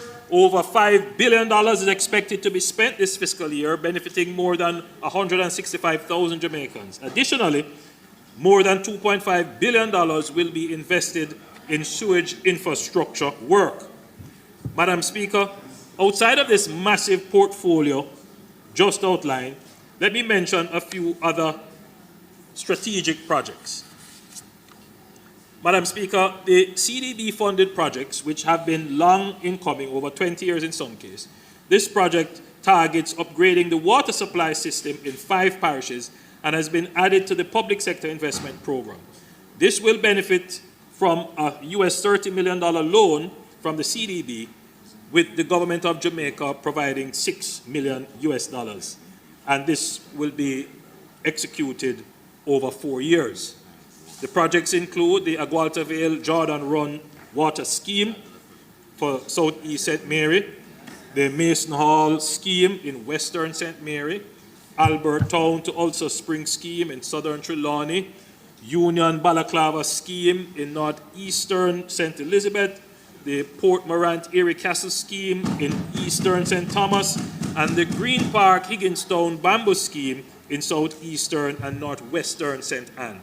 This year, the project management unit will be established and commence the project procurement phase at a cost of US 85 million Jamaican dollars. Land acquisition will also be covered this year. Madam Speaker, the growing demand for reliable potable water in the Black River and immediate surrounding communities, compounded by the undersized pump at the source, the age and undersized distribution pipes necessitates upgrading works to the source and distribution network in this area. This project will see the upgrading of the production capacity of the Rock River Spring, the protection and rehabilitation of the on-site facilities, and the improvement of reliable water supply at the Rock River and surrounding communities by installing new distribution pipelines to serve just over 6,000 residents. The estimated cost of the project is $140 million. And I know, Madam Speaker, that the member for North Central Clarendon will be very happy for this project. I've toured it several times with him. The people there have been very patient, and they have, Madam Speaker, I think they have endured quite a bit. No fault of their own environmental issues. There was a well there, but the well was compromised. We have tried to put other solutions which hasn't worked, but I think we have now come up with this, I think, complete solution of $140 million, which will bring water to the people of Rock River in North Central. Madam Speaker, we understand the issue of water security, and we understand it is a big issue, Madam Speaker, particularly in Negril and its environs. The Negril Water Improvement Project will see the construction of a 10 million gallons daily water treatment plant in the Roaring River in Westmoreland at an estimated cost of US $20 million. The overall effectiveness of this intervention must be complemented by improvement activities to those systems adjacent to the focal target area. This will ensure the sustainability of the intervention, as well as, in the medium to long term, adequacy of supply to current and future demands. In light of this, the activities to be undertaken as part of the project are contiguous for an effective and long-lasting intervention. Madam Speaker, energy usage in the water sector is heavy, with the NWC being the largest customer of the JPS in terms of electricity usage. We have had months when the energy bill for the NWC exceeded $1 billion Jamaican dollars. As such, the NWC has embarked on several projects that will reduce energy consumption and ultimately create more fiscal space for capital investment and keep prices to consumers stable. The projects include the development of a 350 kilowatt solar generation facility at the Forest Hills Relief Station in Kingston and St. Andrew. And the construction for this will start in July at a cost of 68 million Jamaican dollars. The development of a 350 kilowatt solar generation facility at the Leaders Avenue Terminal Pumping Station in Montego Bay, St. James, and construction is also expected to start in July at a cost of $68 million. In Fraser's Content in St. Catherine, we will construct a 100 kilowatt solar generation facility at a cost of 55 million Jamaican dollars. The project will commence construction in August of this year. The major energy project for the NWC is a $62 million PPP for the installation of a 45 megawatt floating solar generation facility at the Mona Reservoir. Having received cabinet approval in November 2022, the pilot phase is now complete. As such, we will enter the implementation phase this year. We will deliver in excess of 1 billion Jamaican dollars in value to the NWC once the project is complete.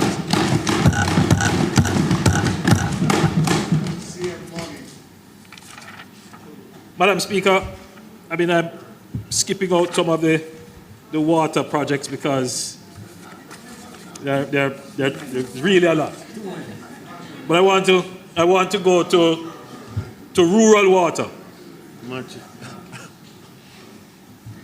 Madam Speaker, having gone around the country into the rural areas, I have heard the cries loud and clear from persons who complain bitterly about not having water. To be clear, many of these communities are not NWC customers. They, Madam Speaker, are not part of the utility system.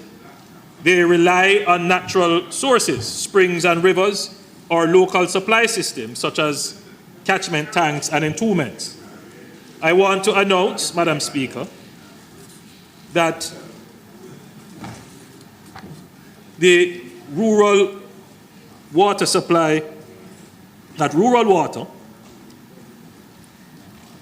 will be investing $409 million into the following projects nationally.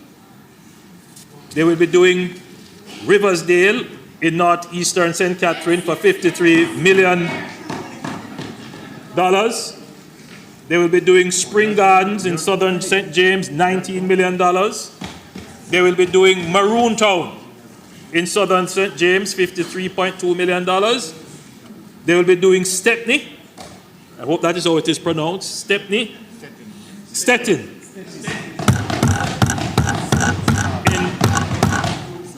Well, this says southwestern St. Anne, $45.6 million. The Rocky Point unplanned settlement in southeastern Clarendon for $22.8 million. Petersfield in western St. Mary, $11.4 million. Fallen Spring in Brockway in western St. Mary, $7.6 million. Bamboo in eastern Hanover, $30.4 million. Orange Bay, Crystal Spring in western Portland, $60.8 million. Cascade section in western Portland, $19 million. None such in eastern Portland, $26 million. Low River, Mendes Town in southern Trelawney, $20.37 million. And the purchasing of pipes to assist the NWC in doing all of this, $40 million. So this is all, Madam Speaker, that was programmed. But, Madam Speaker, as I have said, having gone around and seeing the complaints, it's very difficult, when, they're not part of a utility system, that their water source sometimes is non-existent. Sometimes the water source dries up. They have no way of getting water. So, Madam Speaker, what we're going to do is to make an additional allocation of $1 billion to rural water.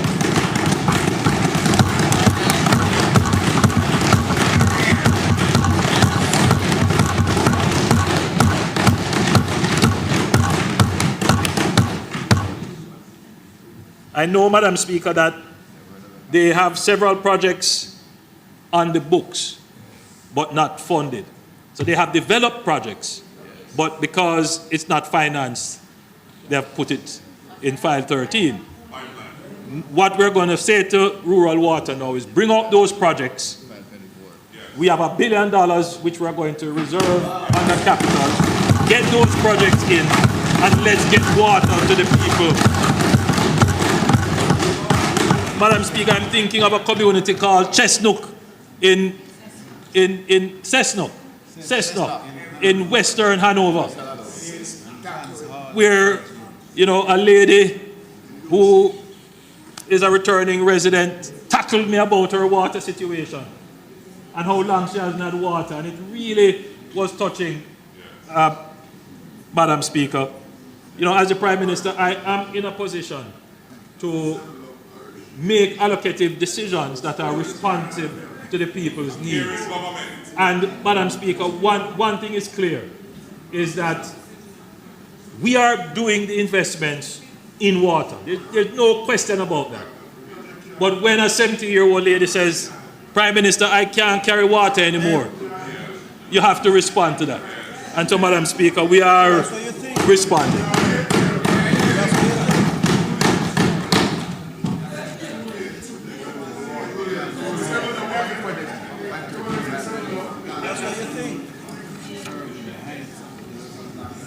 Madam Speaker, it is not just investment in potable water and sewage. We are making massive investments in irrigation, and I just want to mention, Madam Speaker, what we are doing in Essex Valley. We are spending 1.9 billion Jamaican dollars to complete the installation of irrigation pipes, fittings, and meters to supply and install a renewable energy plant to power the irrigation system and to construct storage and distribution facilities. In addition, as part of the project, our farmers in the Essex Valley will benefit from 27 kilometers of roads which are now currently being rehabilitated.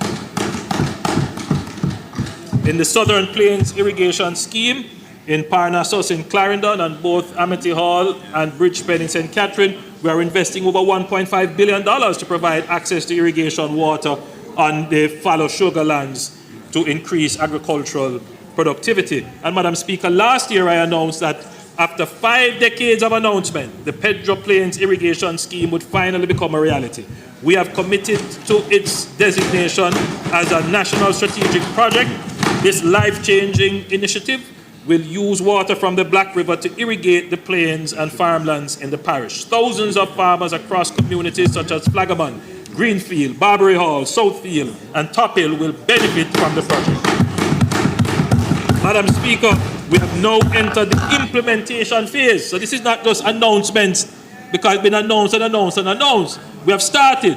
Cadastral mapping of the parcels of land to be impacted by the distribution network is underway.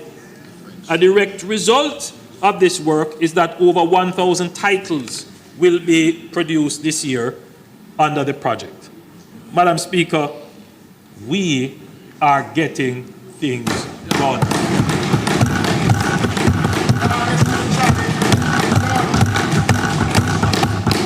Madam Speaker, we have an ambitious long-term plan to provide housing for all our people by looking closely at the various areas of need and ways in which we can provide solutions. Let me remind this Honourable House of the different agencies through which government is working to provide affordable housing solutions to people. The new social housing program under the Ministry of Economic Growth and Job Creation. I heard some disparaging remarks about the social housing program. Shame. Someone like you. Shame. Madam Speaker, the new social housing program replaced a program we inherited from the previous administration. Under that program, each MP was promised a certain number of houses. I believe it was something like 5 houses? Per year. 5 houses per year. Some MPs got maybe 2 or 3. But if you check most MPs, they didn't get any. I believe the project would have been under Jeep. My recollection is that it was a Jeep project. I may be mistaken. No, it wasn't. There's something that said it was, but I stand to be corrected. So, Madam Speaker, it's a partnership with Food for the Poor, yes, but I believe precisely it was under the Jeep Secretary. That's what my recollection. So, Madam Speaker, the program was well intentioned. I make no criticism on that. But like many other programs, it was not properly executed. We took over the program, Madam Speaker, and we recrafted the program. We put in far more robust systems to ensure that the program will be delivered. We started out very slowly because we had to understand the bureaucratic lay of the land in getting it done. But now, Madam Speaker, we are delivering houses, concrete structures, with sewage and water tanks, and we are doing it, Madam Speaker, in, we are building a 3-bedroom in 6 weeks. So we have increased the pace of the delivery. Madam Speaker, almost every week for the past 6 months, I'm delivering 1, 2, 3, 4 houses. So we have reached now just over 200 houses under the new social housing program. There is no other social housing program like this which has had this pace of delivery. And what will happen, Madam Speaker, is that the pace of delivery is going to increase rapidly. So, Madam Speaker, the program was developed to improve the housing condition of the country's poorest and most disadvantaged population, and to provide quality housing for them. The implementation modalities are, we have an indigent housing, which is across 63 constituencies. We have a relocation of vulnerable communities as a modality, and we have the upgrade of tenement yards, 1 per constituency, up to a maximum of 30 units in the upgrade. As at March 5th, 2024, 213 housing units benefited, 213 housing units benefiting almost 800 individuals across 55 constituencies have been completed. And currently, there are 51 active construction sites across 25 constituencies. In addition, the Tourism Enhancement Fund will, in partnership with the new social housing program, provide 500 million Jamaican dollars to fund housing for tourism workers who live in substandard conditions. Madam Speaker, this is a big deal. Big deal. Because Big deal. this gives us now the opportunity to partner with hotels. So we can leverage the $500 million with contributions from hotels to literally double the number of houses that we can build. So a hotel that has a key worker, for example, that has been with them for a long time, and this worker doesn't have a house for themselves or lives in really substandard condition, they can approach the new social housing program and partner with us to build a social house for that worker.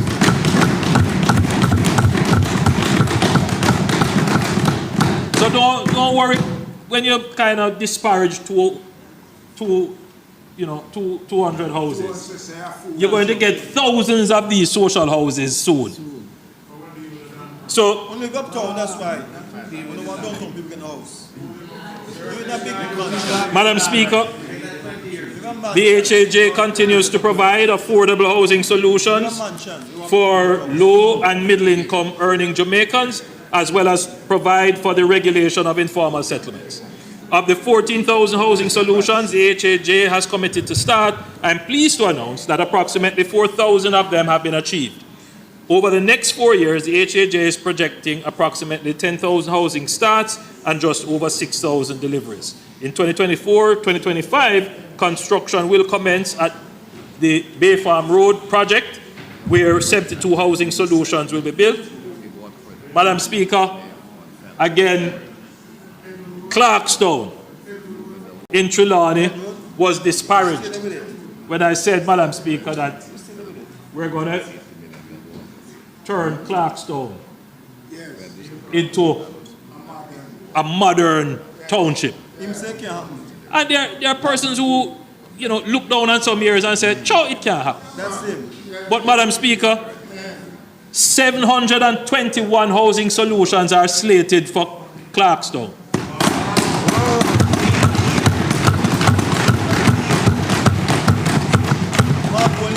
Madam Speaker, there are more lands around Clarkstown. And you're going to see, once these housing developments are built, you're going to see more housing developments attracted to the area. And what you're going to find, Madam Speaker, people are going to want to have conveniences near to them. And once that begins, you start to see the nucleus, the cluster of a new urban center emerging. So some people look at it and say, "Oh, a rural abandoned area will never come to anything." No. We look at it and we see opportunity for prosperity. We see opportunity for development. So watch out for Clarkstown. In Luana Gardens, phase 4 in St. Elizabeth, 587 solutions. The Oasis in Montego Bay, 96 solutions. And Grange Pen in St. James, 1,250 solutions through a joint venture. So we have some significant housing starts this year under the HAJ. Madam Speaker, these 5 developments account for 2,726 solutions to address the needs of low-income and middle-income markets. Madam Speaker, the HAJ has been on a path to transform brownfield sites by undertaking infrastructural work in concert with key stakeholders such as the Tourism Enhancement Fund. During the 2023-2024 budget year, the HAJ continued work in the Grange Pen brownfield development geared towards bringing water, sewage, and infrastructure to households and providing certification of titles for 314 lots. Madam Speaker, this would enable residents within the community to know what it means to finally have real security of tenure. Additionally, brownfield projects to be undertaken in 2024-2025 include retirement in St. James, 1,547 solutions, Eden Park in St. James, 1,400 solutions, and Norwich in Portland, 423 solutions. Madam Speaker, security of tenure of citizens of brownfield sites is of paramount importance to me and the members of this Honourable House.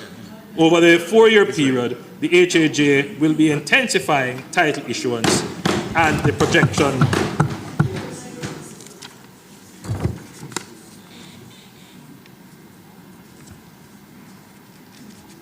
Madam Speaker, in my presentation,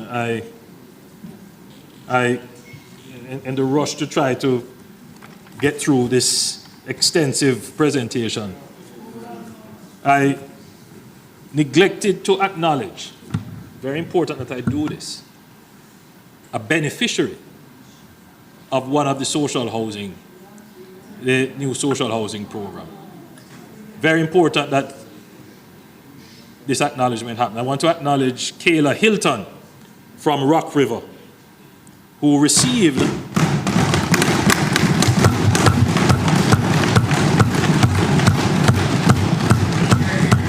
again, Madam Speaker, when we explain what we're doing, persons hearing, listening, may not be able to identify with it because it's not in proximity to them. But we have gotten Kayla's permission to tell her story, and her story really needs to be told so that people understand the importance of the social housing.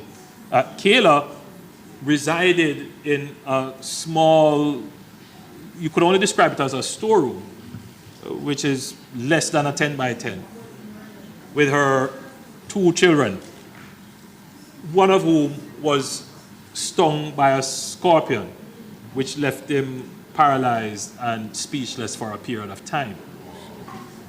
And Madam Speaker, it is cases like these that benefit from the social housing program.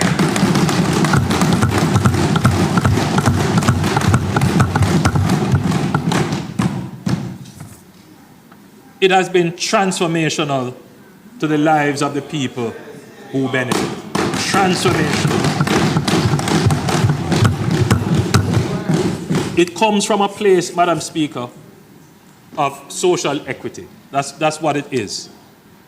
As we pursue some of these projects where people are able to purchase their own homes, the society has a social conscience which says that there is a minimum standard of shelter for all Jamaicans.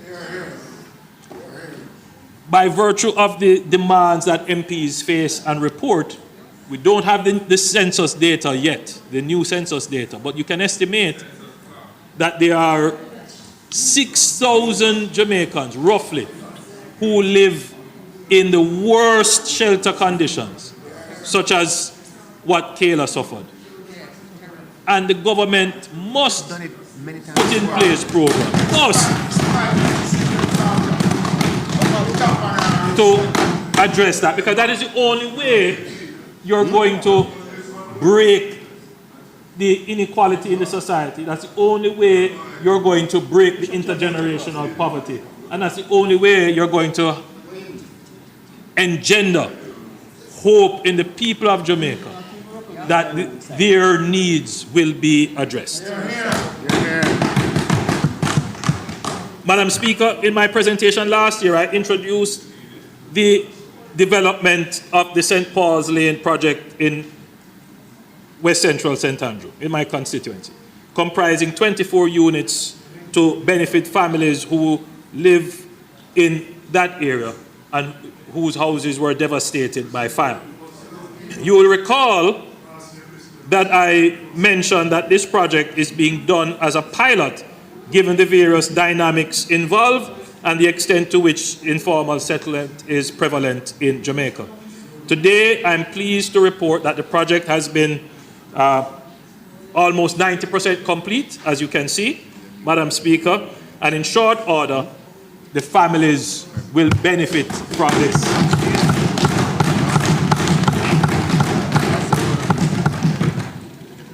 Madam Speaker,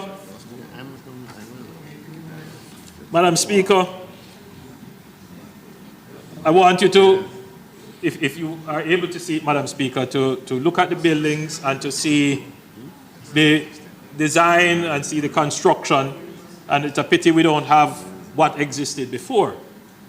But what happened, Madam Speaker, is that this community, like many other communities, live in really substandard conditions. There was a fire, and the fire destroyed the dwellings of about 24 families. It gave an opportunity, Madam Speaker, to truly make an intervention. The persons there, Madam Speaker, agreed that they would be decanted from the site. They would, some persons who still had their homes standing, that those houses would be demolished, and that the entirety of the land that is made available would be developed using this model. So note, Madam Speaker, that it is almost like a strata development where houses are on the bottom, houses on the top, and there are shared walls. So, Madam Speaker, we have learned quite a bit from doing this project. We have learned how to get the community mobilized. We have learned what to do in terms of decanting the persons, because whilst this is being built, the family members have to live somewhere. And where are they going to live? How are we going to pay for this? So we have quite a bit of learning from this project. And so, Madam Speaker, I'm now pleased to announce that having gone through the concept and proven that we can rehabilitate, rejuvenate, renew, rebuild urban areas that suffer from blight, we are now announcing a $15 billion program earmarked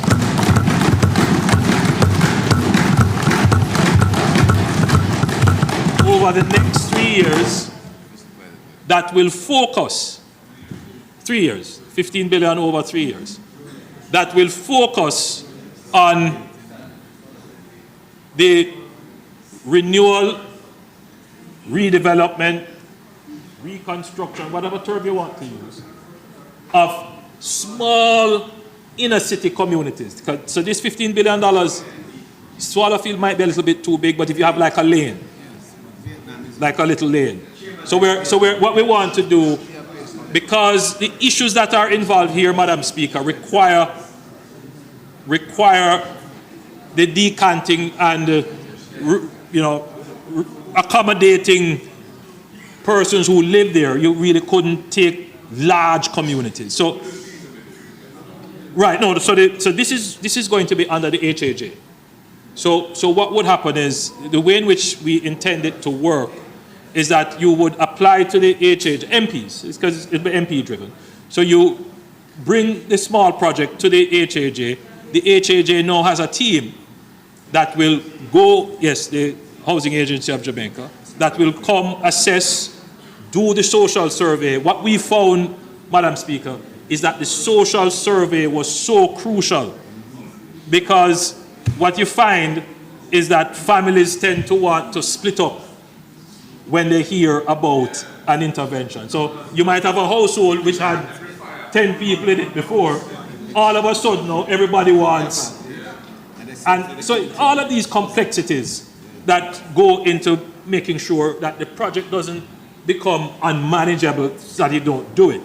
So there is a proper social intervention learning that has taken place in St. Paul's Lane, which will be applied to projects that fit into the criteria of this $15 billion over 5 years. So there are some small communities. I know there's a community in the Minister of Finance's constituency. I know one in the member from in Barbican. Madam Speaker, if there's one community that I know, one area that we have to make some intervention, would be in central Westmoreland, in communities there that need real intervention. Madam Speaker, Spanish Town, Central Kingston, they're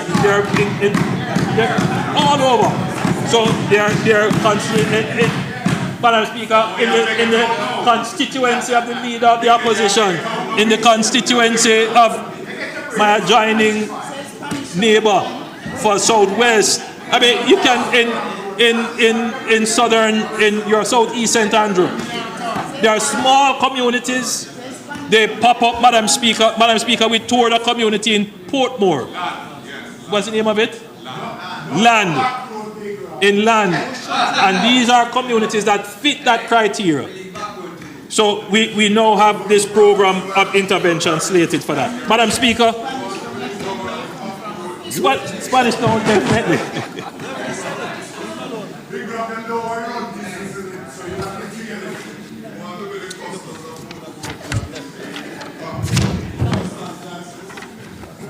Madam Speaker, I now turn to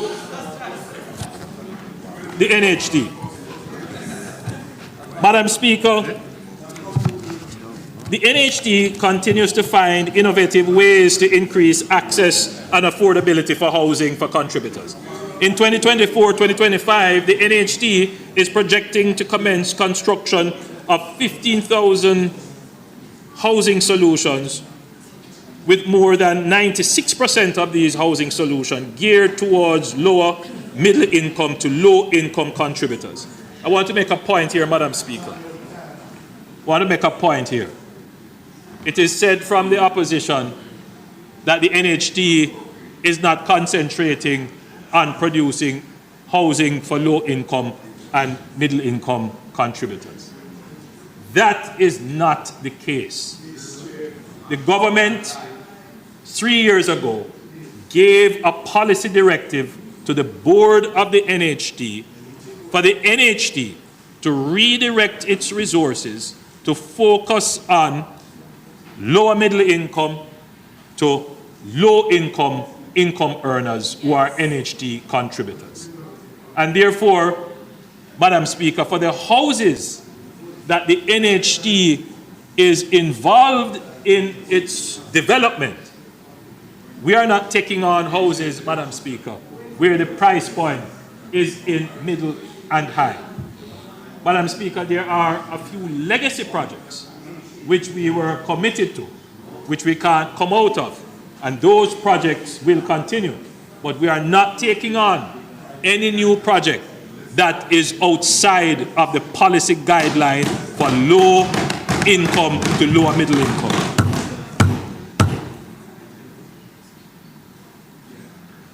Madam Speaker, these 15,000 houses comprise 4,309 two-bedroom solutions priced at an average below $13 million. And Madam Speaker, if you're coming to the market with $13 million, that's a reasonably very good price for a two-bedroom solution. 7,600 one-bedroom units priced at an average of $10 million. Madam Speaker, that is for the price. And Madam Speaker, we will provide 3,100 service lots priced below $4 million. Madam Speaker, I want to just read out the housing starts by parish and project for 2024-2025.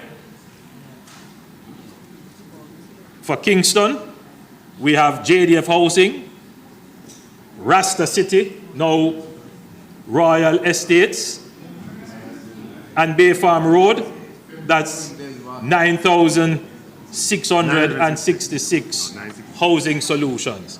Madam Speaker, for Rasta City, I am overjoyed. That's the only word I can. This is being done. Madam Speaker, this housing development was promised over and over and over again. 966. So this is the JDF Housing, the Rasta City, and Bay Farm Road. So those projects will start and they total 966 solutions. In St. Andrew, Ruthven Road 2, 400 units. In St. Catherine, Brampton and Colbeck, phases 5 and 6, 2,842. In Clarendon, Longville Park, Penn and Carlsberg, that's 2,277. In Manchester, Mount Nelson, 1,464 units.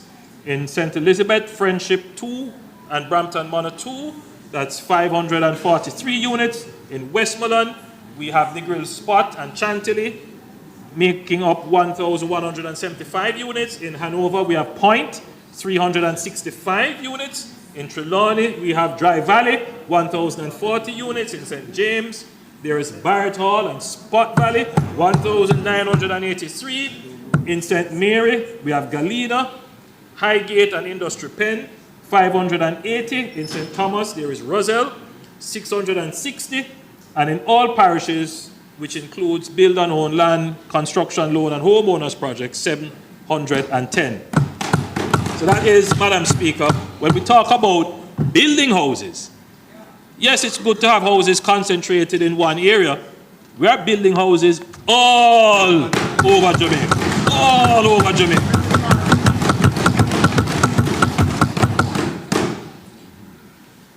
terms of housing completions, the NHD will complete approximately 3,744 housing solutions across the island in the coming financial year, 2024-2025. And let me just repeat those. Let me say those. We have Vineyard Town, Maxfield Park, and we just said St. Paul's Lane, and that gives us 32. We have the Foreshore Project, 46. We have Silver Sun and Colbeck, 1,105. In Clarendon, we have Hummingbird Meadows, Money Musk, 333. In Manchester, Perth 2, 492. In St. Elizabeth, Brampton 102, and Malvern, that comes up to 130. Sheffield Palms in Westmoreland 60. Winchester in Hanover, that's 120. Windsor in Trelawney, 118. In St. James, we have Irwin, Estuary 2, 524. In St. Mary, Nonsuch, that's 14. In St. Thomas, Roselle, that's 100.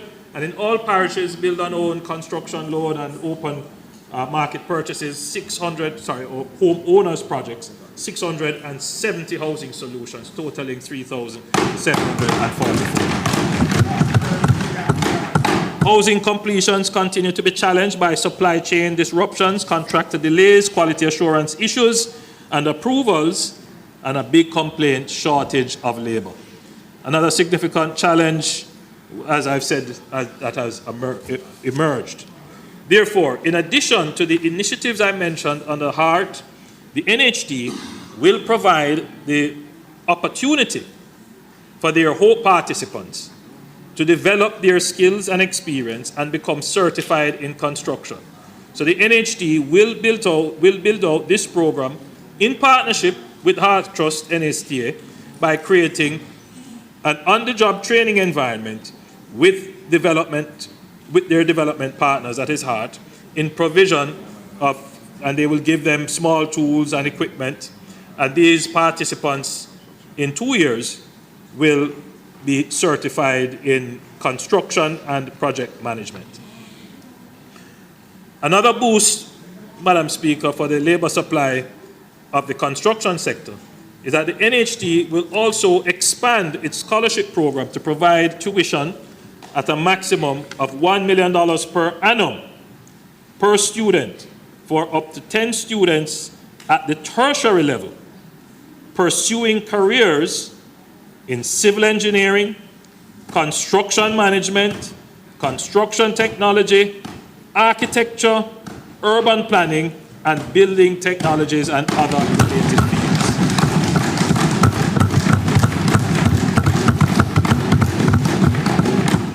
Madam Speaker, this is a significant program because the challenge is real, Madam Speaker, when it comes to finding the technical skills and finding the labor in construction. So, Madam Speaker, I'm very happy that the NHD is making this significant contribution to the training and education of people in the construction field. Madam Speaker, since the 2019 announcement of the scheme upgrade program for the improvement of the physical and social infrastructure of housing schemes developed by the NHD in its first 10 years of existence, the Trust has expanded the program to include government-built housing developments and schemes built after the first 10 years on a needs basis. Additionally, the inadequacy of important social infrastructure, such as early childhood facilities and health centers, has been highlighted and will be considered for support as appropriate. The funding available for the program was $4 billion. In 2023, a further $2 billion was committed to the program. To date, projects have been identified and scope of works agreed with relevant stakeholders for 99 communities.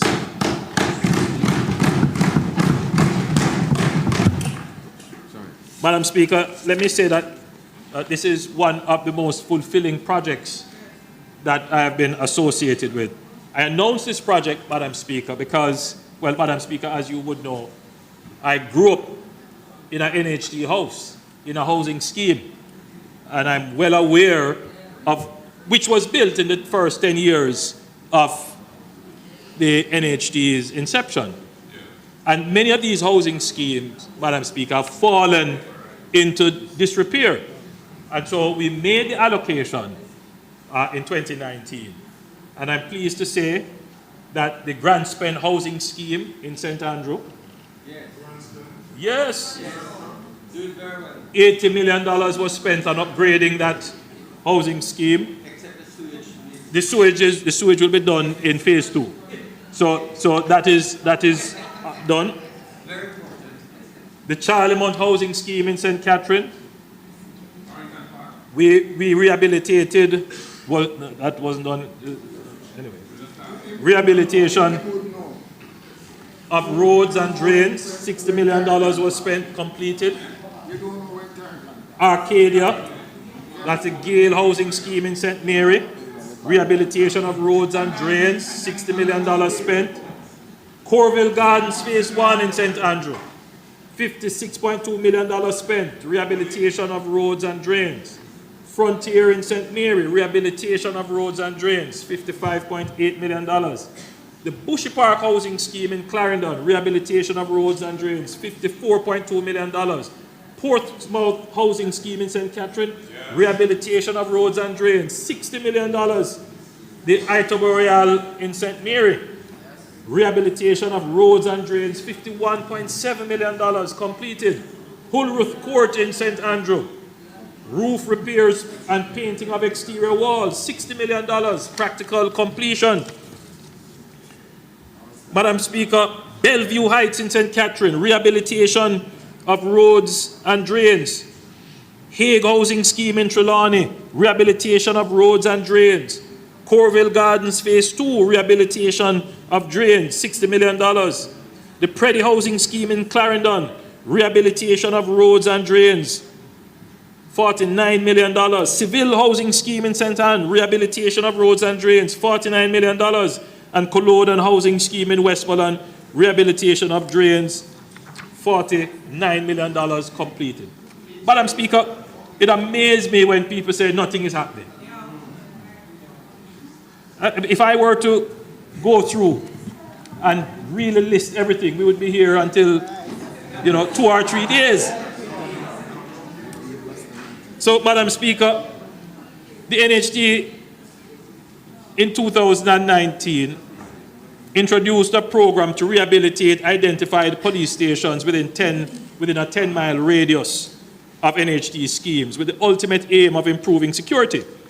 A total of 11 police stations have been identified for rehabilitation thus far, of which 5 have been completed to date.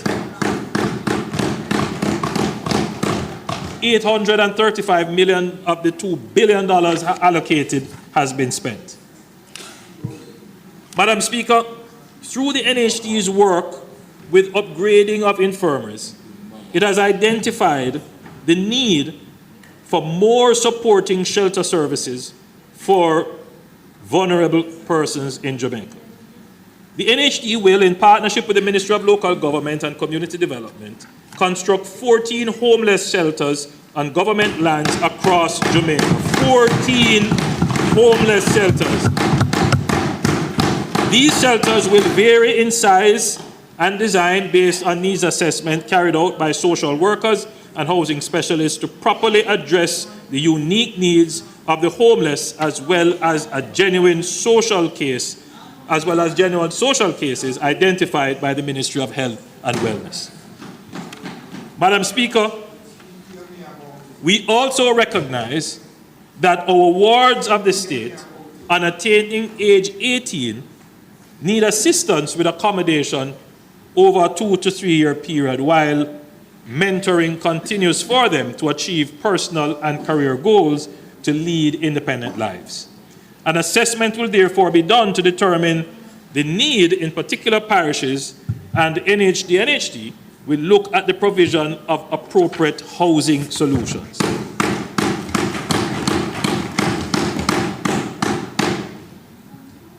Madam Speaker, currently, public sector workers enjoy a special benefit which allows for access to a home improvement loan from the NHD 10 years after the initial mortgage. For non-public sector workers, these contributors, the time to access the loan is 15 years. As more Jamaicans become homeowners, there has been an increased demand for home improvement financing. As a result, effective July 1st, 2024, the NHT will revise its home improvement loan policy to allow all contributors to access the home improvement loans up to $3.5 million after 10 years.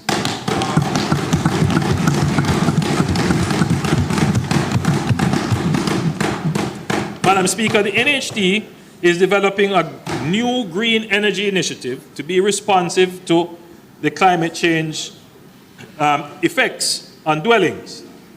This new policy will have direct impact on the NHT's design of new structures, which will be optimized for natural cooling and cross-ventilation, rainwater harvesting, and solar energy. As of July 1, 2024, NHT contributors will now be able to access a new loan product, the Smart Energy Home Improvement Loan, to outfit their dwellings with any combination of solar panels and solar batteries, solar water heaters, and solar insulations, other renewable energy technologies, windmills, hydropower, biomass, rainwater harvesting and storage to include water tanks and pumps. The asset must have a useful life that meets or exceeds the loan term. Contributors may access up to $1.5 million, two contributors being able to join and access $1.5 million each for the Green Energy Loan Improvement Loan at a rate of 5% with a payback period of up to 10 years.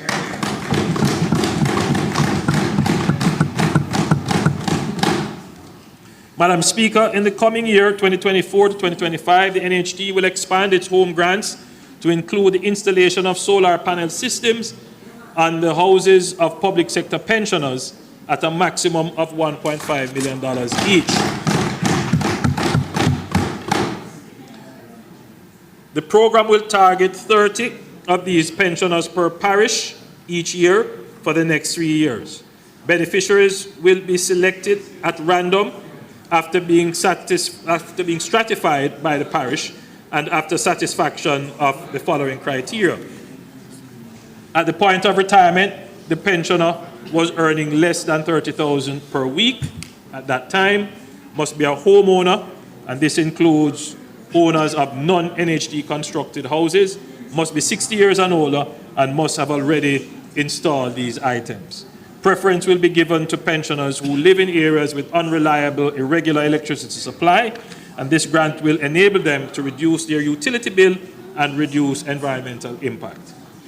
Madam Speaker, the NHT will develop one-bedroom apartment complexes, particularly within or near urban centers, as starter homes. These apartments will be made available to contributors via sale agreement with an optional buyback clause.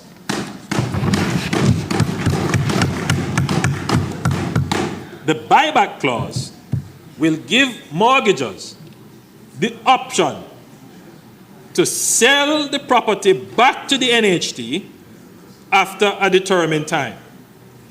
The trust may repurchase the unit for sale to its contributors.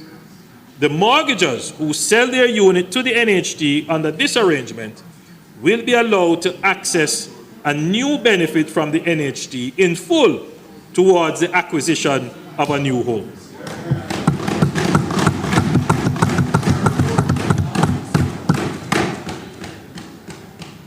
This model will be an attractive dwelling arrangement for single dwellers and young couples who do not wish to forfeit an NHT first-time homeowners benefit in order to secure stable housing.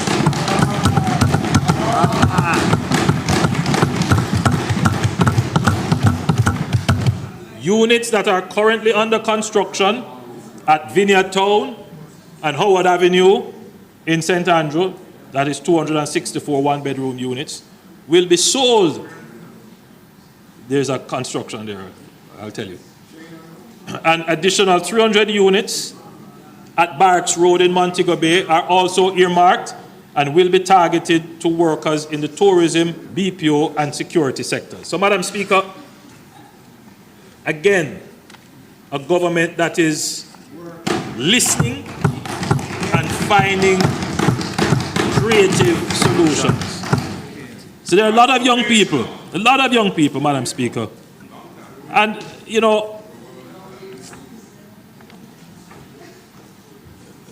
Madam Speaker, I went to open a BPO facility in Montego Bay, and a young lady came to me and raised this issue that, she can't afford housing. And she doesn't want to stretch herself to buy a house for which she would then be deprived of her future benefit when she's really in a position to do it. What this does, Madam Speaker, it allows younger persons to enter the housing market at an early stage, enter the housing market, acquire a property, and then when they are at a better stage in life, they can sell the property back to the NHT and still get access to their full benefit. Madam Speaker, what this is going to do, it is going to incentivize private developers to come into that market to build these kind of starter home units, to get young people on the property level to invest in them, knowing that they can always come out of the property, save their equity, get their benefit, and move to a better property.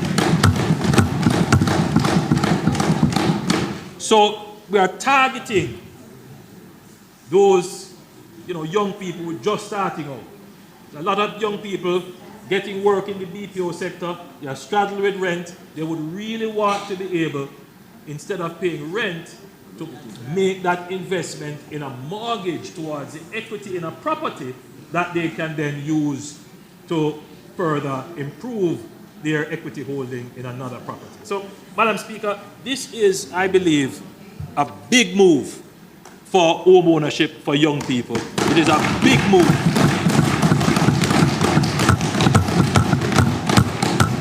To incentivize construction in this area of the market. And just to repeat, we're going to start this off with units that are under construction in the vineyards, in Vineyard Town, at the Howard Avenue development in St. Andrew. There are 264 one-bedroom units there. I broke ground there myself. And 330 units that are going to be constructed at Barracks Road in Montego Bay.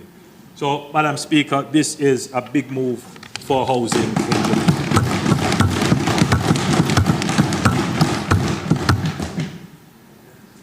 Madam Speaker, the program model and types of solutions under the NHT's Urban Renewal Program have evolved from its predecessor, the Inner City Housing Program. The Trust is now producing mainly low-rise, single and multi-family units with open space, a design change, Madam Speaker, that has addressed some of the issues identified with the previous program. Madam Speaker, the NHT is now in a position to increase the output of low-income housing solutions under the Urban Renewal Program and will commit an initial $9 billion in 2024-2025 with an additional annual allocation going forward. The program will be rolled out beyond Kingston and St. Andrew with areas such as Russia and Grange Hill in Westmoreland, Maypen, Clarendon, Norwood, Glendevon, and flankers in St. James, and parts of Spanish Town, St. Catherine, are under consideration. Areas within the corporate area under consideration include the Barbican Road, Ligony area, Kasha Park, Cassava Peace, and Red Hills Road. So, Madam Speaker, this program is a different program from the smaller program that will be undertaken by the HAJ. This program will have $9 billion allocated in the first year and will look to take on some bigger communities now, like Russia in Westmoreland, where instead of building tens of houses, 20 or 30 houses, you're going to be looking at 50 to 100 houses to have transformation in the area. So this is a different program. The targeting of the program will be done by the NHT themselves based upon their surveys and so forth. Of course, MPs can always write to the NHT and recommend the areas.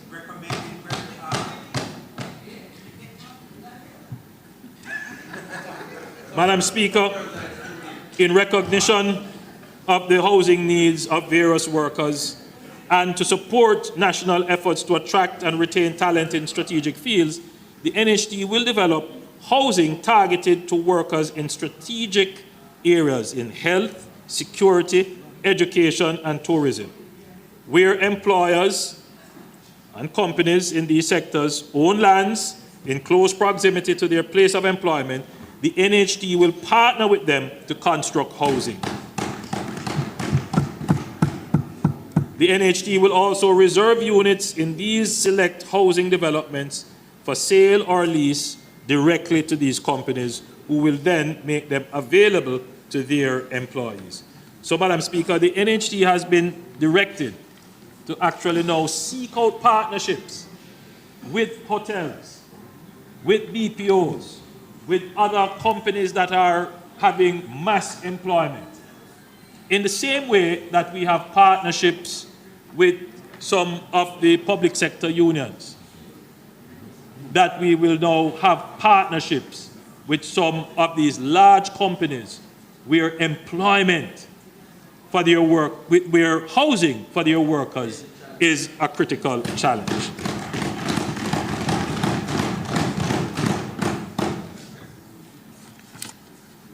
Madam Speaker, based on the NHT's selection system, the longer you contribute, the greater your chance of selection for a scheme unit.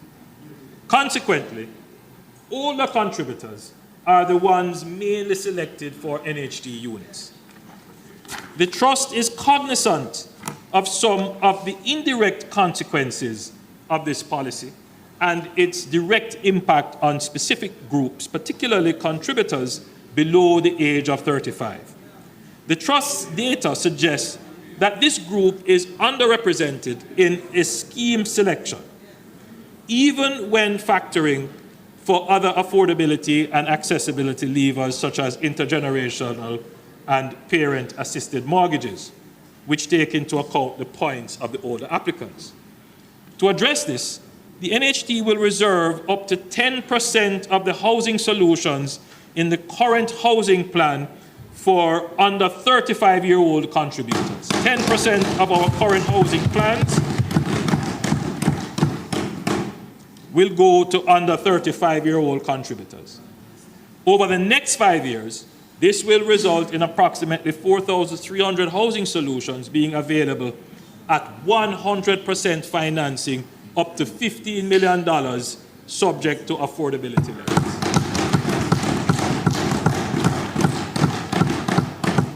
Madam Speaker, this policy represents another wealth creation initiative of the government targeted towards youth. Madam Speaker, the NHT is mindful of the difficulties that micro, small, and medium-sized enterprises and charitable entities have faced in recent times, particularly with adverse effects of the pandemic. To support the recovery of these entities and encourage their regularization during the coming year, the NHT will offer relief from interest and penalties on outstanding contributions. As at the 31st of December 2023, a total of $6.78 billion in contributions and interest was outstanding from these institutions, with charitable organizations accounting for $129 million. In respect of charitable institutions and MSMEs with 50 or fewer employees and annual revenues less than $425 million, the NHD will offer a contribution amnesty as follows. 1.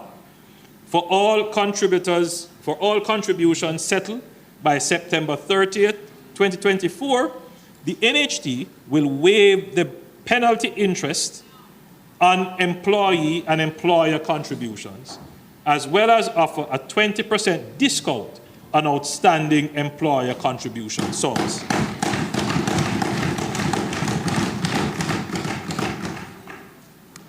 For all contributions settled between October 1 and December 31st, 2024, the NHD will waive all penalty interest on employee and employer's contribution.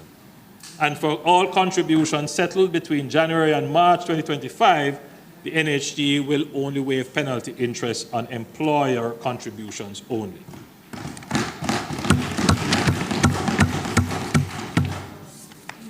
Madam Speaker, I want to quickly, I have to skip the presentation of the Port Authority, which is a significant presentation. And I'm afraid I will also have to do the same for the Factories Corporation, whose chairman is here, because we are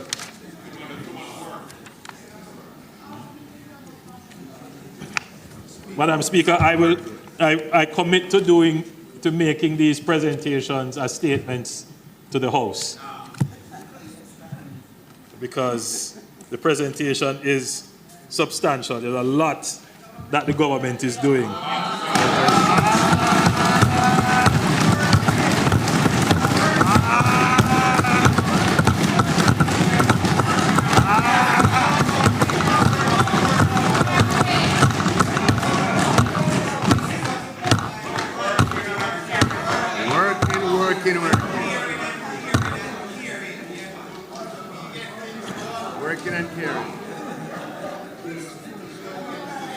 Madam Speaker, I believe that I will also skip the presentation of the UDC. And what I will do, Madam Speaker, is that I will make them as statements to the House, because the work that they are doing here is valuable.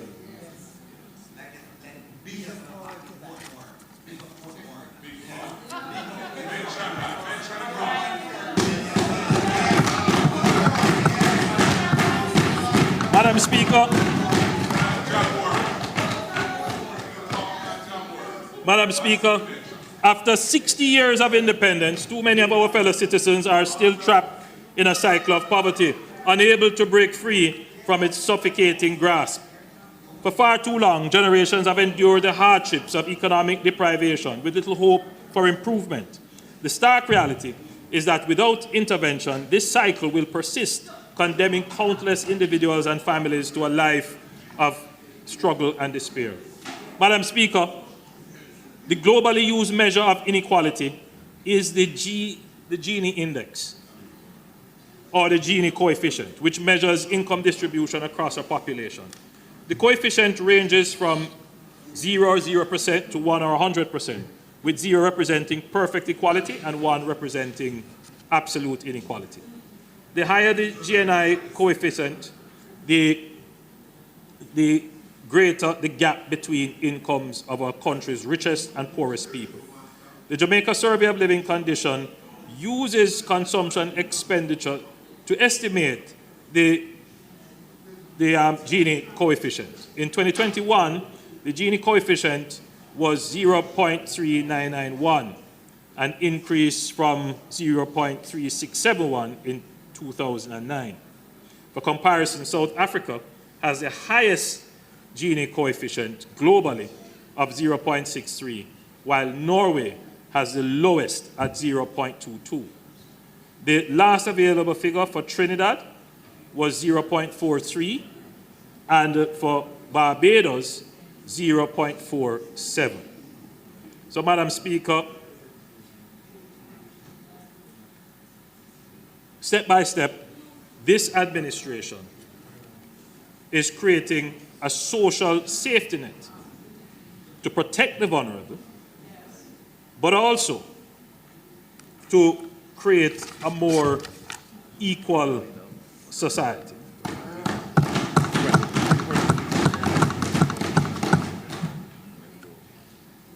Madam Speaker,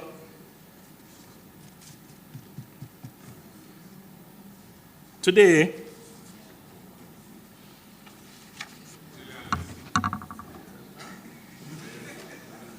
I'm pleased to announce that the government will establish the Jamaica 60 Hope for Children Trust Fund.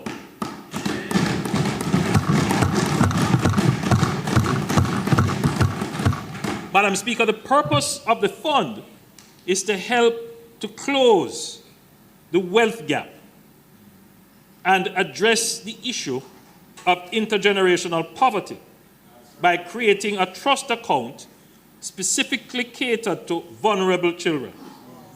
The Hope for Children Trust Fund will provide each eligible child with a long-term savings account funded through annual contributions from the government. Parents, guardians, and other donors will also be able to make deposits into the account for the future benefit of any specific child. The accumulated funds, including interest, will be accessible on or after the child's 18th birthday for specific purposes such as education, to purchase a home or commercial property, or invest in business. Madam Speaker, any child in Jamaica born on or after the 60th anniversary of our independence, that is August 6, 2022, who is part of the PATH program, meaning that they are born into a PATH household, or they are a ward of the state, will be eligible for this trust.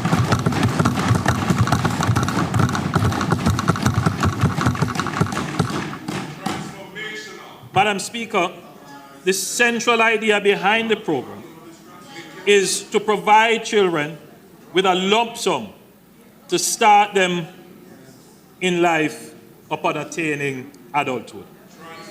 Our initial target is a lump sum of between $600,000 and $800,000 to be available on the 18th birthday of any eligible child.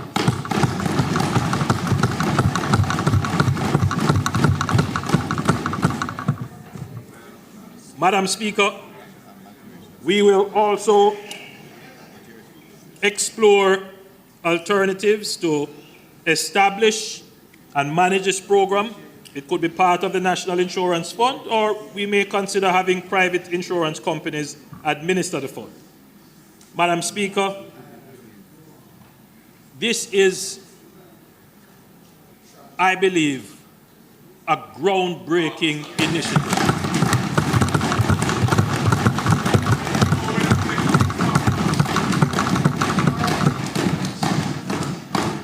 To truly, a groundbreaking initiative, to truly grapple with inequality in the society. Madam Speaker, from a historical perspective, there are many households who have no endowments in Jamaica, meaning that they can't look towards anything bequeathed to them from their family. There is no asset being passed down to them from generations. The only way that they are able to create any wealth is through their labor, through the dint of their effort, literally pulling themselves up by their bootstrap. Some people will be able to do that. Some people are driven and can do that. But, Madam Speaker, there are a large number of Jamaicans who are not able to do that. Madam Speaker, every Jamaican would understand this, that you have a family of 4 or 5 siblings. One sibling is given the opportunity to go off to college or go to school. The rest don't get the opportunity. Usually the older one and the second one is sacrificed for the 2 younger ones. They go off, they get an education, they get income, they can buy houses, and their children do better. Whilst the children of the 2 who were held behind don't get a chance. And this is a story repeated over and over and over in Jamaica. Now, the government has a duty, a responsibility. That as we grow, as our economy grows, we take instrumental and decisive steps to break intergenerational poverty, to correct structural inequalities,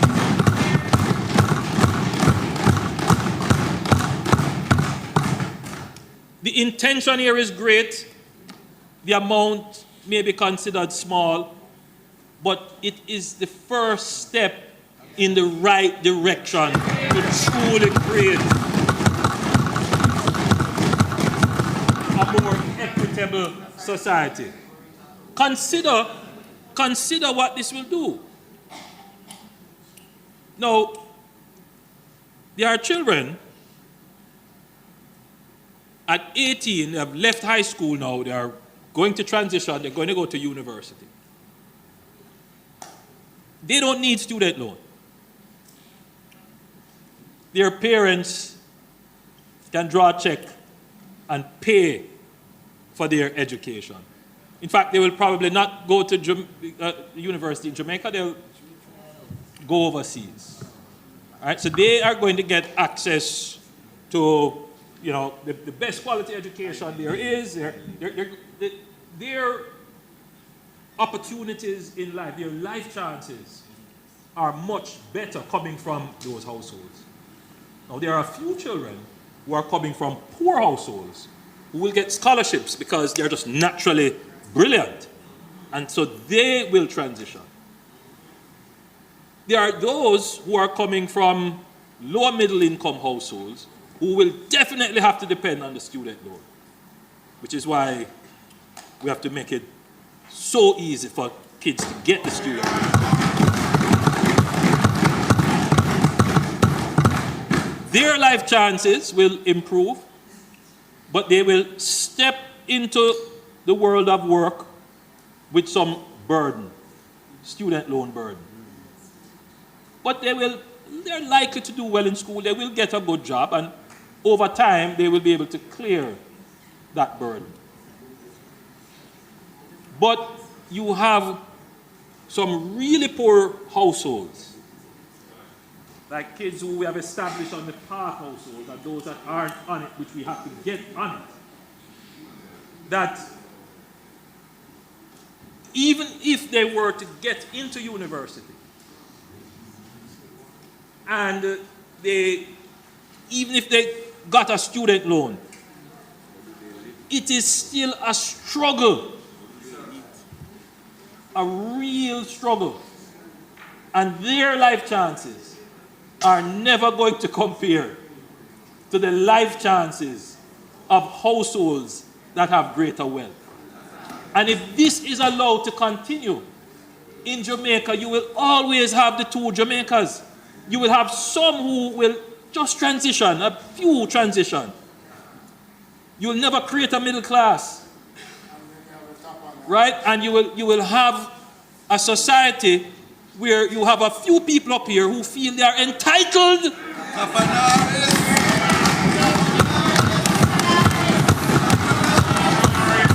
feel that they must control everything.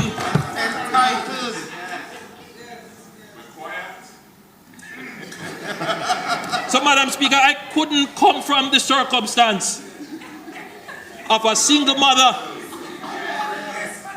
where she struggled to send me to school. He's privileged. He's privileged. Struggled to go through university. Understand the issues of the society. And not do something to correct.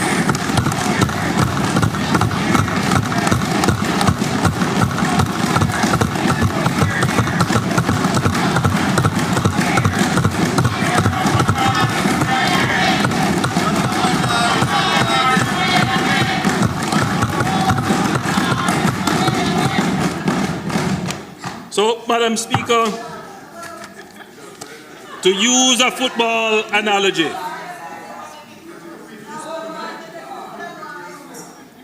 through the diligent work and sacrifice of many, Jamaica is now at World Cup level economic performance. World Cup level. 20 consecutive quarters of economic growth before COVID and 10 consecutive quarters of economic growth after COVID. Record unemployment of 4.2%, 156,000 new jobs created since 2016. In 2023, we had a record 4 million tourist arrivals. 4 million tourist arrivals. Over $4.2 billion in tourism earnings. And we are set to break that record in 2024. In the first 2 months of 2024, we are already at 1 million tourist arrivals. Can you imagine? And $1 billion in revenues. You know, talk all you want, you know, Madam Speaker. We have a world-class tourism minister.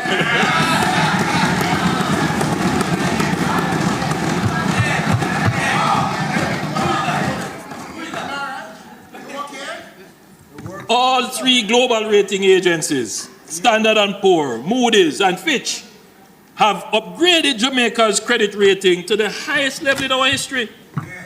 And Madam Speaker, Jamaica's corruption perception index is at the best level in our history, and certainly better than under the former PNP administration. And me say so is Transparency International say so.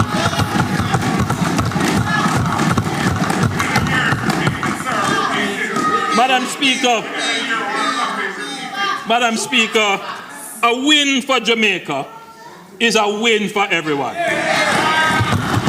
So, Madam Speaker, when Jamaica is winning, don't bad mind our victory.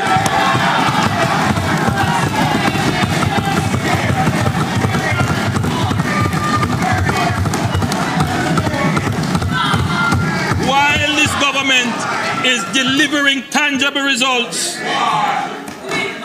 the truth is that the opposition has no plan to uplift the people of Jamaica. Their whole strategy is destabilization through noise and distraction by playing upon grievance politics. They say they would increase the threshold to $3 million, and they make a bag of other promises. We still have not heard how they would finance them.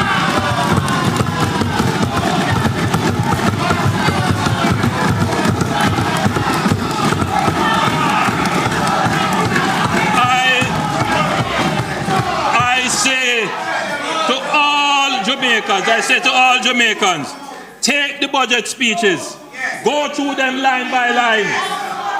You all know there is nothing free. Everything that is promised, somebody's going to pay for it. So you read through them and ask yourself, who is going to pay for them? How much will it cost? When you see our budget, we tell you, we're going to do this. This is what it costs. Here is where it comes from.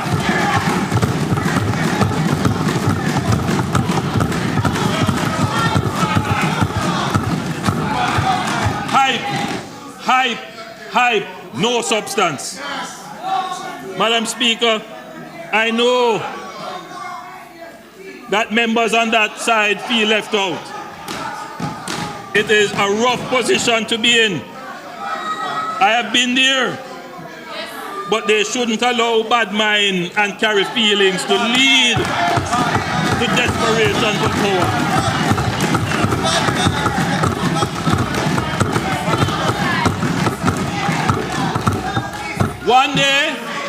One day, they agree with something. Then a few months later, if it is not political expedient, they change their minds.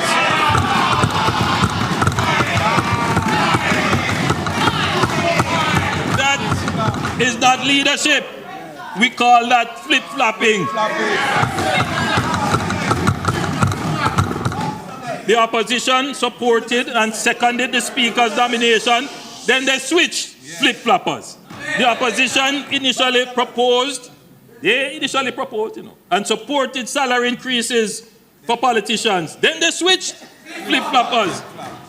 They all took their pay increases anyway, every single one of them.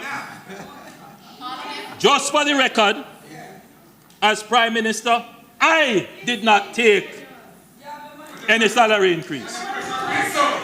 Madam Speaker, and I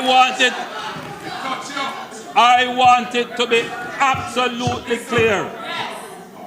Because when I stand up and say to the public sector workers and to other workers, listen, we must have a partnership for productivity. I can stand with a free conscience and say that I held strain as a leader of the country. I understand the issues and I lead by example. I have to hold it. That is what leaders have to do. Some will say, I will take it and then I will decide how to.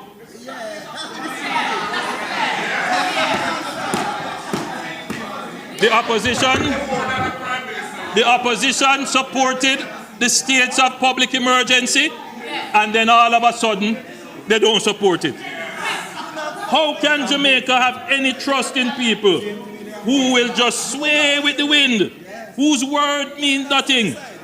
What they say today, they resile from tomorrow. Jamaica cannot afford unstable, unprincipled leadership. We have been there, and we are done with that.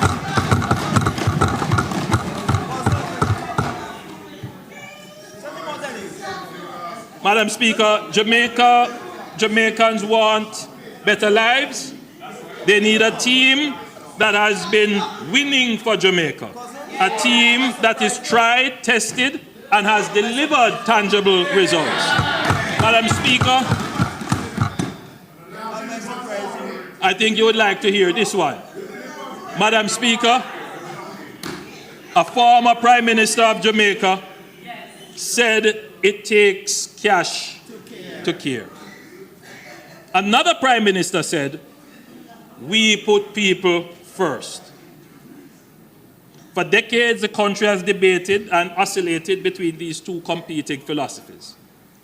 As a student of history, I believe both philosophies have merit, but neither by themselves is complete. The people of Jamaica want us to put these two philosophies together, and that is what my administration is doing.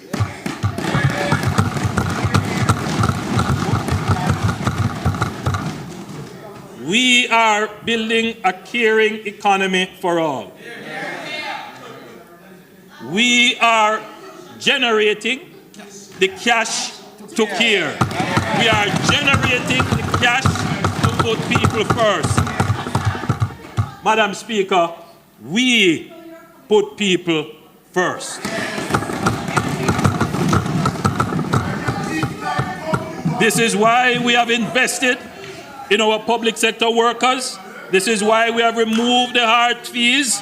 This is why we have removed guarantors for student loans. This is why we are giving a $200 million grant to tertiary students. This is why we have allocated $1.9 billion to continue the construction of classrooms and sanitary facilities. This is why we have created the social pension programs, which, by the way, we have increased by 65%. This is why we have increased pension benefits. This is why we have created the social housing program. This is why we are increasing the PATH program by 30%. This is why we have the Hope for Children Trust Fund. This is why we have allocated $20 billion for the Spark program for local roads. Madam Speaker, we have done so much, Madam Speaker. But we acknowledge and we know that we need to do more. And the people of Jamaica have my commitment that I will continue to work very hard in your service to get more done. The government has demonstrated that we are not about empty promises. We have the capacity to deliver, and we will deliver. Madam Speaker, I close with the words of the good book, which always serves as a source of guidance and inspiration. I say to my parliamentary colleagues and to the people of Jamaica, let us not become weary in doing good. For at the proper time, we will reap a harvest if we do not give up.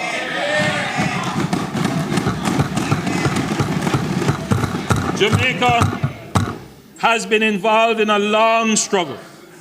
Literally, we have been in the wilderness for 40 years. We are now beginning to see the realization of the true destiny of the Jamaican people, to live in peace, to be productive, and to be prosperous. May God bless you, and may God bless Jamaica land.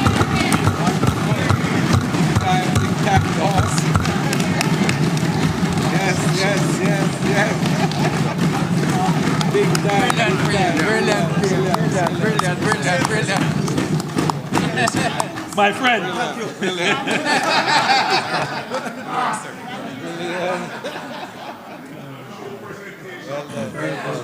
Listen. All right, listeners, at 6:53 p.m. on this Thursday, March 21, 2024, the Prime Minister Andrew Holness just completing his contribution to the budget debate for the 2024-25 fiscal year, and he's being congratulated by members on the government benches.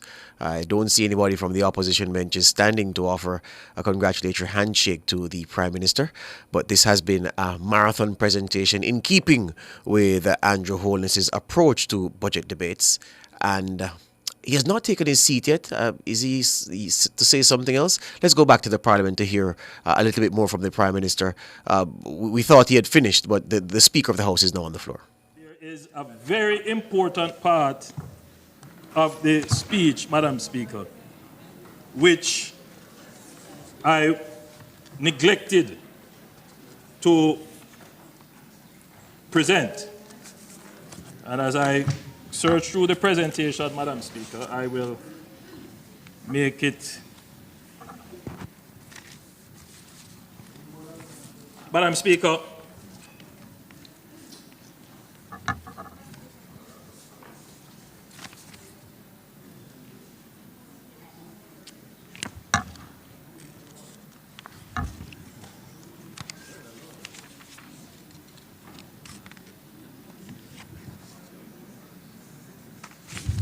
Speaker, we have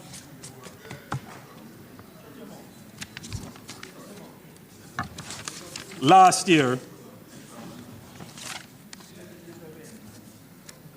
increased the minimum wage. Thought that one would skip you.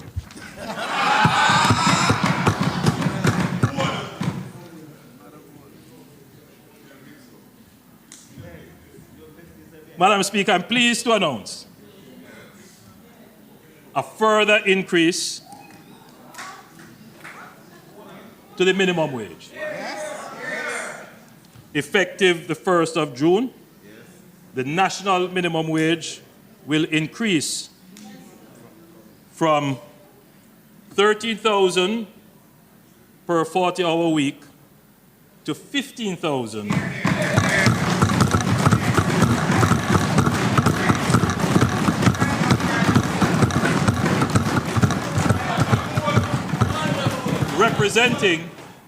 representing a 15% increase. Madam Speaker, we had also signaled last year that we intended to do away with this business of having different minimum wages for our industrial security guards and everyone else. The minimum wage for the industrial security guard will move from 14 per week to 15,000 per week, and this will take effect from June 1, 2024.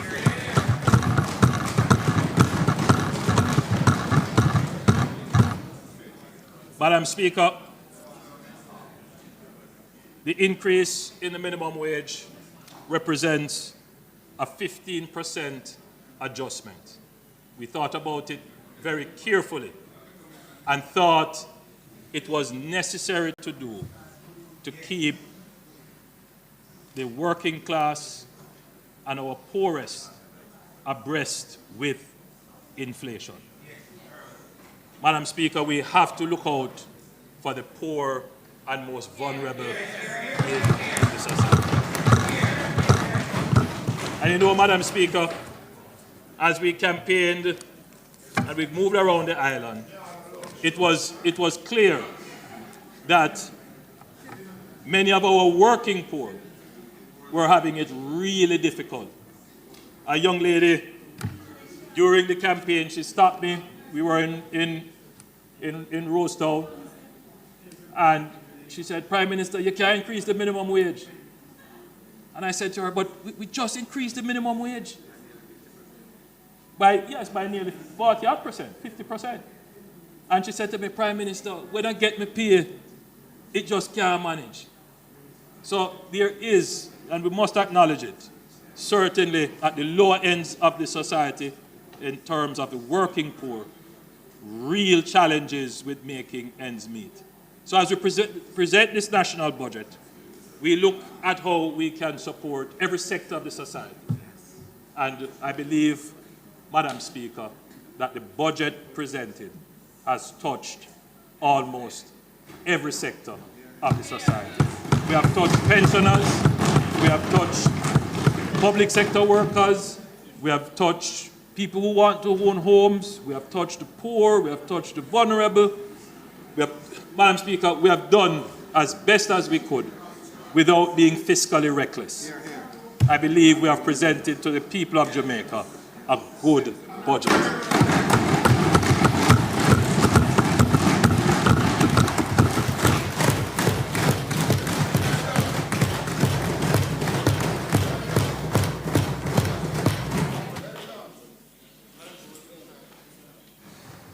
Madam Speaker, I beg to move for the recommittal of the item announcement. All right, so that's it. The Prime Minister finally finishing. We thought that moments earlier when he stopped and was congratulated by all MPs on the government side that marked the end of his presentation, but he had something left. He saved the minimum wage adjustment announcement for the very, very end, the minimum wage to move from 13,500 per week to 15,000 effective June 1 for all categories of workers, including industrial security guards. That was the last bit of the Prime Minister's presentation. We are going to take a break here on Nationwide. When we come back, we'll review the best bits of this wide-ranging presentation from Prime Minister Andrew Holness.